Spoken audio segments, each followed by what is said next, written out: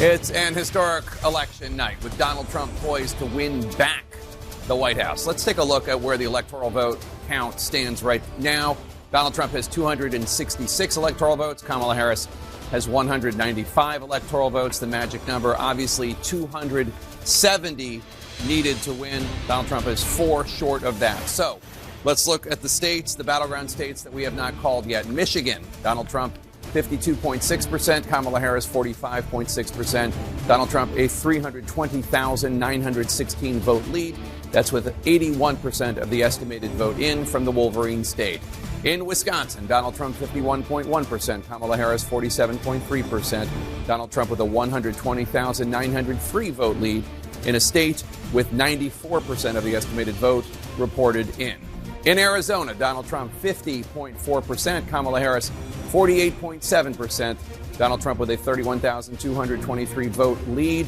That's with an estimated 54% of Arizona's vote reported in. Nevada, Donald Trump 51.5%, Kamala Harris 46.8%. Donald Trump with a 51,805 vote lead with 76% of the estimated vote in. So, John King, what are we waiting for? To see how bad the shellacking is. This is a shellacking for the Democrats tonight. The question is how bad. A shellacking for the vice president. Right now, we still haven't called, we haven't called Michigan or Wisconsin or the western states, Arizona and Nevada, but the former president is leading in those. The Republicans will take control of the Senate. The question is how high do they go? And we're still waiting on control of the House, which now becomes vital. Donald Trump with the presidency and a clear majority in the Senate. Won't get to 60 votes, but 55 maybe. It's possible, maybe even higher than that. So the House comes everything. But now when you're looking at this, here's one way to score it. We're not done yet, but Donald Trump is winning the popular vote by 5.2 million votes. Another way, he's winning with more than 51% of the vote nationally as you look at this. To get to 270, to officially get there, Donald Trump, let's just sneak over here just a little bit. Either we call Wisconsin or Michigan soon, but we don't even have to get there. When Alaska comes in later, that would get him to the edge, and he wins 1 congressional district in Maine. So Donald Trump is knocking on the door. He's going to get there. He's going to get there. I was going to say barring this, that, or the other thing. He's going to get there. I'm probably not supposed to say that on television. We haven't projected it yet, but he's going to get there. So here's another way to score this. Excuse me for turning my back. This is where we are right now. That number could change. We have 50 states. The Republicans are winning 31-19. In a football game, if you lose like that, the coach gets together and says, what should we do differently, right? Ronald Reagan, Mr. Wallace and I were both child prodigies, so we were around, we remember this. Ronald Reagan won 49 states. In the next election, George H.W. Bush won 40 states over Michael Dukakis. And some Democratic governors, Bill Clinton in Arkansas, Jim Hunt in North Carolina, Roy Romer was out in Colorado. Some Democratic governors, Lawton Childs, believe it or not, a Democratic governor of Florida. Governors like that got together and said, we have a problem, Democrats. What are we going to do about it? This is going to be a fascinating conversation in the days ahead, because you see these 3 states right here, the blue wall states, right now, they're not done. It's possible the vice president picks up one of them. But right now, the math is pretty damning for her right there. Democratic governor, Democratic governor, Democratic governor. What do the Democratic governors say? Arizona right now is going Republican. We'll see what happens. Democratic governor. Where are the people going to stand up, Jake? That's my biggest question, and say, Houston, we have a problem. How do we fix it? Back in the Bill Clinton days, that was the Democratic Leadership Council. They said the party was too liberal. A lot of those conversations, you just had one at that table over there, are happening tonight. A lot of Democratic incoming tonight to me is Democrats need a new way to talk about urban America. They need a new way to talk about crime, and they need a new way to talk to counter Donald Trump's what the Democrats call fake populism. The voters today don't seem to see it that way, but the Democrats say it's fake populism. So how do we answer? Why are working class voters? Why is that happening out there, right? So that's what the messaging problem is Democrats are texting about. And when you say, well, what are they talking about? Well, this is what they're talking about. Again, Mr. Wallace and I were standing on a platform here in 1988 when Michael Dukakis rode the tank in Warren, Michigan. That's Macomb County. Donald Trump is getting 58% of the vote right now in Macomb County. Those used to be Democrats. Those are blue-collar workers who work with their hand a few miles north of Detroit. A lot of them are unionized, union members. 58% of the vote. He got 53% there 4 years ago. So in an election where Democrats are trying to pull back blue-collar working-class voters, Donald Trump took more. We're not at the final count yet, but there you see it there. And so then you come here to Oakland County. This is your more affluent suburbs. Again, when I started doing this, this was Republican territory. Just want to take a look at it. Donald Trump at 42% there in 2020. Donald Trump at 43%, just a tad better, right? Trump did well, made gains with blue-collar workers, and some of those are black workers and Latino workers, by the way. They're not all just white blue-collar workers. His suburban, this is going to take a while to analyze all of this. He seems to have inched up a little bit in the suburbs. That's enough to win. That would still be a place where Republicans look like, how do we improve after this? But when you have a map like this, let's come over to Wisconsin, right? I said earlier in the night, can the vice president do in Brown County, right? Can she narrow the margins? This is Green Bay, again, blue-collar workers. Green Bay Packers fans, 55% to 43%.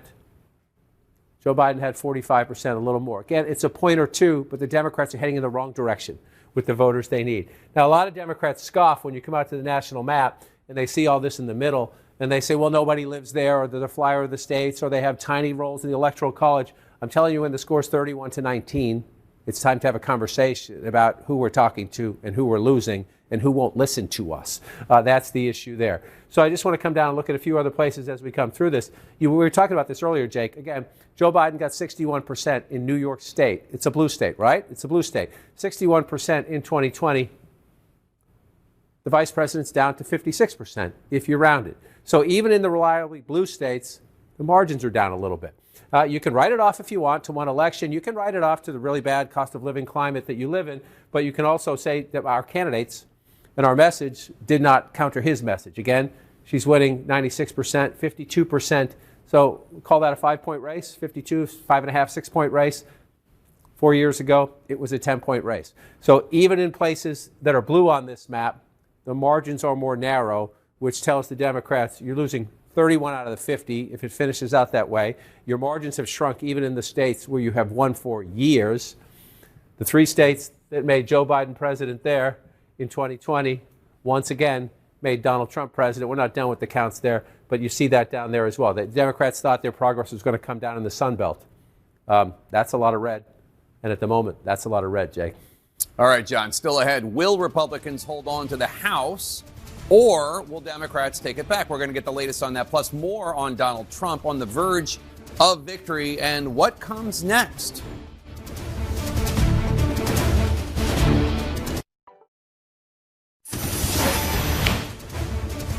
Donald Trump now with 266 electoral votes, just 4 shy of the 270 needed for him to return to the White House. There's another battle going on in Washington, the fight for control of the House of Representatives. Boris Sanchez is looking at the current balance of power there. Boris? Yeah, Jake, 2 important projections to bring you 2 flips in crossover districts, beginning with a 22nd House district in New York. This is up in upstate New York in the Syracuse area, a district that 4 years ago Joe Biden won. Democrat John Mannion defeating Republican incumbent Brandon Williams to take that seat, and we anticipate flip it for Democrats. The opposite happening in Pennsylvania's 8th district. This is in the Scranton area, a district that Donald Trump won, one that Democratic incumbent Matt Cartwright was the representative for, but now Rob Bresnahan, who had never held public office in his life. He's a business executive. He is now projected to win that seat in the House of Representatives. So what does this mean for the magic number, the number that Democrats need to take control of the chamber? As you can see, Democrats have to pick up 7 Republican seats. They are currently leading in 9 races where Republicans hold seats. But the math starts to get a little bit complicated there, because keep in mind, there are districts where Republicans are leading in races where Democrats hold seats. So if you do some math, while it appears that it's trending in Democrats' direction, they may come up short if this trend continues. Let's get you an update on some key race alerts now. These are results coming into CNN as we're getting them. In New York's 19th district, this is in the Ithaca area, Josh Riley, a Democratic attorney, is currently about 3,600 votes in front of freshman Republican incumbent Mark Molinaro, 94% of the vote in that New York district. Another one to tell you about, this one on Long Island, another district Joe Biden won 4 years ago. Laura Gillen, a town supervisor in House District 4, is currently leading Republican incumbent Anthony D'Esposito, former NYPD officer, by roughly 6,148 votes, 92% of the vote in this district. Looking at the first House district in Arizona, this is the northern suburbs of Phoenix. You have Amish Shah, the Democrat in this race, an ER doctor, a slim margin, 742 votes ahead of incumbent Republican David Schweikert. Obviously, still a close race there, 56% of the vote in. Now, let's get you some more key races where Republicans are leading. Let's take a look, beginning with the state, or rather the district in Pennsylvania in the Lehigh Valley area. This is House District 7. You have Ryan McKenzie leading Democratic incumbent Susan Wild by roughly 5,500 votes, 99% of the vote in there. It looks like it's trending in Republicans' direction. In Michigan, House District 7, Tom Barrett leading by 17,000 votes against Curtis Hurdle, 97% of the vote there in the 7th district. This is in the Lansing area. This is actually the district that's got an open seat because Alyssa Slotkin is running for Senate. Keep your eyes on this one. Meantime, a key race alert from Alaska. Nick Begich, the Republican in this race, leading the Democratic incumbent Mary Peltola. She's a freshman who's actually the first Native Alaskan ever voted to Congress. This is a ranked choice, sort of open format in Alaska, so you'll see her going up against a fellow Democrat. But right now, Begich, 5,800 votes ahead, 55% of the vote in this at-large district. Obviously, Alaska, a state that Donald Trump won. So what does all this mean for the balance of power in the House of Representatives? The raw numbers right now, 169 for Democrats with 1 pickup, 197 for Republicans with 4 pickups, 69 seats remaining up for grabs. Anderson, as you know, 218 needed for control of the chamber. All right. Boris Sanchez, thanks very much. We'll check in with you a little bit later on as well. Ashley Allison is joining us, as well as Scott Jennings. I want to hear from both of you. Ashley, obviously this is not the outcome you had hoped for. What do you think? What are you looking at about what went wrong? Well, I think she wasn't able to put the coalition together she needed to in each of the states. It was never going to look the same. But we've always talked about this would be on the margins. So if you pull off even 1% of one of your base constituencies, which he was able to do he was able to do in many of them, you were not going to be able to keep that state or hold that state. And so I've heard a lot of people talk about the conversations we need to have. And I think we do need to have conversations as a party. But the conversation that I want to have are for people who showed up and voted for Kamala Harris and tell them to hold their head up high. I remember in 2016 having to walk back into the White House today, and I was embarrassed to go to work because I feel like I had failed our country. Despair is not the time to lose hope. It is the time to dig down, to do some soul searching and fight for a better day. Many of the communities that are most vulnerable and that are really afraid right now, the trans community, immigrants, people of color, even if there's polling or outcomes that are showing that some people of color voted for Donald Trump, you're worthy, you're visible, you're not alone. And so you can feel what you feel right now, but we have to do work to protect the most vulnerable. And we can and we will. And then for the people who did support Donald Trump, we've sat on this network and people have said the things that he said about retribution and about going after his enemies. That's not what he really meant. So in moments when he does that, it's your responsibility to hold him accountable and not let him do that and not let him undermine the democracy, because it is bigger than him. This is not his country. It is our country. He just happened to be most likely elected to run it for 4 years. Scott, what do you expect the next couple of months to be like once he's in? Well, look, he has an opportunity here to try to unite the country after a huge victory. And this is a mandate. He's won the national popular vote for the first time for a Republican, for the first time since 2004. This is a big deal. This isn't backing into the office. This is a mandate to do what you said you were going to do. Get the economy working again for regular working class Americans, fix immigration, try to get crime under control, try to reduce the chaos in the world. This is a mandate from the American people to do that. I think I'm interpreting the results tonight as the revenge of just the regular old working class American, the anonymous American who has been crushed, insulted, condescended to. They're not garbage. They're not Nazis. They're just regular people who get up and go to work every day and are trying to make a better life for their kids, and they feel like they have been told to just shut up when they have complained about the things that are hurting them in their own lives. I also feel like this election, as we sit here and pour over this tonight is something of an indictment of the political information complex. I mean, we've been sitting around here for the last couple of weeks, and the story that was portrayed was not true. I mean, we were told Puerto Rico was going to change the election. Liz Cheney, Nikki Haley voters, women lying to their husbands. Before that, it was Tim Walz and the camo hats. Night after night after night, we were told all these things and gimmicks were going to somehow push Harris over the line, and we were just ignoring the fundamentals. Inflation, people feeling like that they were barely able to tread water at best. That was the fundamentals of the election. And so I think that both parties should always look at the results of an election and figure out what went right and what went wrong. But I think for all of us who cover elections and talk about elections and do this on a day-to-day basis, we have to figure out how to understand, talk to, and listen to the half of the country that rose up tonight and said, we've had enough. I think we have to listen to everybody, actually. I think that I've been saying this whole time, I think the polls did not have it right? Like the spread in some of these battleground states are a little larger than some, not as close as we thought it was going to be. We thought we were going to be counting. I mean, it hasn't been called yet, but the likelihood that he gets to 270 is highly probable. The people who voted for Kamala Harris are struggling too. They're feeling ignored too. A Republican's pain is no greater than less than a Democratic's pain. And we have a moment now where, and I'm not saying you're doing this, we can point and be like, ha, you're the loser, I told you so. Or we can do what Donald Trump said, which I believe I have the right to feel skeptical of, that he wants to unify this country.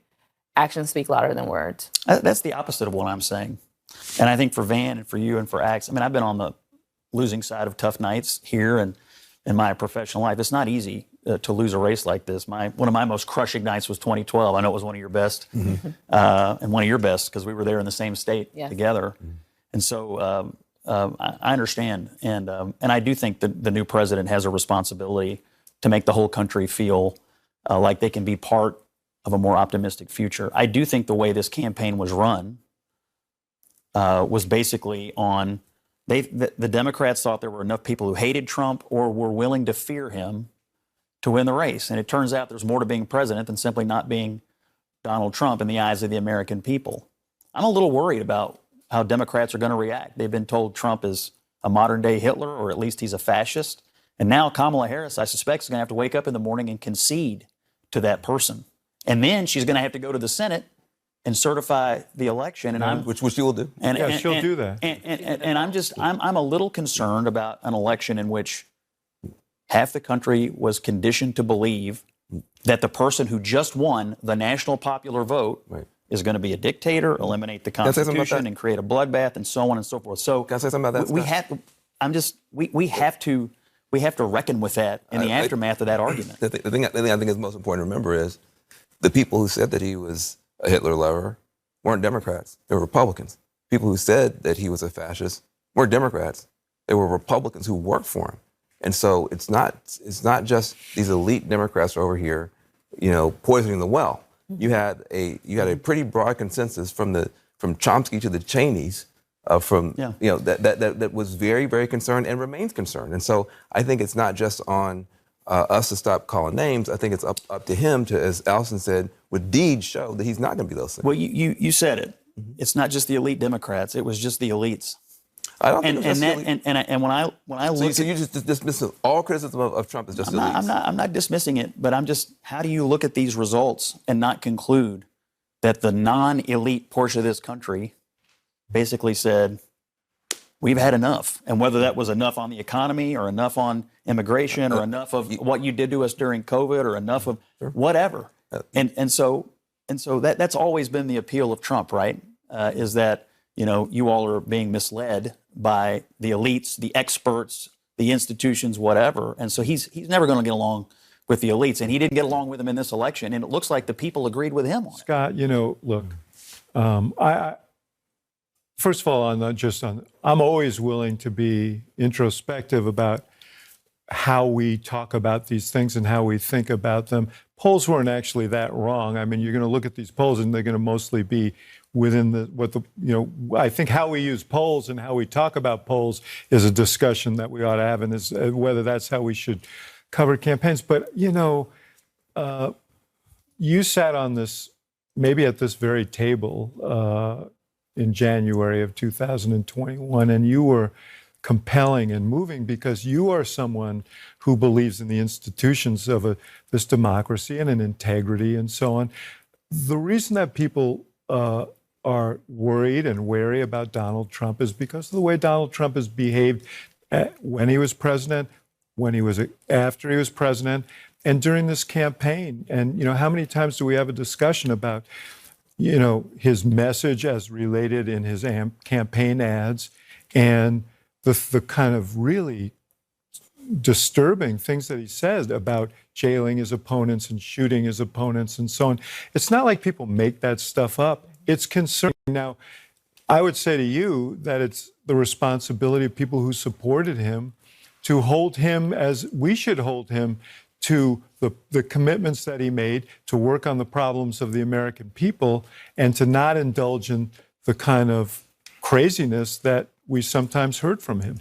I got to get a break. CNN's election coverage continues right after this.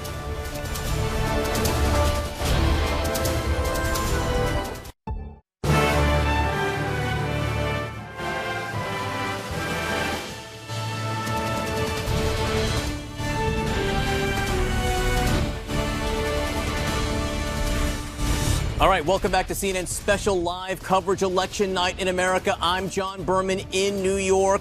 And at this moment, Donald Trump looks like he is about to cap off what is an historic political comeback, dismantling the Democrats' blue wall. You can see right behind me right now, he's got 266 electoral votes, 4 short of the 270 he officially needs to win the presidency. But honestly, all signs point to that right now. Let's get over to Phil Mattingly at the Magic Wall and talk about where things stand. Trump at 266 electoral votes.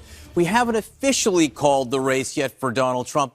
What yet still remains? Yeah, let's start there. There's a lot to dig into about what's happened over the course of the last several hours. But start there in terms of he's four electoral votes away from the threshold, right? 270, and he's the next president of the United States. He's not there yet. What's outstanding? Why hasn't it been called yet? First off, we don't call races, you and me. We don't get paid to do that. What we do know is what's outstanding. And you will notice everything that's in gray are races that CNN has not called yet. Everything that's filled in has been called. And I think what's critical to know at this moment is the states that have not been called yet, that add up to 270, that are very much heading in Donald Trump's direction right now. Why we say Trump is on the brink of winning the next presidency? Well, start here. This is the state of Alaska. If it's not been called yet, 56% reporting. Donald Trump almost 15 points ahead, 14 and a half points ahead, 28,000 votes in the state of Alaska. That's a pretty substantial lead. Feels like he's on track there. The expectation was this was a state that would go into Republican hands. So what is that? That's 3 electoral votes. That gets him to 269. That gets him to 269. So he's looking for 1 additional electoral vote.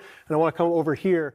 Maine obviously breaks its electoral votes down by congressional district. One of those congressional districts right here, Trump has been favored. The expectation in forecasting was that he would win Maine's 2nd congressional district. Where does it stand right now? Donald Trump with a healthy, nearly 8-point lead with 61% reporting.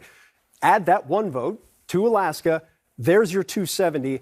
And he's still leading in a number of other states as well. So what else hasn't been called here? You're thinking 2 other blue wall states, Michigan, Wisconsin. You're thinking Arizona. You're thinking Nevada. The biggest tell of the night is the fact New Jersey has not been called yet. If you're a Democrat, and I told you at 4 in the morning or near 4 in the morning, New Jersey still had not been called in your favor, particularly when back in 2020, Joe Biden won this by nearly 16 points.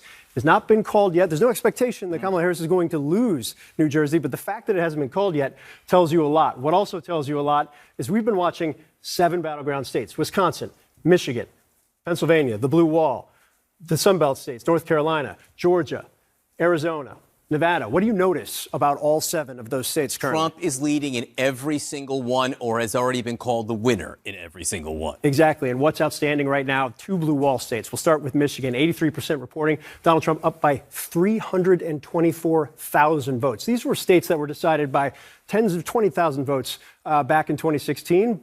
Joe Biden bumped it up a little bit higher than that. That's a huge margin with 83% reporting. Swip over to Wisconsin, always the tightest of the blue wall states. Donald Trump with 96% reporting is up by 108,000 That's votes. a very big margin in Wisconsin, full stop. Yeah, and if you don't believe John Berman, your mistake. However, go back into 2020. Joe Biden won this by 20,000 votes. Go back into 2016. Donald Trump won this by 22,000 votes. Where are we again in 2024? Donald Trump, with 96% reporting, is up by 108,000 votes. We haven't even gotten into Arizona and Nevada yet, which are still kind of on the early side of reporting, with Trump with decent leads there right now.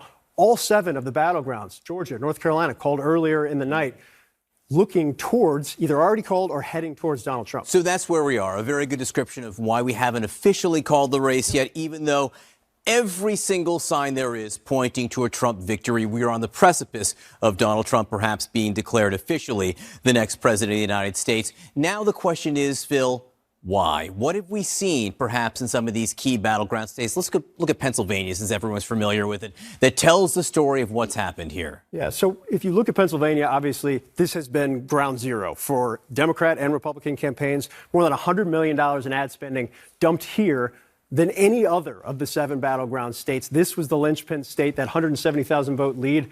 It's double what Joe Biden won the state by in 2020. If you want to understand why Donald Trump is where he is, why he won this state, why he flipped it back into his column, let's start here. Where are the places that he outperformed his 2020 numbers by 3% or more? That is a significant overperformance compared to the last time. And you see the area where he overperformed in kind of the eastern part of the state, that Joe Biden was able to keep the margins down. He was able to cut into Donald Trump's 2016 margins when Trump was able to defeat Hillary Clinton. These are blue-collar areas.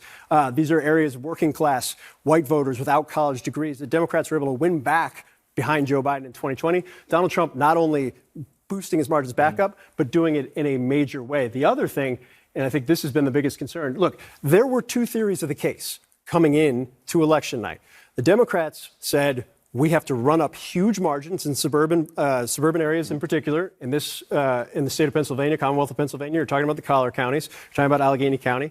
You need to ensure that Donald Trump doesn't cut in too far into your urban areas. Polling had shown that he was making inroads with black voters. And that would balance out any of Trump's support in these smaller rural counties where he was going to run up huge margins.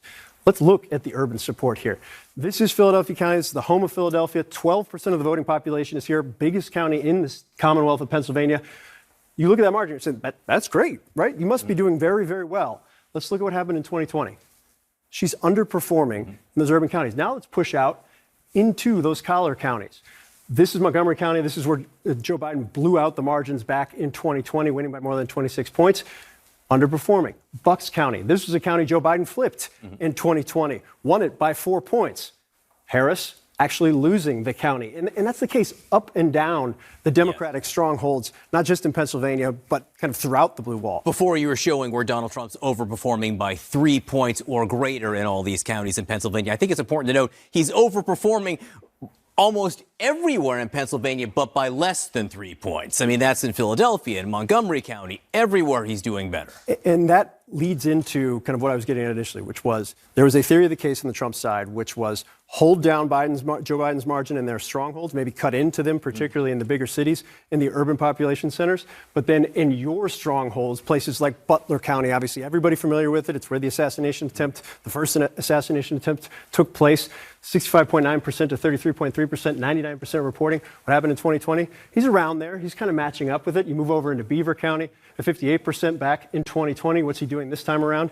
Bumping it up. So he's going 1%, 2%, 3% throughout the course of those places that you knew Trump was going to win. It was just a matter of how much. I do want to take one step back, though, because this is not a blue wall story. This is not a Sun Belt story. This is not a western part of the country story. If you pull up every single county in the country, you've got more than 3,000 counties in the country, and you show where Donald Trump has outperformed his 2020 results by 3% more. That's a lot of counties. Look at all the counties. And these counties are not just in white working class communities without a college degree. This is up in New York. This is the reason that New Jersey hasn't been called yet. This is down in Florida. This is in the border of the Texas region. This is out west as well.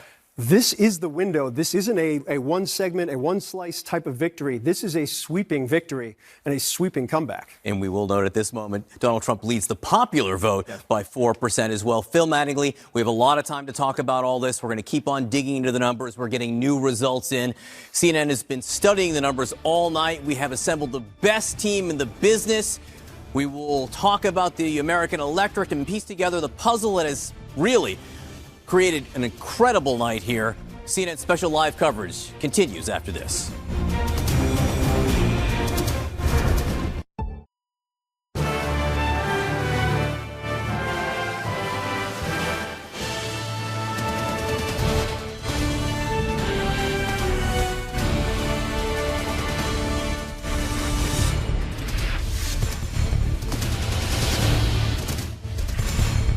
All right, right now the map tells the story. We are well into the morning here in New York, and there is much more red than blue. Much. Welcome to CNN special live coverage, Election Night in America. I'm John Berman, and if you're just tuning in, Donald Trump appears poised to become the 47th president of the United States, taking a wrecking ball to the so-called blue wall states that the Harris team thought was its best path to the White House. A couple of caveats right off the top. There is still vote to count. CNN has not yet projected some of the critical battleground states and a couple others that will formally decide the presidency, but that does increasingly look like a formality. Donald Trump is just short of the 270 electoral votes he needs to win. You can see he's at 266 right now, but three big battlegrounds, North Carolina, Georgia, and Pennsylvania, have all gone for Trump. In the remaining four battlegrounds, Arizona, Nevada, Michigan, and Wisconsin, Trump leads in all of them.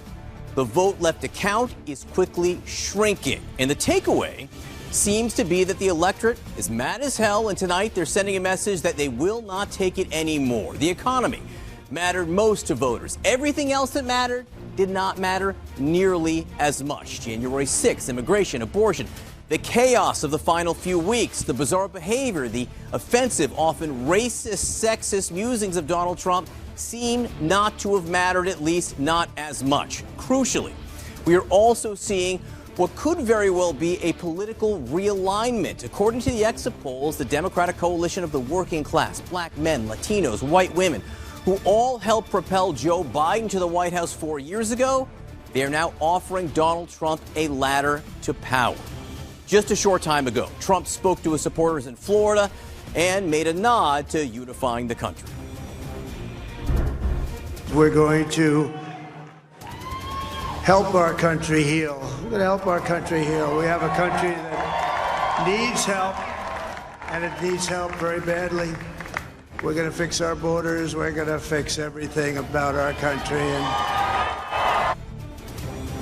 All right, as we said, some key states have not been officially called, so stand by for a key race alert. All right, we are waiting still for the official calls from Arizona, Nevada, Michigan, and Wisconsin. You can see where the result stands right now in Arizona with 11 electoral votes up for grabs. Donald Trump with a 48,000 vote lead at this point, 55% of the vote in. But again, he is ahead there by 2.5 points. In Nevada, 6 electoral votes up for state. Donald Trump ahead by some 57,000 votes there, almost 5%. That's with 88% in. Again, both Arizona and Nevada were states that Joe Biden won 4 years ago. If these results hold, they would be flips for Donald Trump. The same is true in Michigan with 15 electoral votes. Donald Trump there up by 230,000 votes with 86% in. This was a state Joe Biden won by more than 100,000 votes. So a major flip perhaps in store in Michigan. Finally, in Wisconsin with 10 electoral votes, Donald Trump ahead by more than 107,000 votes at this point. Wisconsin's a state that's always very close, within 10, 20, 30,000 votes in elections since the year 2000. That 107,000 vote lead with 96% in seems very large, although we are still waiting for a few more votes to be counted there before we have an official call. Let's take a look at what that means as far as the electoral map. Donald Trump has 266 electoral votes at this point. He only needs 270 to win. So he is a state or two away at this point from the official call that he will be the 47th president of the United States. Vice President Kamala Harris currently at 205 electoral votes. Again, no official call just yet, but it does seem very close, perhaps even inevitable. Let's go over to Phil Mattingly now at the Magic Wall. Let's talk about where we haven't called. Some of these states we're talking about right now. Michigan, Wisconsin, let's start there. We'll start there. The two blue wall states that have not been called yet, Donald Trump's lead substantial in the state of Michigan, 231,000 votes with 86% reporting. And I think you go into the state of Michigan, particularly after the last two cycles, and you know where the Democratic strongholds are. You know where Donald Trump needs to do well. Let's start with one of those Democratic strongholds. That's right here, Wayne County. This is actually where a ton of vote is still outstanding. We're going to have to wait and see how that all breaks down. But I can tell you right now, if it looks anything like the current margin, like the current separation between the vice president and Donald Trump, that explains a lot about what's happening here, because this is the largest county in the state. 17.6% of the voting population lives in this state. That margin, you're saying, 29 points. It's got to be, that's a great sign for the Harris campaign. It's not when you look at what Joe Biden's margin was at 5 points. And these aren't just Democratic strongholds. These are critical vote drivers in these states. We see it in Milwaukee and Wisconsin. We see it in Philadelphia and Pennsylvania. You see it right here in Wayne. But the other issue, move up here to Oakland County. This is the suburbs. This is one of those areas that Democrats have moved heavily into, taking control of, and really started to turn out major vote over the course of the last couple of cycles. This county, back in 2020, Joe Biden won it by 14 points, a little more than 14 points. Kamala Harris underperforming. So the theory of the case from the Harris campaign is you run up your margins in those critical urban areas that you always run up big margins in, and then you blow out your margins in the suburbs, the places like Oakland County. That's how you hold down Donald Trump's gains in his strongholds, those rural counties, smaller, but they add up if you add 2, 3, 4 points to what he did in 2020. In the suburbs, in the urban areas, in the biggest counties, and the biggest vote drivers in the state of Michigan, that just simply has not happened yet. If you want to know where Donald Trump has been overperforming in this state, these are the places, the counties where he's overperforming by 3% or more. This isn't overperforming by a vote. This is overperforming by a substantial margin, 3% or more. One of them, Wayne County. That is big. Move over. What's Washtenaw County? Washtenaw County is the home of Ann Arbor. Ann Arbor is not a conservative place, and I say that even as an Ohio State fan. It's not a judgmental statement in any way. But back in 2020, Joe Biden won this county by 46.5 points. Right now, Kamala Harris is just underperforming, and whether that has to do with the Gaza issue, which is something that is very critical in Michigan, whether it has to do with students not turning out, when you move back over into Wayne County, whether this is about the African-American vote or second largest city in Wayne County, it's Dearborn, which has the largest Arab-American population in the state. All right, we'll let you go back to crunching the numbers, Phil, taking a look at some of these other states. In the meantime, I'm going to come over here and talk to Harry Enten. Harry, you've got some of the exit polling. Yes, sir. You've got the story behind the story from what we've seen all night and into the morning. Yeah, it's exactly right, John. Look, before the election, we were talking about potentially historic realignment in the electorate. It has borne itself out in the exit polls. We can start off with Latino voters. Look, Kamala Harris is leading among Latino voters by 8 points. I went back through the exit polls. There have been exit polls since 1972. No Democrat has had such a small lead as Kamala Harris has right now in the history of the exit polls. The smallest such margin was back in 2004 when George W. Bush won Latino voters by 9 points. Kamala Harris is just winning them by 8 points at this point. Now, we can also talk about Asian voters as well. What do we see among Asian voters? Look, Kamala Harris is leading among them by 18 points. You have to go all the way back since 2004 to find a Democrat performing as poorly among Asian voters as Kamala Harris is right now. What about voters under the age of 30? This is another group in which Donald Trump is excelling for a Republican candidate. What do we see here? We see Kamala Harris up by 13 points, significantly worse than Joe Biden did 4 years ago. In fact, you have to go all the way back since George W. Bush days once again to find a Democrat performing that poorly among voters under the age of 30. If Donald Trump's first victory in 2016 was about winning white working class voters, this victory in 2024 was about going into normally Democratic bastions and taking those voters that a lot of folks never thought he could potentially do and winning them tonight in historic fashion, John. All right, Harry, thank you very much. I want to bring in my panel of political experts. Mark Preston is here and Professor Leah Wright Rigueur. Mark, the story here is pretty obvious to see. Donald Trump is doing better almost everywhere, and in some cases with almost everyone. Yeah, and really, I think back to the idea of the Reagan Democrat, and could which was basically Democrats who live in the Midwest, and could the Democratic Party ever come back and get them, and there's been a lot of talk over the past decade or so. Well, clearly they're gone. I mean, they are absolutely gone. And I also think that the idea that the Democratic Party is this party that is immediately going to have any kind of immigrant come and support them is kind of gone as well. We've seen that with Latino voters now that are not, first of all, they're not monolithic, one, and two, they're not necessarily beholden to the Democratic Party. So talk about just a realignment across the board. And Professor, again, I just big picture, take several steps back. We got a guy who was voted out of office 4 years ago, who has been convicted of a crime, who is now either poised to, or depending on how you look at it, pretty much secured the presidency once again. The first president since Grover Cleveland to be voted out and then voted back in. Just from a historical perspective, it's stunning. It's absolutely stunning, but it's also a reminder that it is a referendum not on Donald Trump, but a referendum on the Democratic Party. And I think that is incredibly important. The 2020 election was absolutely a referendum on Donald Trump. Voters were very angry about the pandemic. They held him responsible for the pandemic, and they punished him for that. They voted for Joe Biden. The mistake here, though, is that the Democratic Party, rather than institutionalizing those coalitions that came out of the 2020 election, they assumed that those things were a referendum about the Democratic Party and about the strength of the Democratic Party. What we're seeing now is that the fractures, the tensions that have really been, I think, in front of all of us since at least 2016 with Hillary Clinton's loss to Donald Trump, all of those things are coming to the fore. All of the things that Democrats thought that they could rely on, the cultural questions, the questions about Donald Trump's racism, his bigotry, his xenophobia. They found out that actually those things are not enough to bind those winning coalitions together. It is no longer enough in American politics to say, hey, that guy is a bad guy. There has to be more. And for this election in particular, it was about the economy. We'll have to take a look at what the numbers say in the exit poll. But going into the election, Mark, the wrong track number, the right direction, wrong track number in the polls, only 28% of the country thought it was headed in the right direction. That really was a sign that the battle was uphill, maybe straight uphill for the Democrats. Yeah, and and if you go into the numbers, as I'm sure Harry will over the next 25 million hours that we'll be on air discussing really this historic time, 80% of the voters who supported Donald Trump saw that the economy was on the wrong track, that we weren't going in the right direction.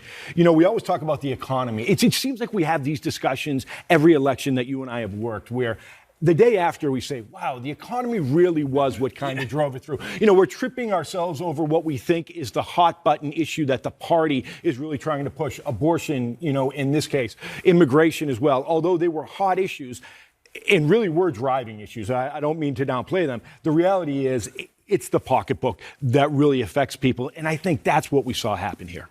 And continue to see as the night goes on. There are still Senate races to call, the House of Representatives still up for grabs, but at this point, all trending in one direction. Next, we're going to go live to the site of the celebration tonight, Donald Trump's campaign headquarters, where he spoke not too long ago. Much more is seen in special live coverage of Election Night in America after this.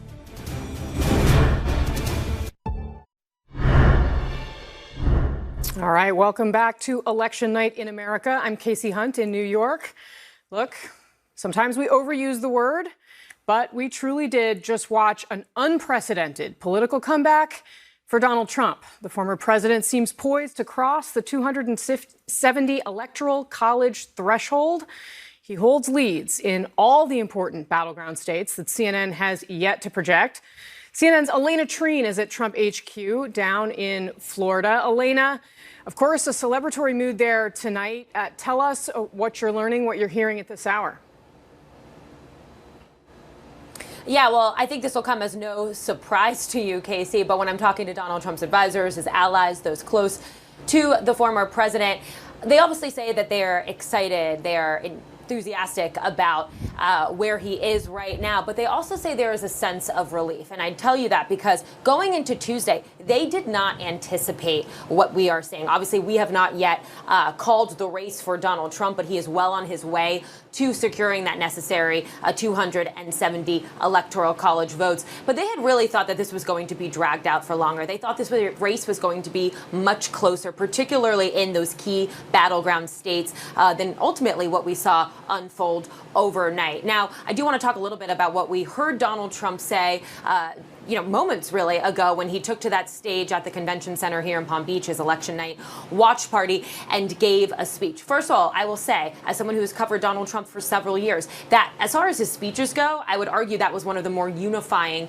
types of remarks that we've heard from the former president. He talked about wanting to heal the country. He did declare victory, even though, like I said, we have not yet projected it. But I will say, I think at that point, Fox News had called the race for Donald Trump. But he also mentioned one key thing, which I think is so important, and this is what I'm also picking up on, is that we saw that Republicans won the Senate. Donald Trump called that a mandate. He said he was given a mandate from the votes, but also looking ahead to having a Republican Senate if he is in office. I think that was a key thing that he had mentioned while walking through some of the top priorities that he wants in a future administration. So all in all, a good night for Donald Trump's campaign. They've returned to Mar-a-Lago. I think we're going to hear some more conversations unfolding over the next 24 hours or so as they look ahead to what this exactly means for the former president as well as his campaign. Yeah, well, Elena, what is your sense, too, of how they're thinking about a potential, or it's almost not potential anymore because they're poised to do it. We have yet to call it, but the second Trump administration, who they're going to put in those posts. Obviously, Elon Musk, someone who has been a huge part of the Trump campaign. What are you hearing? Already, Casey, that jockeying has begun. One thing I would keep in mind with this is that so far, at this point, a presidential candidate, one of the nominees, you normally have an official transition process underway. Donald Trump does have a transition team, but they have not gone through some of the more official channels for how that should operate, including working with the Biden administration on some of that process. All to say, that is because Donald Trump is very superstitious. He did not want to have serious conversations before Election Day about who would fill top cabinet positions and key administrative roles. However, we are told, and this is also according to some reporting from my colleague and I, Kristen Holmes, some people have been calling Donald Trump over the last few hours now and calling top aides to him saying, trying to feel out the sense of what possibilities there could be for them in a future administration, in this expected administration. And so we're already starting to see some of that take shape. It's very early on, and I will tell you, Donald Trump, as far as, presidential candidates go, he is far behind that process than what we would see normally for a Republican nominee and someone who had just essentially won the election. Casey? All right, Elena Treen for us. Elena, I know you're going to be there for us throughout the night, so thank you. All right, our panel is here to discuss, and as we start, thank you all for being here with us. I want to look at this moment from earlier tonight. Donald Trump's running mate, Senator J.D. Vance, describing what we're seeing and painting the ongoing results of this election in no uncertain terms. And I think that we just witnessed the greatest political comeback in the history of the United States of America.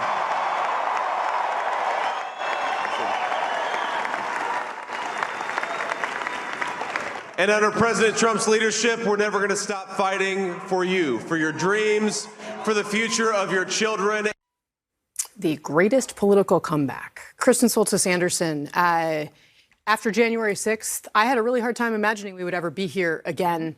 How do you, you're a pollster who looks at this data all the time. I know you were wondering for weeks before this what was going to be right about it, what was going to be wrong about it. What did we learn about America tonight?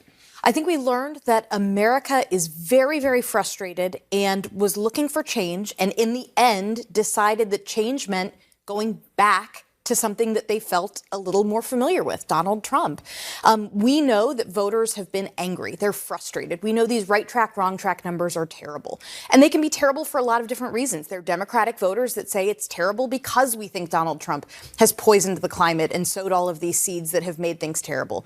But a majority of voters tonight seem to be saying, we don't think that the party that's in charge now can fix these problems. We need to go back to Donald Trump. It's in some ways the buyer's remorse election. For a lot of voters, after January 6th, Donald Trump's job approval was in like the mid-30s. It was terrible. But if you ask voters now, did you approve or disapprove of Donald Trump's job? It goes up to almost 50% that say they approve. There is a sense of buyer's remorse, and that's what we've seen in these returns. Sure, Michael Singleton, you and I have spent so much time over the course of the election cycle. You would continually talk about black men, in particular, the economic anxiety that many were experiencing. And you saw Harry Enton walk through some of the numbers for groups of voters that honestly voted for Joe Biden in bigger numbers than they were willing to vote for Kamala Harris this time. What do you see? I mean, look, I think it was indeed a clear mandate. I think you have a lot of people in this country who do feel left behind, despite ethnic differences. I think the idea that reproductive rights alone was going to propel the vice president, it certainly helped. Clearly, you saw women who voted for that issue in terms of state mandates, but also voted for Donald Trump. Arizona, for example, correct. And so I just think we have underestimated the frustration and the anxiety of a lot of working class people in this country, Casey. And what you're seeing is sort of this transformation of the Republican Party to, I guess one could potentially argue, a multiracial working class party, and the Democratic Party becoming more wealthier, more elites, more highly educated. And the question for me as a conservative becomes, how does the party adjust these new concerns of these new people? Our policies in the past haven't typically addressed their concerns. Now they're going to have to. Jeff Duncan, you put it all on the line for Harris. You were someone who, in the state of Georgia, in the thick of the 2020 election, when Donald Trump tried to change those results, who really felt personally the impact of how that played out, and you worked really hard for Kamala Harris. What does it say to you that at the end of the day, voters said to Donald Trump, in bigger numbers than we expected, we want you back in the White House? Yeah, absolutely. I think towards the tail end of the election cycle, it started to become apparent to me that Donald Trump, as an outsider, was better perceived than as an insider. So when he was running in 2016, he was an outsider, and he was judged on his rhetoric. Mm-hmm. He was judged on his tone and tenor. And then in 2020, he was judged on kind of the merits of what he did, right? How he reacted to COVID, how he had some issues with foreign leaders, and now again he embraced that outsider role. And I think he's audibilized that angry voice in people's heads, whether it's inflation, whether it's immigration, whether it be whatever the issues. Now he's got to figure out a way to take that from audibilizing, being the mouthpiece of that anger, to figuring out how does he solve some of these real problems, because he's made a ton of promises on the campaign trail. Some of them I hope he follows through with, and some of them I hope he doesn't. Karen Finney, in many ways, I'm sure for you it feels like you've been here before. The last time there was an election where people were based here in New York City, there were celebrations ready right at Hillary Clinton headquarters. Yeah. I don't think they went so far this time with Kamala Harris's team, I think, being very well aware that this was going to be a very close election. It's less close than they expected. What lessons do you think the Democratic Party needs to learn from this? I think it's hard for us to say that right here tonight as we're looking at the initial data because I just don't want to draw broad conclusions. I mean, look, I think clearly on the economic message, there's something about that it certainly resonated. But I think what people were missing doesn't exist anymore. So I'll be curious to see how does Trump try to deliver on that promise? Our economy is not the same as it was pre-COVID. So how does he supposedly bring back all this good times? Look, I think it says, too, that, again, we talked about this over the last couple of years. The administration has not done a good enough job communicating with people about what they've done. And the Trump campaign was able to, once again, I think Jeff is exactly right, tap into frustration and anger as an outsider, right? Without sort of as an incumbent outsider in some ways. But in 2020, it was much harder for him to distance himself from being the incumbent because he was in the White House, and we were in the middle of a pandemic where we needed to see him every single day talking to us about the economy and what's going on. Bakari Sellers, you were, I will say, one of the more optimistic Democrats that I would talk to on the regular. I mean, you were kind of very bullish on Harris's chances. States like North Carolina, other places where clearly didn't go that way. I mean, what went wrong? I'm not sure what went wrong exactly in terms of the fact that Kamala Harris ran a gaffe-free, scandal-free, raised a bunch of money, built a plane while she was flying type of operation since July 21st. I do think we saw an electorate move further to the right, and the electorate was probably more red or conservative than we actually gave it credit for. But there are no tears tonight because Democrats have been here before. I mean, this is not anything new to us. America gets what they deserve. I mean, if you want 4 more years of Donald Trump, you have it. And even more importantly than that, I mean, you think about the fact that Clarence Thomas and Samuel Alito are in their 70s. So you'll have, the Supreme Court will change for the future of my kids and my kids' kids. And that is what was at stake in this particular election. No one's going to say this because everybody tends to get on their high, Dr. Phil horse and say that, this country wasn't built on DEI when it was like literally built on the backs of slaves who did it for free. But there is something to say about the fact that it's very difficult for a woman to lead in this country. Yeah. And everybody's going to be like, oh, no, we rejected identity. No, you didn't. Okay? you literally did not. And a woman of color, a black woman. But let's back up. You have someone who is 78 years old, who has displayed more misogyny and racism, has been gaffe prone. And what he's going to have for the next 4 months, 5 months, 6 months, is the benefit of somebody else's economy. Just as he served and just as he had when he got into office in January of 2017, he benefited from Barack Obama's economy. What everybody around the table will tell you, if they're being intellectually honest, is that all economic indicators are trending in the right direction. And although me and Shermichael talk about this all the time, although people may not be feeling it at their kitchen table, every single economic indicator out there that points to a good economy. Right, but it seems like rich people are feeling that and working class people aren't. I mean, isn't that kind of the basic message here? Isn't that what we're learning from these voters, right? Like, I mean, it's the a working class coalition is saying, hey, this isn't working for me. That has nothing to do with the fact that the economic indicators are what they are. But what I'm saying is that those indicators seem to show that the wealthiest are doing well and others are not included in it. That's the problem with my Democratic friends, and they seem to be aloof to this. You can point to all the charts in the world. People know how much money they have at the end of every single week. They know how much goods cost in the grocery store today compared to 4 years, 5 years ago. And running on the message that Joe Biden and Kamala Harris have done wonderful things for the economy is just not real for everyday people. And it's why they said, with all due respect, Madam Vice President, we're rejecting this notion. And we do want to go back to at least the first 2 years of the Trump term that we believe were a whole lot better. That doesn't exist. You can't. So why didn't you win? Why didn't your candidate win then, Karen, if that doesn't exist? That has nothing to do with whether or not we won. My point is, so great. You're going to get in a time machine and go back 4 years? Why didn't the Vice President win if the economy was so great? That's not the point I'm making. So the point, don't look at me like that. What's the point? The point that I'm trying to make is that where we were in 2017 and 2018, we can't just get in a time machine and go back. My point is your message didn't resonate. That's said that. Point. And I think to try to pretend and paint a picture, and Bakari, I get your points in terms of the charts. I get it. I'm a numbers guy. But most people are saying, I get the numbers. I don't have a 401k. I'm not invested in the stock market. I was just saying that it's for the not first working 6 for me. All I was saying was for the first 6 months of 2025, whatever successes we're going to get on this TV show and claim that Donald Trump has had are going to be because of the simple fact that the policies put in place were working, and people will begin to feel it by then, although they don't feel it now. All right, before we wrap up here, Alex Thompson, you have been covering the Biden campaign, followed by the very abbreviated Harris campaign. We have not heard from her yet. We expect to hear from her in the morning. What are you hearing from inside the campaign right now about how they think this happened? What the questions are that are being raised? I mean, I certainly have already heard some quiet so far, but people saying, well, if Joe Biden had still been at the top of the ticket, would this have been different? I'm, of course, skeptical of that, but I want to know what you're hearing. Yeah, the finger pointing is already starting, and it's only going to become more direct. I'll just give you 2 quotes from people that I talked to tonight. This is a former Biden advisor. How do you spend $1 billion and not win?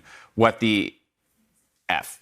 Well done. There's a lot of F-bombs that get thrown. And then on the other end, just like a long time Democratic operative said, we sleptwalked into disaster, and swapping the pitcher in the 6th inning wasn't enough. And Kamala Harris did as good a job as she could have done.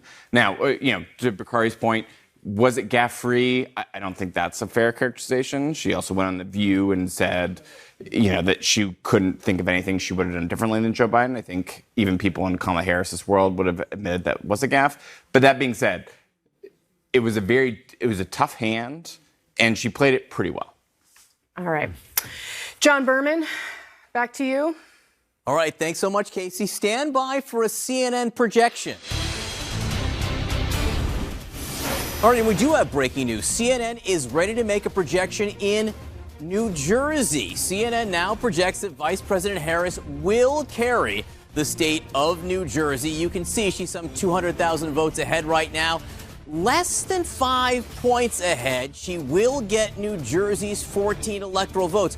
What's surprising is that it's taken us until, 4:35 a.m. Eastern time to call New Jersey. It's stunning, in fact, that it has taken this long. One of the biggest surprises is how well Donald Trump has done in some of the bluer states that we're used to. We will talk about that extensively, but right now, Kamala Harris, we do project, will win New Jersey and its 14 electoral votes. Just in terms of where that puts the electoral map right now, that gives her 219 electoral votes, but the big important number is the one on top of that. Donald Trump's at 266, just 4 electoral votes away from the 270 that he needs to officially win the White House. But you can see over there on the map, those states in white are the ones that we have not projected a winner yet in. And you can see Alaska with its 3 electoral votes leaning heavily toward Trump. Nevada, Arizona, Wisconsin, Michigan, all leaning toward Trump right now. So he is absolutely poised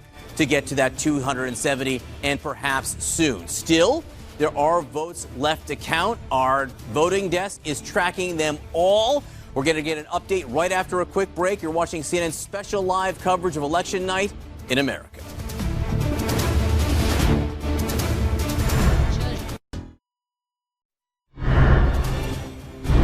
All right, welcome back to CNN's special live coverage, Election Night in America. Let's get right to the voting desk. Omar Jimenez is standing by there. And Omar, one of the states we have yet to call, yet to make a projection, is in Wisconsin.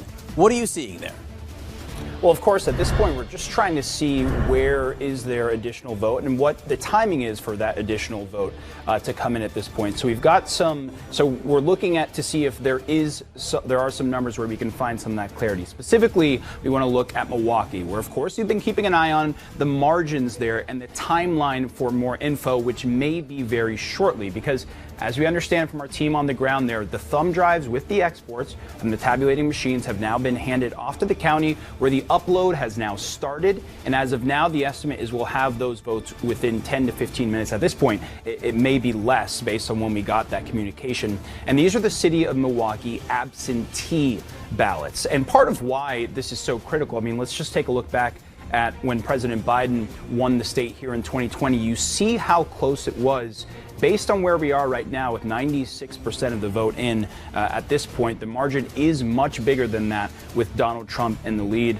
These added votes, again, if this timing holds up here within the next few minutes, could give us some clarity to how this race will ultimately turn in the end. We'll keep you posted, John. All right, that is good information there, Omar Jimenez. Thank you very much. The thumb drives delivered in Wisconsin. We could get results, new results from Milwaukee very soon that could be decisive. So let's get back to Phil Mattingly at the Magic Wall here. We should note right now Donald Trump leads in Wisconsin by 109,000 votes. Once we see those ballots in Milwaukee, unless Kamala Harris wins Milwaukee by 500,000 votes, which is literally impossible, we may get a better sense of what officially is happening in the state. Yeah, look, I think if you talk to Democrats or Republicans right now, they have a pretty good sense of where this is going based on how much vote is in. But there is still a significant amount outstanding here in Milwaukee, largest county in the state of Wisconsin, and a Democratic stronghold. And I think the big question with this new batch of votes is not necessarily is it going to change the race, what's it going to do to this margin? Because this margin is an underperformance by a pretty significant margin, by about 5 points from what Joe Biden did, 4 points from what Joe Biden did back in 2020. And I think the issue that Democrats have had, the issue the Harris campaign has had, is they were willing to acknowledge that they had work to do in urban areas, particularly with some of their black voters, and Donald Trump had made inroads there. What they said was, in places like Wisconsin, if you push out or you go into our suburban strongholds, if you go to the more educated parts of the state, that's where we'll make up for it. That's where we'll balance it out. That's Dane County. That's the University of Wisconsin. That's the home of Madison. This is a place that is not just a Democratic stronghold. They expected to blow out the vote here. You look at that margin, you say, all right, 99% reporting, when you've got a 74% in your favor, almost 75%, that must be exactly what you did.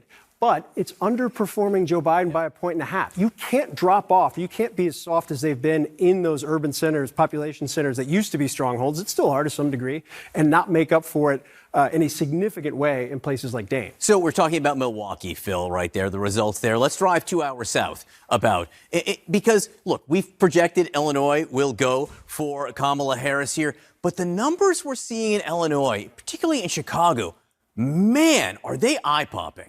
Yeah, look, did you and I think we were going to be talking about Illinois at this point in the morning after election night? No, but the reason why is the story that it connects to in places like Milwaukee, in places like Detroit, in places throughout the country where Democrats have long held significant advantages in these urban areas and traditionally majority African-American areas. That's a big margin, 88% reporting. Now compare it to 2020. That's stunning. That is a huge difference. So Joe Biden got 82.5% of the vote in Chicago in 2020. Kamala Harris right now, with 88% reporting, is at 60, not even 62%. And so people are going to try and figure out, as we've been looking at exit polls, we're trying to get a sense of where things stand. But I'm just going to tell you, if you go into the states where Democrats traditionally win and win by a lot, where they are not doing as well as they traditionally do, where Donald Trump is overperforming in a place like Maryland, which is, again, a state that we called for Kamala Harris. We expected. They got a new senator. Larry Hogan was defeated by Angela Alsobrooks. But pop in over here, Frederick County, but also you go into Baltimore area. This is what I was going for, actually, where the margin here is just not anywhere near what we saw back in 2020. Kamala Harris at 83.9%. 4 and 5 points below. And that's the same in Prince George's County in Maryland. You push up into New Jersey, which we just called. And this was another thing. I've been tracking this throughout states that we normally don't spend a lot of time looking at. And if you look at the places where Democrats traditionally run up big numbers, traditionally have a majority African-American population, Joe Biden won this by 46 points. Kamala Harris is underperforming him by 10 points. This is not a blue wall problem. This is not a Milwaukee problem. This is an issue in urban population centers that Democrats usually blow out the vote on throughout the country right now. Huge swings in some of the biggest cities in the country. This is part of the story we're seeing tonight in Into the Morning. Phil Mattingly, thanks very much. Let's get back to Casey now.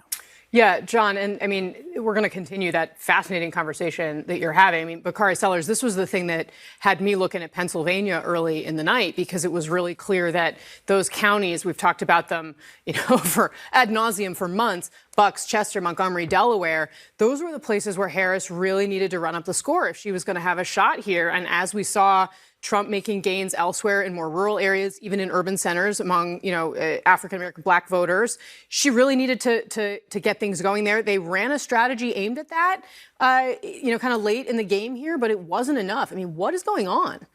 I mean, it's hard to say what's going on at 4:45 when, we just kind of got the results a little while ago. But I will say that what we saw was black voters kind of held the line in these urban centers, and I think you'll see that. Many of the exit polls still have him at about 12, 13, 14%. But it didn't offset the slight tick that you saw in every single rural county around those states of Pennsylvania or Georgia, where he would tick up 3 points from last year, and she would either hold pat or just fall slightly behind what Joe Biden performed at. And so at the end of the day, you were comparing everything to 2020, and they just did not meet that mark. And that, the question is why? What was that fundamental inability to meet that mark and not being able to offset the rural uptick that we saw Donald Trump being able to achieve? But also, I think we can't underestimate this. I mean, the theory of the case here was, can somebody run a 100-day, 107-day campaign and win? And it was always going to be very hard. They weren't just trying to build the plane as they were flying it. They were trying to change out the crew, put in the jet fuel. So, I think as we get more data and better understand what's happening in the electorate, some of it may be things we've talked about.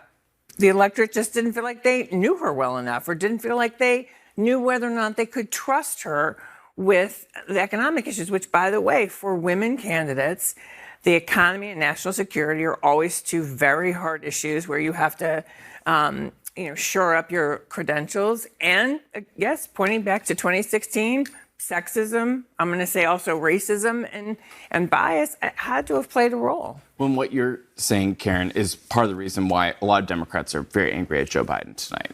Because they feel that the decision to run again when he was 80 years old was very reckless and a very risky decision, a risky gamble that he lost. And then he basically swapped out, and he chose Kamala Harris, not just in 2020, but then he chose her, basically gave her a $100 million head start when he endorsed her and gave her his campaign. Yeah. And in some ways, while a lot of people want to say, well, Kamala was bad in an interview, and I just mentioned it before, it was bad in an interview with The View. She was bad in an interview with 60 Minutes. There are a lot of Democrats that are actually much more angry at Joe Biden tonight. Yeah, I think that's, I'll just say, yes. I was expecting that, because some felt like if he'd have dropped out sooner and she would have ascended as the nominee, she would have also had more time. Yeah. Look, I don't think there's any candidate, no matter when they started, this decisive of a delta between Republicans and Democrats. It doesn't matter who came in. Mm-hmm. The right choice was putting Kamala Harris in when they did. These numbers would be exponentially worse if Joe Biden was going to be the candidate. And if you would have plugged Kamala or anybody else in earlier, it still would. This was a mandate by America. I think the question, just really quick, I think the question was if you'd had a process 2 years ago. If there was a real Democratic primary. Once again, Donald Trump ran as the outsider and people appealed to it. If they ran the same messaging that they did and didn't talk about the economy or didn't take the border seriously enough, quickly enough, it would have been the same result. I think what I see is that there was a multitude of issues inside the Democrats, right? As I was out there campaigning in Pennsylvania, Wisconsin, North Carolina, Georgia, there's all kinds of issues, right? They weren't speaking clearly about the economy to each individual nuance. The transgender issue bothered some segments of the group. Abortion was one that was spoken in two different divisions, right? There's a healthcare portion of it, and there's a birth control element to it.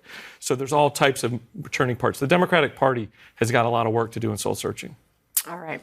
Coming up next here, a rubber stamp for the Trump agenda. We're going to take a look at the ongoing fight to control Congress. We've got much more. CNN special live coverage coming up in minutes.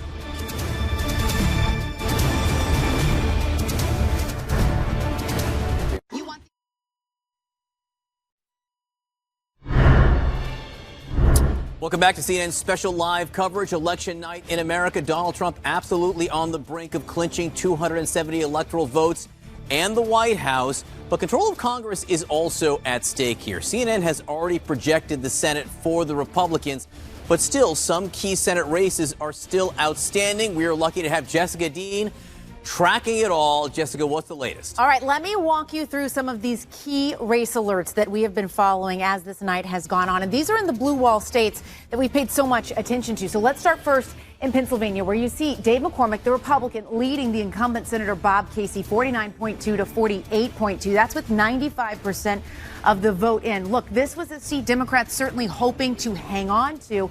Dave McCormick, you'll remember, ran last time in the primary against Mehmet Oz. He did not win, so this is his second try at it.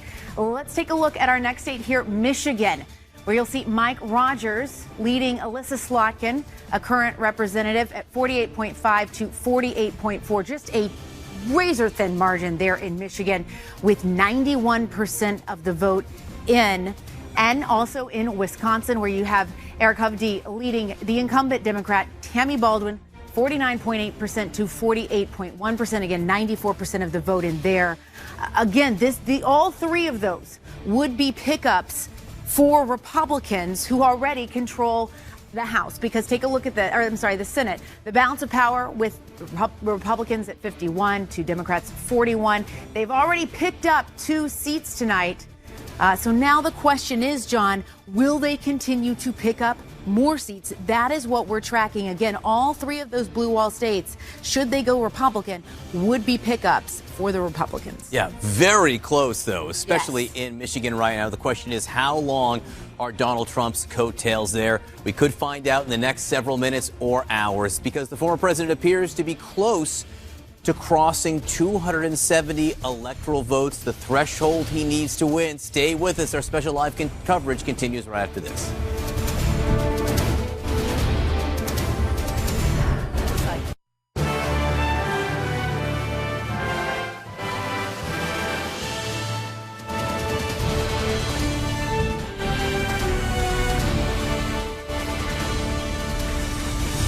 Four Electoral College votes from victory. Welcome to CNN's special live coverage election night in America. I'm John Berman, and it is just seconds after 5 a.m. here on the East Coast. The presidential race is officially undecided, but officially is doing a lot of work in that sense. The winner appears more and more obvious by the minute. Donald Trump is on the cusp of clinching the Oval Office and becoming the 47th president of the United States. The battlegrounds that we said would decide the race have all broken for or may soon bend toward the Republican. The three big ones already in the Trump column: North Carolina, Georgia, Pennsylvania. The four still on the board heading into the ninth inning and showing a Trump lead, a sizable Trump lead: Arizona, Nevada, Michigan, and Wisconsin. Again, ahead or declared in all 7 of the battleground states. So how did Donald Trump do it?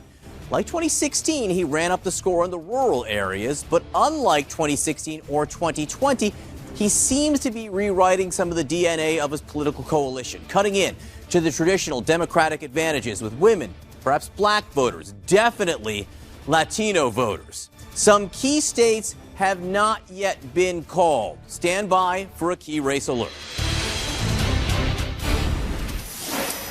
All right, as we just said, 4 states: Arizona, Nevada, Michigan, and Wisconsin. Still at this point, CNN has not made projections there, but let's walk through them one by one. In Arizona, with 11 electoral votes up for grabs, Donald Trump is ahead by some 50,000 votes, 48,000, with 55% of the vote in. Still a lot of votes to be counted there, but Donald Trump ahead. In Nevada, Donald Trump is ahead by 57,000 votes, which is a pretty sizable margin in a fairly small state. 89% of the vote in there. 6 electoral votes up for grabs. A fairly comfortable lead at this moment in Nevada. In Michigan, 15 electoral votes up for grabs. Trump with a 120,000 vote lead now. That actually has just grown over the last few minutes. 94% of the vote in. We will check very shortly to see where some of that new vote just came in. And in Wisconsin, 10 electoral votes up for grabs. Donald Trump ahead by 110,000 votes, 97% of the vote in. One important thing to remind you: every state you're looking at right there, states that Joe Biden won 4 years ago, states that Donald Trump is now leading in. Any one of these states at this point could put him up on top of the 270 electoral votes he needs to win the White House. Let's take a look right now at that map. You can see right now Donald Trump already has 266 electoral votes, Vice President Harris at 219. So practically any state still on this map, save Alaska now, would put him over the top. 270, and he is leading in almost all of these states, save New Hampshire and Maine at this point. So this night into the morning, very much in Donald Trump's favor. Let's go over to the magic wall now and talk to Phil Mattingly and talk about a few of these states where we just saw new votes be tabulated. Michigan, Yeah, let's start in Michigan, because what we've been waiting for, with 94% reporting Donald Trump with a significant 120,896 vote lead, significant at least if you compare it to his 2016 margin when he first collapsed the blue wall. We've been waiting for this county right here, Wayne County, largest county in the state, more than 17% of the voting population, have been hanging around about 55, 60% of the vote had been reported. That's now jumped up to 81%. The biggest takeaway from this new batch of vote that has come in is it did not dramatically move this margin. I think it moved it in the other direction. I think it moved it in Trump's favor. Either way, not good news for the Harris team as they've tried to watch this regular cornerstone of Democratic vote gathering, vote kind of turnout in the state of Michigan. This is where you run it up big. Yes, the suburbs are critical, but this is the driver for Democrats in this state. It was for Joe Biden back in 2020. And the reason I mention that is because look at the margin. Look at where Harris is right now with 81% reporting. Now compare it to where Joe Biden was. Underperforming by about 4 points where Joe Biden was in the biggest county in the state, the biggest vote driver in the state. And it doesn't just stop there. We were checking here earlier. This is 2020. Joe Biden in Oakland County, suburban county that really kind of turned towards Democrats, kind of the new, when we talked about realignment and the realignment that was going to balance out Trump's strength in rural counties in the blue wall states like Michigan, Oakland County was what Democrats would point to. You combine that with Wayne County, well, underperforming by 2 points here as well. So where Donald Trump has run up margins in the places he was supposed to run up margins, doing better than he did in 2020 in a number of counties, Kamala Harris is underperforming. Just very quickly, in Michigan, where is there still vote? We say 94% reporting at this point, 117,000 vote lead. I guess it did just shrink a little bit, but where are there still votes? So the size of the bubble tells you how much vote is outstanding. The blue bubbles are in counties that Kamala Harris is currently leading. The red bubbles are in counties that Donald Trump is currently leading. You look at the size of this bubble right here, which is, of course, Wayne County. And you say that must be a huge amount of vote. And that is, I mean, comparatively in the state, in terms of what's outstanding, they've got 19% in the biggest county in the state. That's a lot of vote there. Is it 150+ thousand votes that will all go to Kamala Harris? Seems pretty unlikely at this point, but there's a reason this race hasn't been called. It means that we're still trying to get a read on where the vote is outstanding. You take another look, though, and that is that if you pop up to one of Donald Trump's strongholds, this is Macomb County, and this is actually a really important point here. Macomb County back in 2016, I remember as that night started playing out, getting text messages from Republican operatives on the ground in and around Macomb saying, I don't know what we're seeing right now, but this is unlike anything we've ever seen. And that was him blowing out Republican vote in Macomb. Back in 2016, he won Macomb by more than 11 points, helped drive him to his narrow victory here. You flip up to 2020, Trump held on to Macomb, but the margin narrowed. The margin narrowed. What's happening this year? That's 17 points. That is a huge win. It's enormous. At the same time, Oakland is underperforming. At the same time, Wayne is underperforming Democratic margins. That's your game. It hasn't been called yet. We'll see what comes in with Wayne. But you said ninth inning earlier. We're like 2 outs in the ninth inning right now as we continue to watch this come in. And maybe 2 strikes or more at this point. 94%, and we're going to keep watching Michigan. We're going to keep watching Wisconsin. Phil, we'll come back to you in a little bit. In the meantime, let's go over to Harriet in here and talk about some of the exit polling and what we are learning about shifts in rural, urban, suburban voters. Yeah, I was enjoying your little conversation with Philip over there, and I want to kind of zone out and sort of look at the national picture, right? We'll talk about the suburban vote first. Look, Donald Trump is up by 2 points in the suburbs. This was where Kamala Harris's campaign said, we're going to expand Joe Biden's margin. In fact, what happened was it flipped the other way. Biden had won in the suburbs by 2 points. But what about rural counties as well, right? We've been talking about the fact that Donald Trump has been running up the score in the rural counties. And what do we see in rural counties? We see, look at this margin. Holy smokes. What is that? That's 63 minus 36. That's a 27-point margin. You go back 4 years ago, Donald Trump won in rural areas, but he only won by 15 points. So he's doing more than 10 points better in the rural areas. And then, of course, Kamala Harris might have, even if she couldn't balance it out in the suburban areas, maybe she could do it in the urban areas. You see Kamala Harris winning in the urban areas, but she's only winning by 23 points. 4 years ago, Joe Biden won that group by 22 points. And so she's only doing a point better in the urban areas. The bottom line is, Mr. Berman, when you look at the rural areas, you see Trump expanding upon his margins. You see in the suburban areas, he flipped it from 4 years ago. And in the urban areas, Kamala Harris is just doing a point better. That math, simply put, doesn't work for Harris. It's a big reason why Donald Trump isn't just doing well in Michigan, but why he's doing well across the nation. All right, Harriet, and thank you very much. Let's speak with our panel. I'm here with Mark Preston and Professor Leah Wright-Rigueur. We're after 5 a.m. on the East Coast. This might be a time when people are starting to wake up if they got any sleep at all, and they're looking at this and saying, what just happened? Look, I think we've just seen Donald Trump, for all the criticism that Donald Trump is going to get, and he deserves an incredible amount of criticism, what he has shown us is that we are a divided states of America. We're not a United States of America. Look, we come from all different parts of the world, and we come here in this big melting pot, and we think that we're this homogenous stew. And the fact of it is, we are not. And I think that's what we've seen, not only in this election, but we've seen that when Donald Trump came on the scene back in 2016. I will say counterpoint to that, though, and believe me, I'm not saying that we're all going to join hands and start singing songs together. Harry just pointed out, Professor, that Donald Trump improved, in cities, in rural areas, in the suburbs also. It's kind of an everywhere improvement from 2020 for him, and certainly for Republicans, what they've done in the past. So I think one of the things that we have to pay attention to is what the electorate was telling us over and over and over again. They said very specifically that they wanted change. We knew from the beginning, I've been saying for several weeks now, since Kamala got into the race, that whoever was the change candidate or that voters perceived as the change candidate would win the election. We also know that they said very specifically that they were feeling the burden of the consequences of the pandemic. So even as you have an administration that has a historic highs when it comes to the economy, we're still seeing on a macro level across the country, urban centers, suburban centers, rural areas, that people are saying it is not translating. I'm still feeling the pain of inflation, of high rents, of high mortgages, of colleges. I cannot afford to live. And the last thing that we heard is that a number of Americans said over and over and over again that they felt like they were being left behind.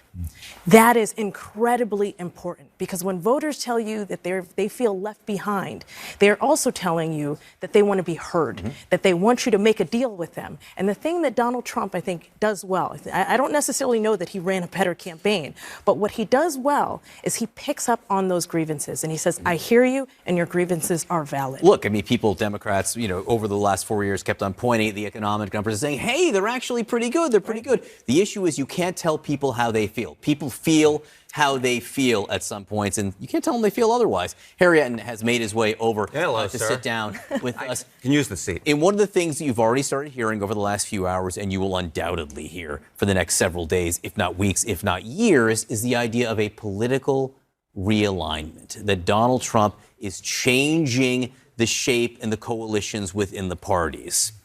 What have you seen that supports that argument? I mean, look, you can look at Latinos in the exit polls and see that Donald Trump is doing better than any Republican candidate has done since the advent of exit polls back in 1972. You could look in my home county where I grew up in the Bronx. We were having some fun over at the Magic Well. The Bronx is one of the most diverse counties in the United States, high levels of Hispanics and African Americans. And Donald Trump is doing the best for a Republican candidate since the 1980s. The bottom line is this. We had seen so many signals in the pre-election polls. John, you and I did all those segments in the morning showing that Donald Trump was showing historic strength among Hispanics and African Americans. A lot of Democrats doubted those pre-election polls. It turns out, as the vote is coming in this evening, those pre-election polls were dead on. I got to tell you, I'd like to tell the anecdotal story. And coming over here this evening and got into an Uber, and my driver was from Senegal. And he said, what's going on in the presidential election? And I said, well, it looks like Donald Trump is going to win. And he said, great. And I said, oh, interesting. So why are you so supportive of Donald Trump? And he said, two things. The economy, money. And then he said abortion, which I thought was interesting. I thought that was interesting at that point. But the reason why I say that is, my response to him was, do you get angry at his language and some of the things that he has said?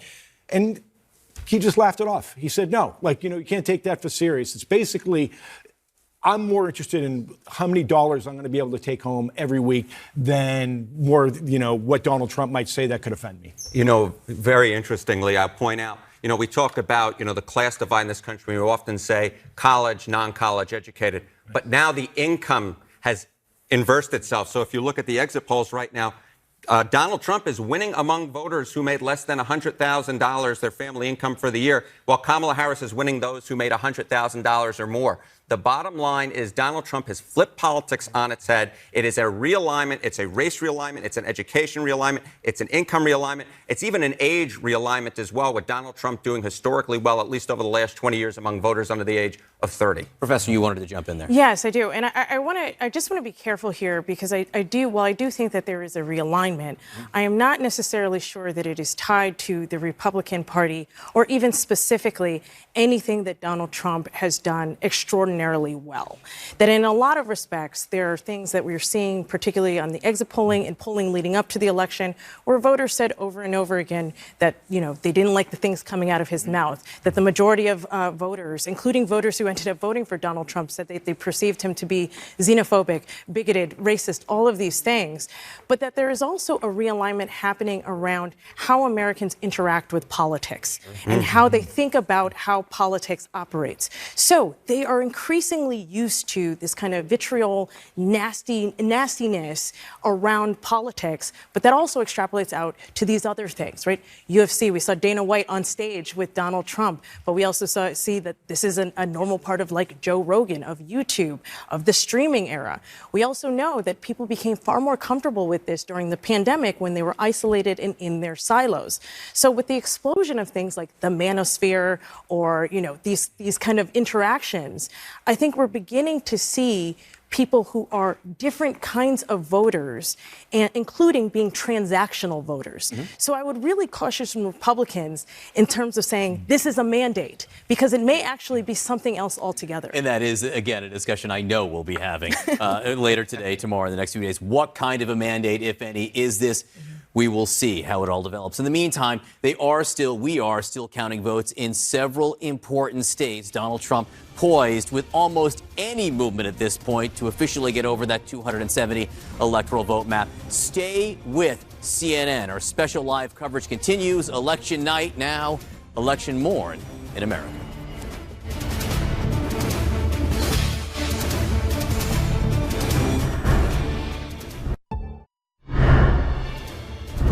All right, this is CNN special live coverage, election night in America. Stand by for a key race alert.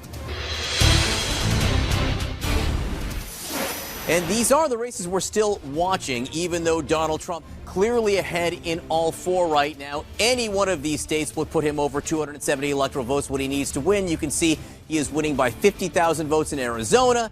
He's winning by 57,000 votes in Nevada, up by 120,000 votes in Michigan, and 110,000 votes currently in Wisconsin. As we said, he's at 266 electoral votes right now. Any one of those four states would put him over the 270 electoral votes that he would need to officially be the president-elect of the United States. And that moment could come at this point at any time. Now, our Harry Etten has been looking through the exit polls. And Harry, you and I have been talking for weeks now. One of the metrics that generally predicts victory or points you in a direction is who has the higher favorabilities among the candidates. It's exactly right. You go all the way back since 1956. The more popular candidate has won in every election except for one. But take a look at the numbers we have here. Who has a higher favorable rating, Harris or Trump? It's Kamala Harris who has the higher favorable rating than Donald Trump.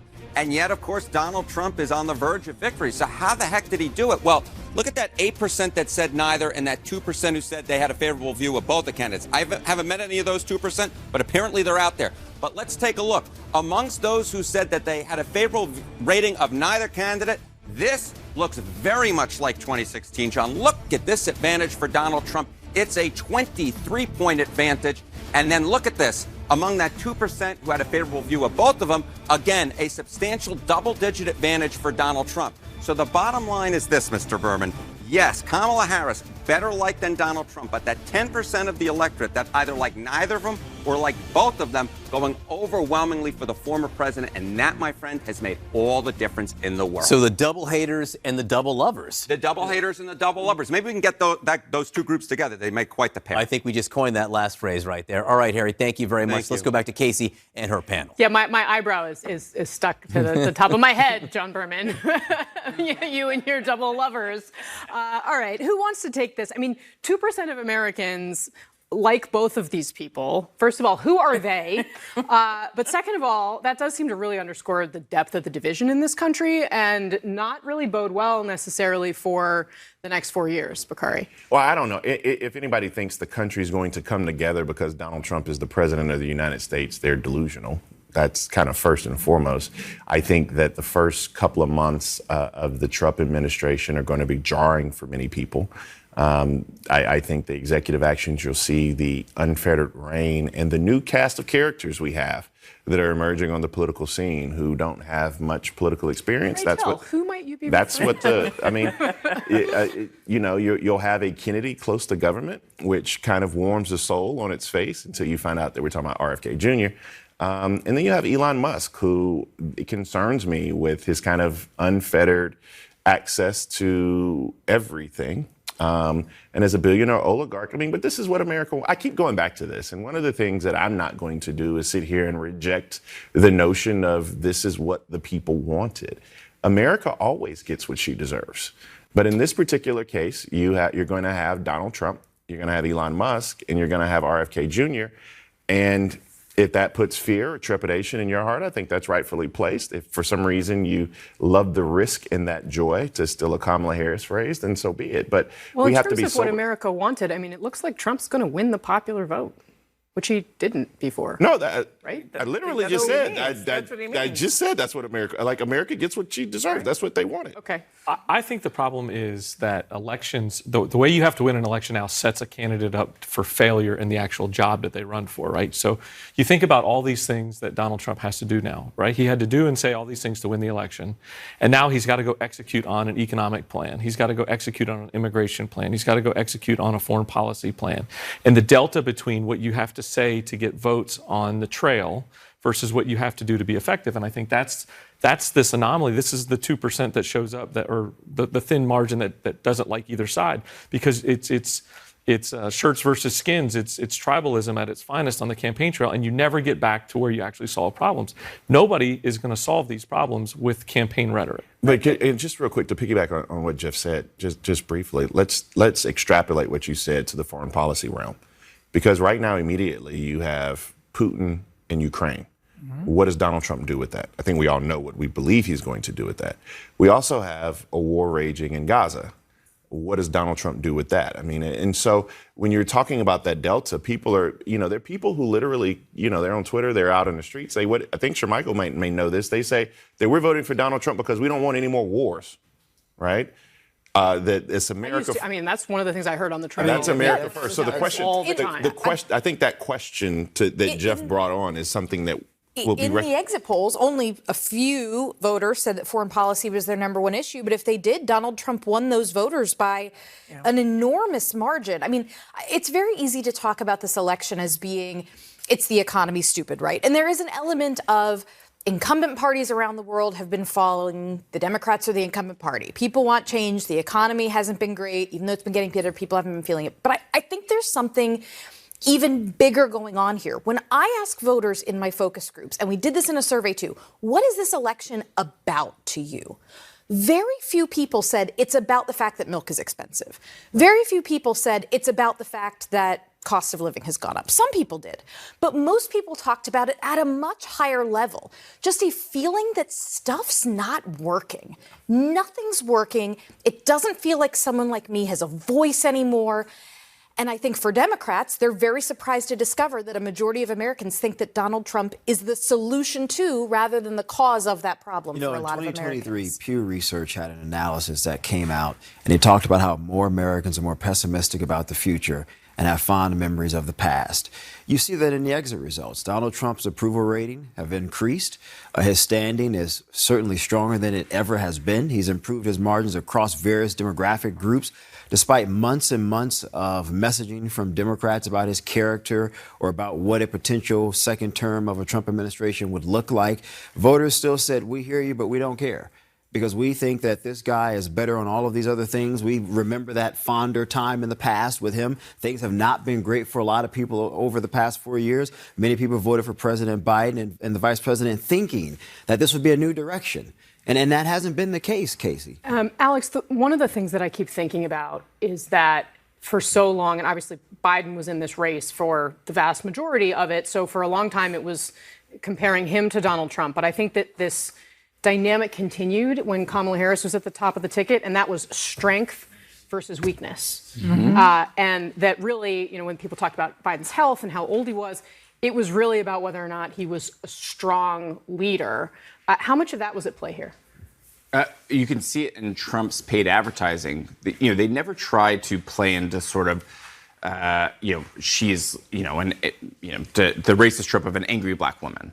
Instead, they actually usually played the fact that she was laughing, right? They tried to make her, and that was really a synonym for being weak, for being flip. And that was a big... Unserious. Yes, unserious. Like, not ready for it.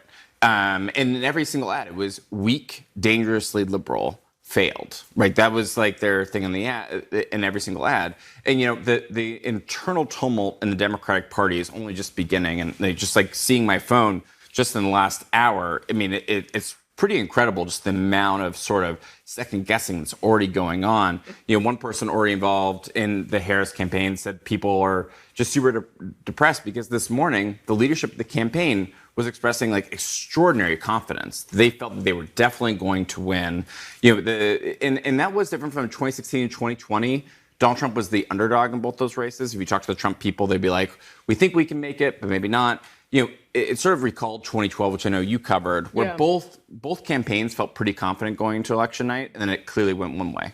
Yeah, I will say, I spend my election nights talking to dozens of sources at once. And when I asked them tonight before the polls closed, who was poised to win this election, I mean, overwhelmingly, they all said, even those who had previously expressed, thoughts that, well, okay, Donald Trump is on path to win this, said, well, at this point, I kind of feel like Harris has this edge. So, I think that point is well taken because obviously it was incredibly repudiated here. I mean, Karen, where do you come down on this question of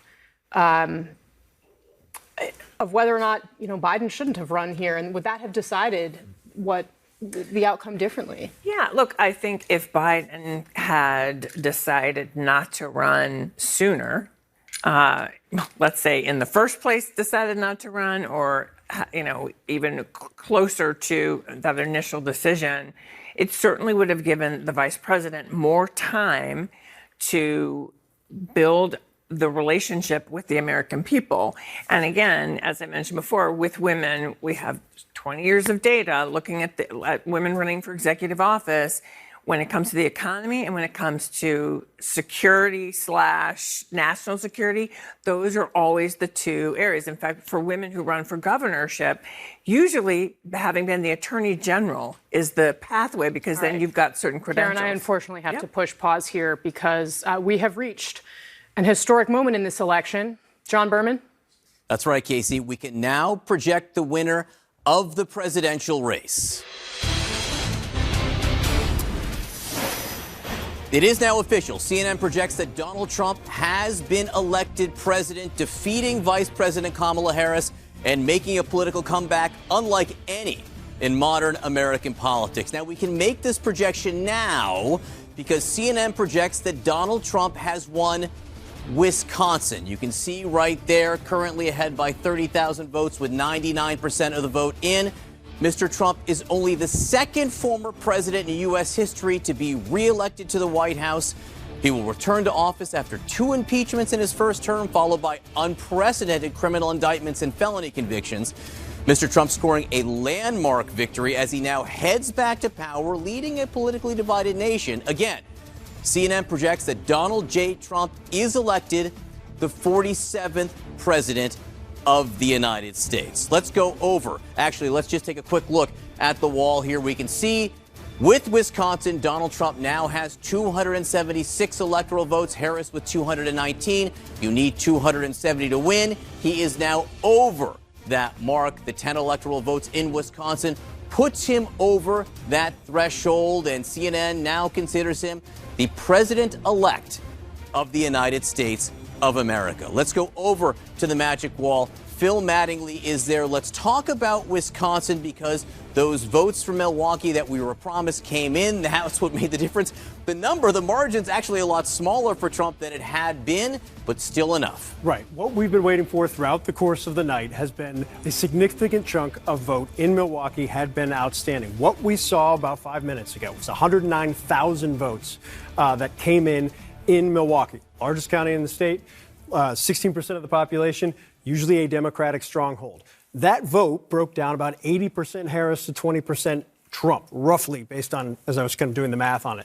It changed the margin in Milwaukee by a fairly couple points amount. Not a dramatic amount, but a fairly couple points amount. There is still some vote outstanding, but obviously this was enough for our decision desk to make the calculation that Donald Trump's 30,000 plus vote lead right now was enough to call the state of Wisconsin, give Donald Trump, project Donald Trump to be the next president of the United States. I think what this doesn't change, despite the fact more than 100,000 votes came in a Democratic county, that vote split 80-20 for Harris, that margin, while it is significant, is still beneath what Joe Biden was doing in 2020. And so it's the similar story. It's not as dramatic as it had been in terms of Harris underperforming Biden in Milwaukee County, like we've seen in some other urban areas. Wayne County right now is still holding in that space. Philadelphia is still holding in that space as well. But underperforming in Milwaukee County by a point or around a point. At the same time, there's underperformance or matching margins in a place like Dane County, the second largest county in the state, a Democratic stronghold. Joe Biden back in 2020 won this 75.5%. Harris running about 0.6 of a point behind him. And the reason that's problematic is if you push up into areas around vote drivers like Waukesha. Look, what's interesting about Waukesha, if you push up into the more rural parts of Wisconsin, Donald Trump's running up big margins, not a ton of vote.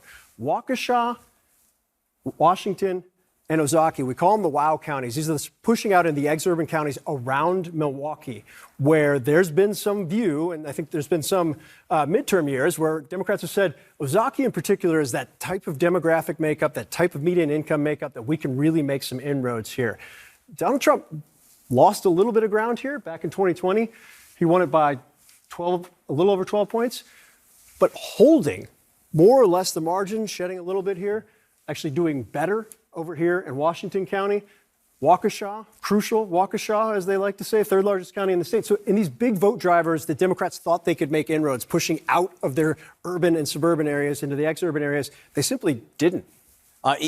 Normally when we just project the winner of the presidential race, it would be a huge historic moment. I will say that it's been so clear over the last few hours it was trending this way. It maybe doesn't land with the same boom that it would have otherwise, and that's because of what we're seeing in these other so-called blue wall states. Let's just check on Michigan, which we haven't called yet, where that's trending. So 95% in right now. Donald Trump with 116,503 vote lead. The question kind of always in these moments of time, race hasn't been called yet. You see a lead like that in Michigan, which is significantly larger than Donald Trump had when he first shattered the blue wall back in 2016.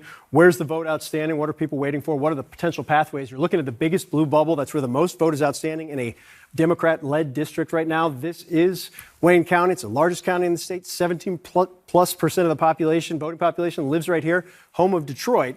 There's still 19% outstanding. We saw how the vote batch that just came in Milwaukee County split so heavily towards Harris. What does that mean for Michigan? Is there a possible pathway here, right here in Wayne? I think the big question right now is if you look at the margin in Wayne right now, 64.5% to 32.4, and you compare it back to 2020, underperforming by 4+ points. Yeah. And I think the question is this a composition or makeup of the vote up to this point? Or is this kind of what we've seen in urban areas, in Philadelphia, in Milwaukee, to some degree in Detroit, but also the added element here of the second largest city in this county is Dearborn. Dearborn has the largest Arab American community in Michigan that has been a concern for Democrats because of what's happening in Gaza throughout the course of the last year, whether or not that has an effect as well. So we're going to have to wait and see as that vote comes in. That's really what we're waiting on right now. The other place where if you're a Trump voter, you're looking at right now, this is the 2020 map. We'll flip back to 2024. 7% outstanding, and this is a place where not only is Donald Trump running up a margin and a Republican stronghold, he's blowing out his 2020 and 2016 margin. At this point, somewhat academic, at least in the race, the official race for the White House, because we now do project that Donald Trump has been elected. President of the United States. Phil, thank you very much. We will continue to count the votes as they come in because they do tell an important story, and there are still super important races for the Senate and Congress, which we will get to in a minute. In the meantime, let's go over to Casey and her panel now that we have projected a winner, Casey, in the presidential race. We have indeed, John. The history this morning, 5:30 a.m. on Wednesday, that Donald Trump has won the presidency for a second time. This time after having served for 4 years, then disputing the 2020 election, and then, of course, rallying a mob to the Capitol to try to interrupt the peaceful transfer of power there. Americans deciding to send him back to the White House for a second term. And Jeff Duncan, as we mark this moment, I do want to take a second to reflect on that reality, because there was a point in the wake of what happened on January 6th where the Republican Party had a choice about what to do. They could have decided to convict him in his impeachment trial, which would have prevented him from running again in the future. They didn't do that. Kevin McCarthy went down to Mar-a-Lago, posed with Donald Trump, and it was the beginning of what would become another run for him to the presidency. And of course, now we know how that has turned out. Considering what you lived through, what the country lived through, what do you think it says about us as a country that we're here? Well, I want to start by just a heartfelt congratulations or a sincere congratulations to Donald Trump. I've worked for 4 years to try to not elect him as a candidate for our party and also as president, but he's won the race and he's won it the hard way. I never would have thought we would have been here. I think tens of millions of Americans, including Republicans, never thought we would have been here. You just add up all of the baggage along the way on the time in office and the time out of office. It's uncomfortable for somebody like me who is a lifelong conservative to watch this happen. But it is what it is. I think the ball's in his court. What's he going to do with this? Is he going to wreck the car because he wants to and because he can? Is he going to sow chaos and confusion and build anger? Or is he going to actually take the time to try to fix stuff? And he's that one personality that can actually do this. Like if he just changed course and just tried to work across the aisle and put a Nikki Haley in his cabinet, showed a propensity to work with people that he doesn't agree with, it would send shockwaves through this country in a positive way. Well, considering he couldn't campaign right. I was going to say, what do we think? That doesn't seem to be his mojo, right? That's not his deal, right? He doesn't kind of heal and bring people together and say, okay, now let's come together and move forward. And I think, Jeff, you said something earlier about solving problems. What concerns me is I don't think he cares about really solving problems except for the most expedient one of not going to jail, basically. I mean, when he was talking about tariffs, what have we heard? That's going to bring inflation back up. It's going to be bad for the economy and bad for jobs. So even some of the things, if he enacts some of the things he's talked about, mass deportations, what is that going to mean in the day-to-day lives in our country and the damage that could do? And I hear what folks are saying about, I agree, America, this is what you want, this is what you got, this is who you are. And yet we will have to live with the consequences if he does plan to and actually move forward on enacting. We could have a national abortion ban. Women are going to have to deal with it. So that's what my concern is. I don't think he's someone who's going to try to bring people together or try to work across the aisle. And given the way things seem to be going with the congressional races, he may not have to. I used a hopeful tone. But wait a minute. There was a hopeful tone. I know we always talk about these things of bringing people together, and I don't know if that's necessarily the aims of politics. You need dissension. You need two parties going back and forth. Did President Biden bring the country together after 3.5 years? I know a whole lot of Republicans who would say, hell no. When you spent 3.5 years criticizing these people, calling them racist, calling them bigots, referring to them as uneducated. And now they've won. They've shown force that they've won. They've rejected the elitism that comes out of Washington, D.C. They've rejected the elitism that has come from Republican establishment, and they've made it clear we want to go in a different direction. And I don't know why we keep ignoring this reality. Donald Trump won again by a very sizable margin for a reason, Casey. And I think to minimize the concerns that people continue to say they have about our party establishment, Jeff, about the Democratic Party establishment is not going to change things. What propelled this man to the White House in 2016 is still there. It is still there. And I think it's incumbent upon the leaders in both parties to figure out what they need to do to serve those grievances. I think sorry. No, go ahead, Alex. Oh, I was just going to say, like, one thing that sources are saying to me is it wasn't just that Republicans rehabilitated Donald Trump, but Democrats, including most especially the Biden White House, gave him an opening to come back. The fact is that Joe Biden, when inflation was coming back, they were very dismissive of concerns. They called it transitory. When it looked there was a potential for COVID to come back in the form of Delta and Omicron, they held a celebration in the White House South Lawn, called it Independence from COVID Day. There was Afghanistan. There was the denial and dismissiveness about the border was not a crisis. And all of those governing issues, they treated it in some ways. This is what I'm just reflecting the views of people within the administration as they're reflecting on tonight. They now feel that the administration sometimes treated it as a PR problem instead of an actual governance problem. Well, and it absolutely created that opening. What we saw in polling during the Republican primary was that the primary message being used against Trump by his opponents, by Ron DeSantis, by Nikki Haley, was Donald Trump's gonna lose. He's a surefire loser. Go with me. I can be a winner. And yet in every poll I saw, when you asked Republican voters, who do you think has the best chance to beat Joe Biden? They'd say Donald Trump. Do you think that Donald Trump will beat Joe Biden? Those numbers were through the roof. Republicans felt confident that in a Donald Trump versus Joe Biden matchup, that Donald Trump was going to wipe the floor with Joe Biden. And that's why they felt confident saying, I like Donald Trump. You're not scaring me with this argument that he's going to lose. I think he's a winner. And they went ahead with him as their candidate. One of the things that we also need to reflect on is Donald Trump is a very, very, very flawed man. And I don't think that can be lost on where we are today. I mean, you literally have someone who I don't want to run down the resume of who Donald Trump is in terms of the felonies and, inciting an insurrection and criminal charges that most likely now will go away because he now controls the Department of Justice, or, the things with Stormy Daniels, or all of these things that are kind of baked into the cake. But as a country, you asked a very big question, Casey. We became numb to the lack of character that is Donald Trump. And it's fascinating to me because I know religious conservatives who will go to the mat for Donald Trump. And that's what I don't necessarily understand. Somebody's going to have to explain to me, particularly the white male evangelical, and what we saw today were white women come out. I think that the missed bet for Kamala Harris was betting that white women would support her in a way unlike how we felt they left Hillary Clinton at the altar in 2016.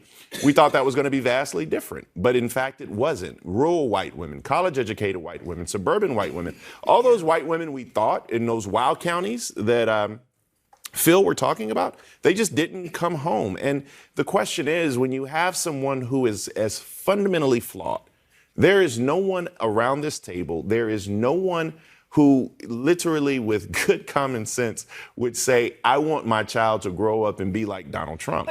But I think as everybody goes through this election and is trying to figure out what could have gone differently, I am sure there's going to be a lot of instinct to say, gosh, if only we just told Americans more of how Donald Trump was a terrible person and so and so. And I just think you have enough voters who are telling us in the exit polls, I don't like Donald Trump personally, but I'm voting for him anyways. I think no, I hear you.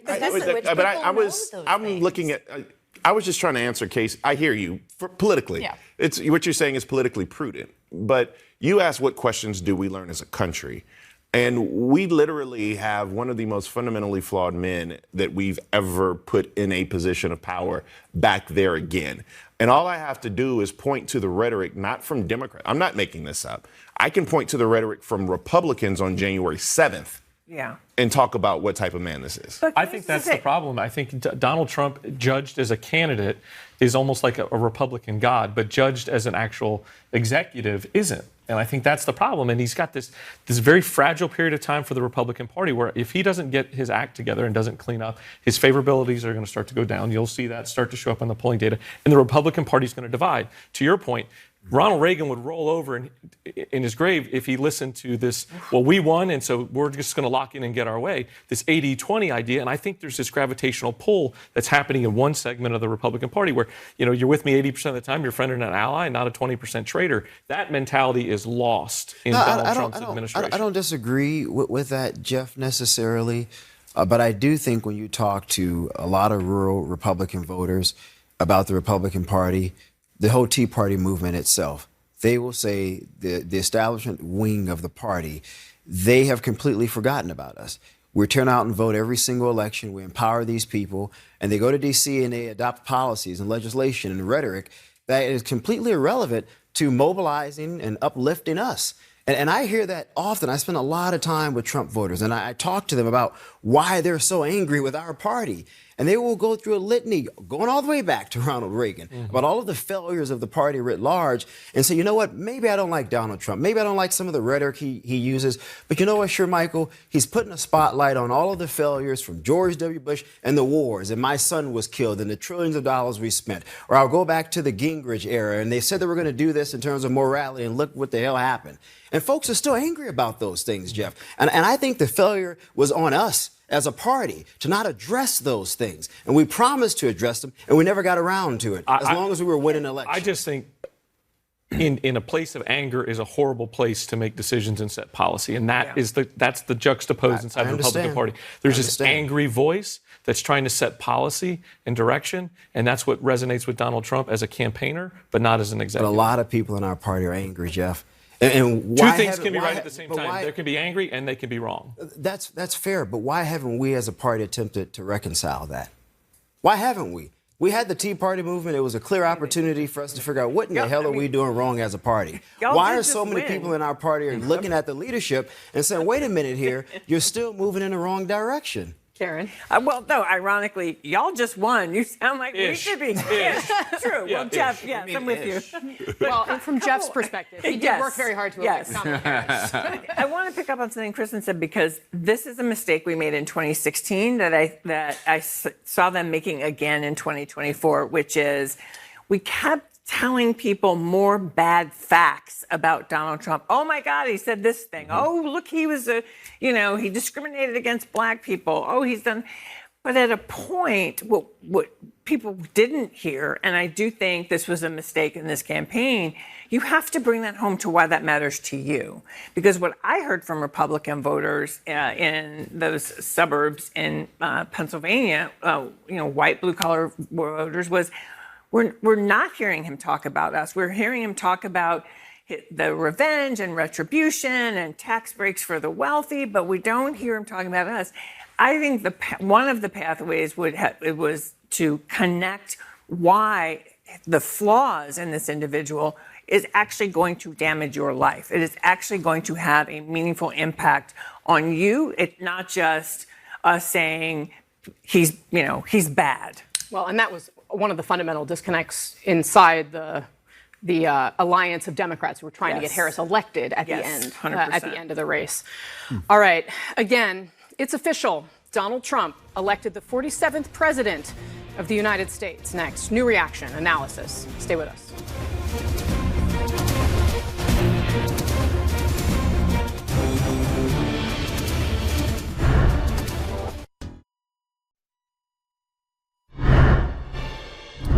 All right, welcome back to our special coverage. Donald Trump will now be the next president. He will have a Republican Senate, but at this point, we can't project who will control the House of Representatives. Jessica Dean has a new projection in that fight. Jessica. That's right, John. We have some key CNN projections in this fight for the House. Let's start first in New York. That is the place where it really fueled Republicans' thin majority in the midterms. Let's take a look.